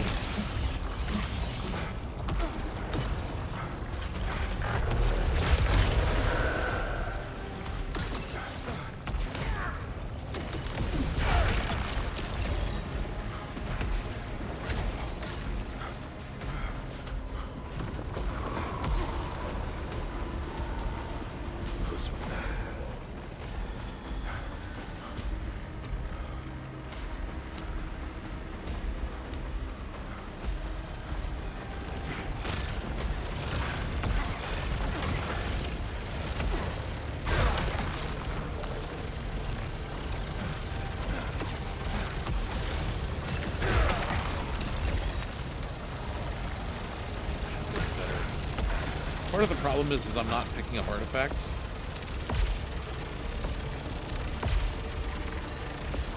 The double problem is none of them are really good.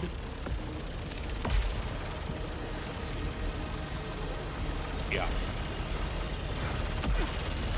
As I mean, with there being like potential downsides, it's really not worth just picking up an artifact just because it has, unless you have a really specific reason to use it.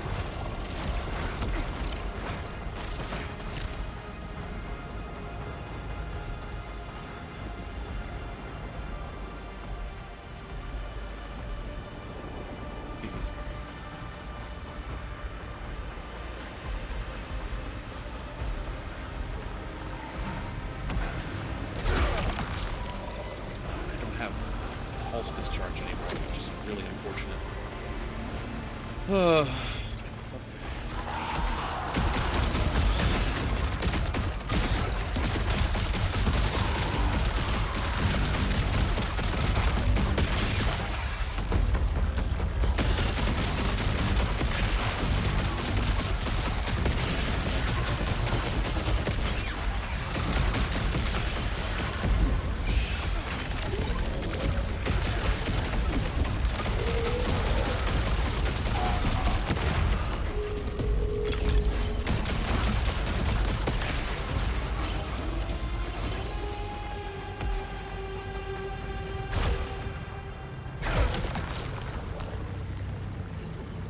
Okay, good. I will take that.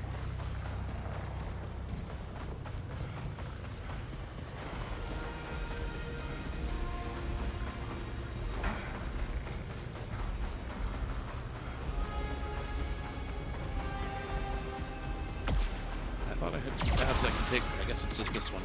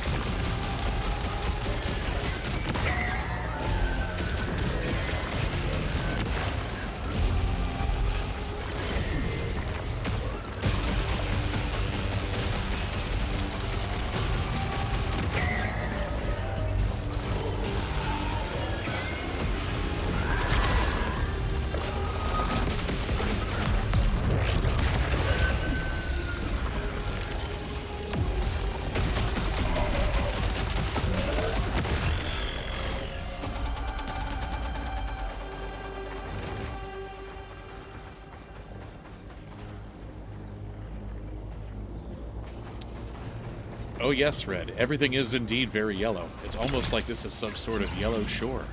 But yeah, yellow is definitely a big theme throughout this game in general. Ah.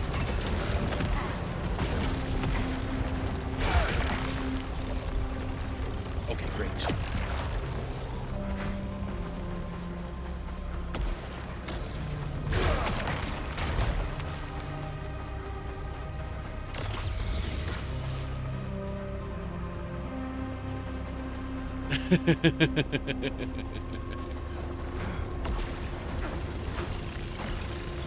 But yeah, Cap, it can get frustrating whenever you see someone pouring like likes into your like spamming like that. I get that.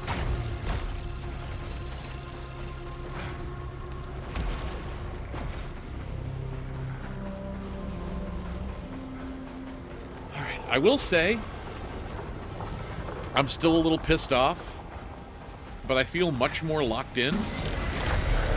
So, you know, there's that.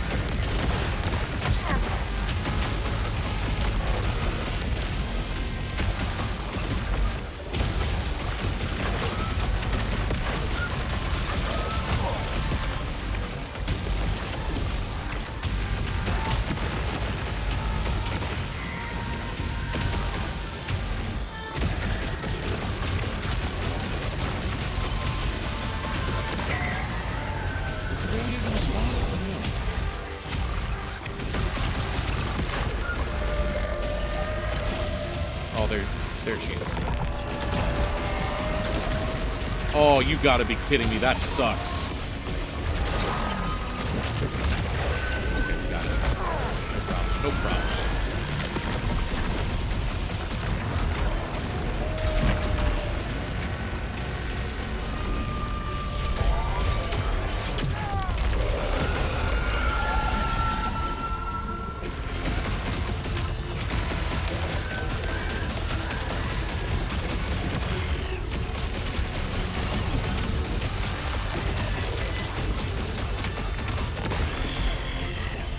Still hoping for a better weapon, at least a better version of this weapon.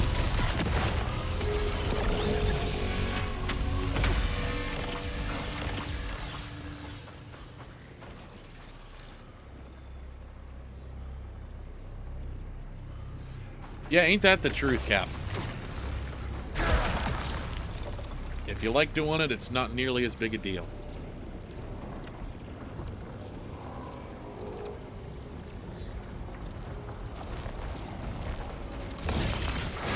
I'm gonna keep hunting.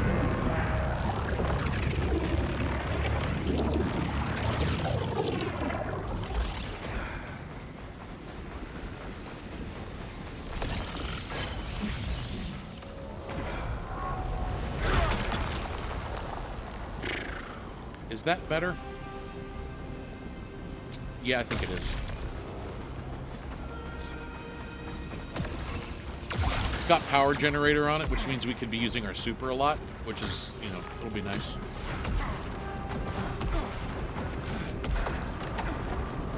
I might even be willing to take that into the Yellow King fight.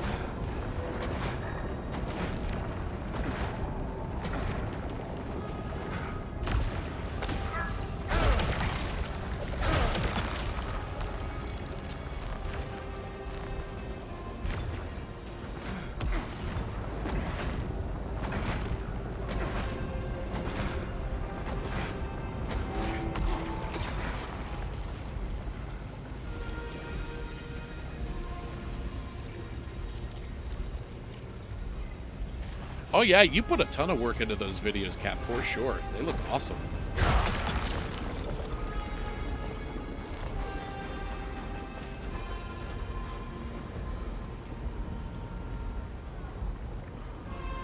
And Red, yeah, sometimes you do have to frog to be like to play a little Frogger in this game.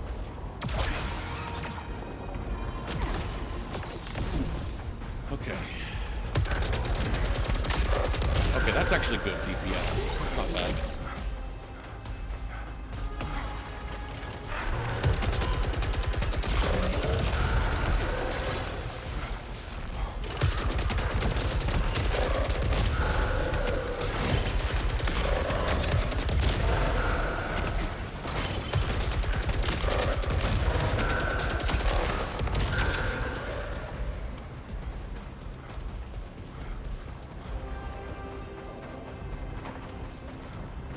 Harry Deltarune tomorrow? I sure hope so.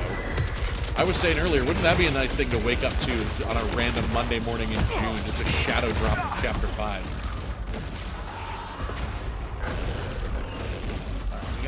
We gotta deal with that. Here.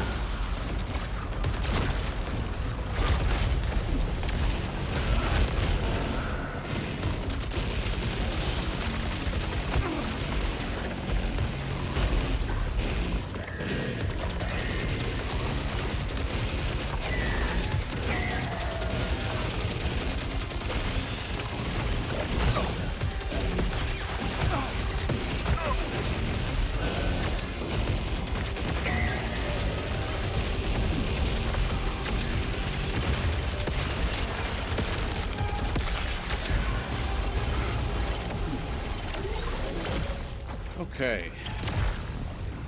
That could have been better.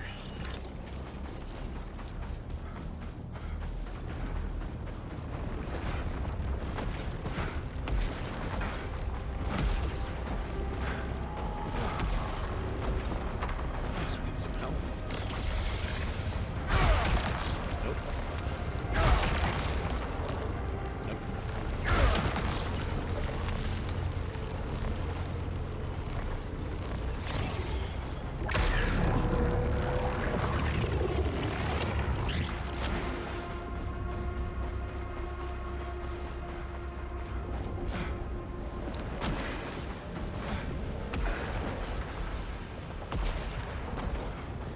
Now let's see if we're ready for the side boss.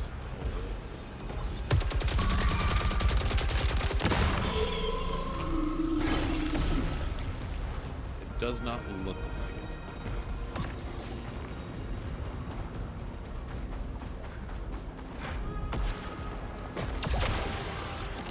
Looks like it wants us to do another side first. I think we're ready.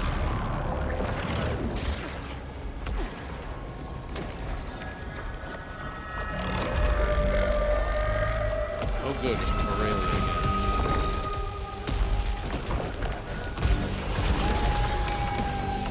Heal.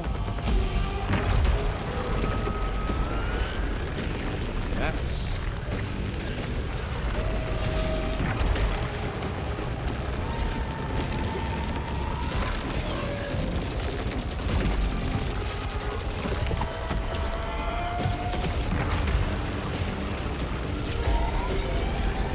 My battery is low. Well, jeepers. I might actually have to do something.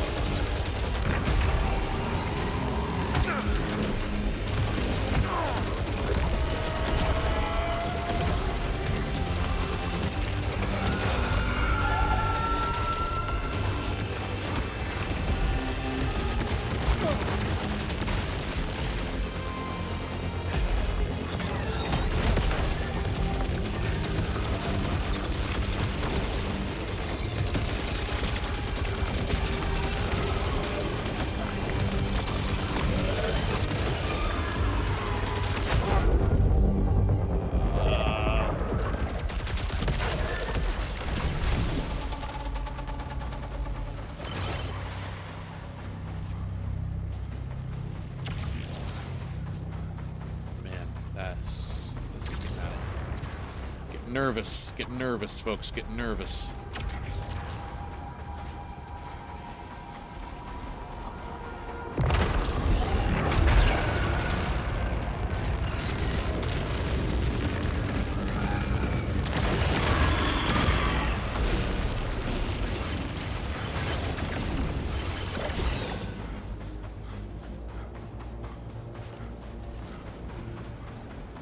Really wish one of them dropped some health.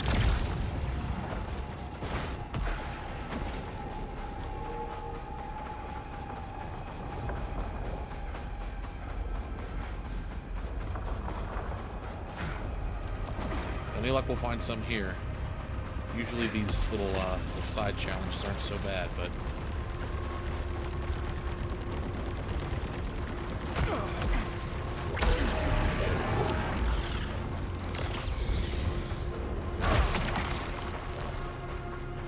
Oh.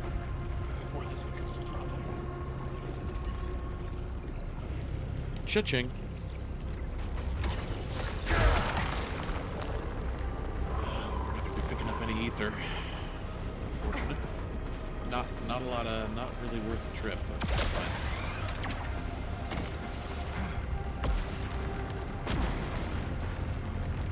Down here.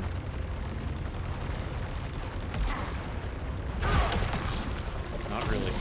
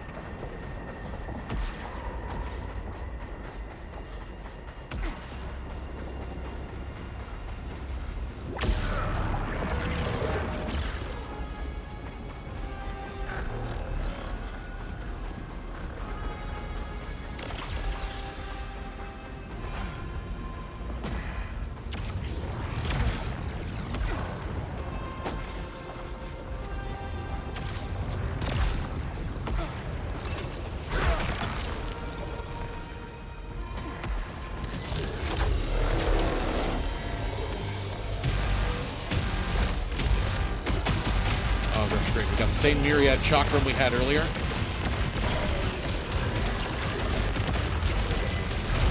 This will be a little more risky since health is pretty low, but doable. Consort spawning in. Overdrive. Melee. Consort's down. We're back in business, boys.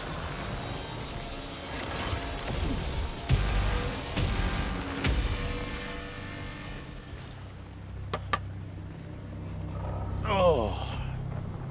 No problem, Red. Have a good night, my friend. With any luck, we'll be staring down the barrel of success here shortly.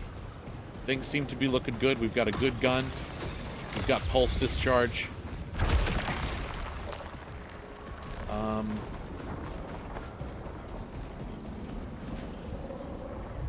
What I might do, since I'm going to keep this gun, is let's go and try and get a better artifact.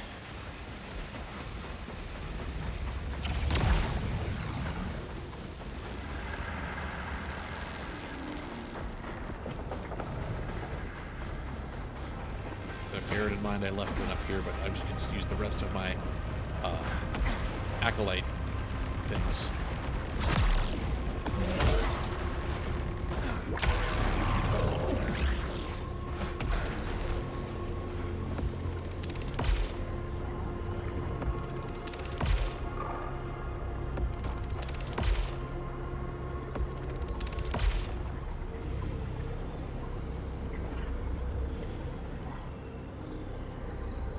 You know what? Can't hurt.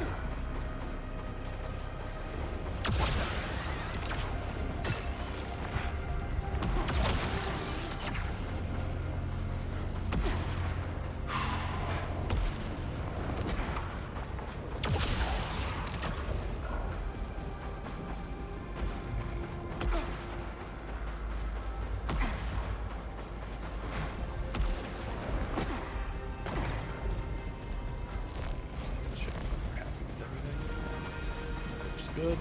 Looks good. Let's do this.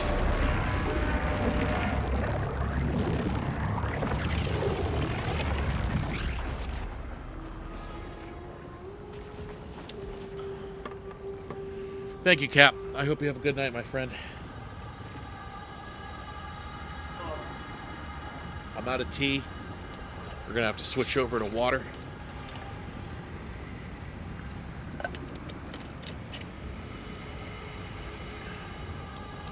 With any luck, victory will be ours shortly. All right, here we go, friends. Anyone who still remains. Yellow King. One final strong push to the end.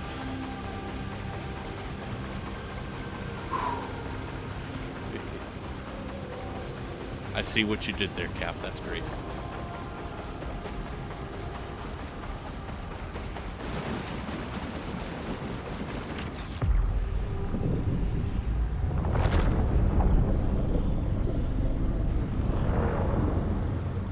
Welcome back, Emma. You missed something incredibly stupid that happened. And hopefully we're about to undo that mistake.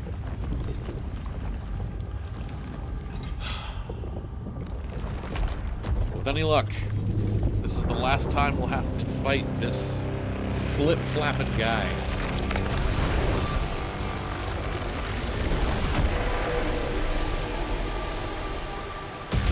Okay, let's go.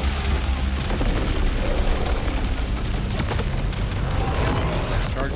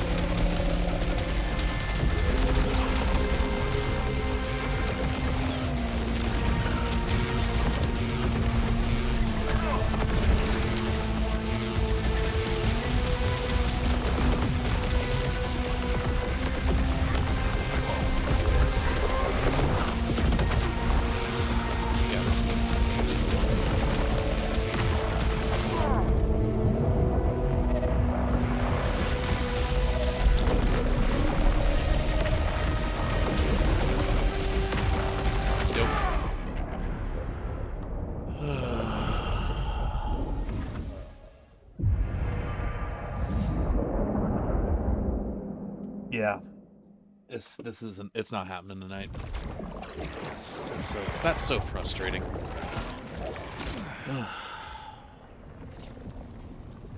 Well, so for those of you who just joined us and missed out, we did beat the Yellow King. It did happen, but apparently you have, in order to get the true ending, it's not enough to go in with the requirements. You have to not do the final blow on him, which is fair play. But I did not know that. And so we beat him like normal, rolled credits, but did not get a different ending. So all that stands between me and the platinum trophy for this game is beating the Yellow King and not delivering the final blow. So I'm a little frustrated. I feel like that could have been made clearer, but I guess I don't know. I guess it's ultimately on me for just for missing the signs for that. I mean, it is what it is. So I don't know if I'll stream this again. I might just do this off stream, because I mean, at the end of the day, it'll probably be, I don't know. I don't think I could fill a 4-hour stream of Yellow King attempts. Because each run of the Yellow Shore only takes about a half an hour, but and I really would rather not have to switch games midstream. But I'll think about it. I'm honestly, I'm pretty Saros'd out in general. So I was kind of hoping just to be done with this game tonight, but here we are. But in any case, I want to thank everybody who is still sticking around. Red, Emma, Captain, all Dwarf, all the regular friends that like to jump around. Crisp, Liminal. I want to thank everybody who comes to check out these lives. Always a good time chatting with everybody. But I am going to have to call it here. Some things that I'm thinking about in the future for anybody still around. I want to finish Wander Song. I might do that next week. And then now that we've gotten an official release date for Control Resonant, I think I want to do a replay of all of the Remedy games, all the Remedyverse games. So that would be in an order, it maybe in this order: Alan Wake, Quantum Break, Control, and Alan Wake 2. Maybe Max Payne, if there's depending on how long it takes.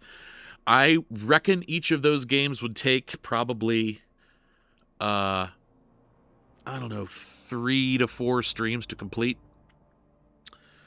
So I mean, we're talking about a non-trivial time commitment.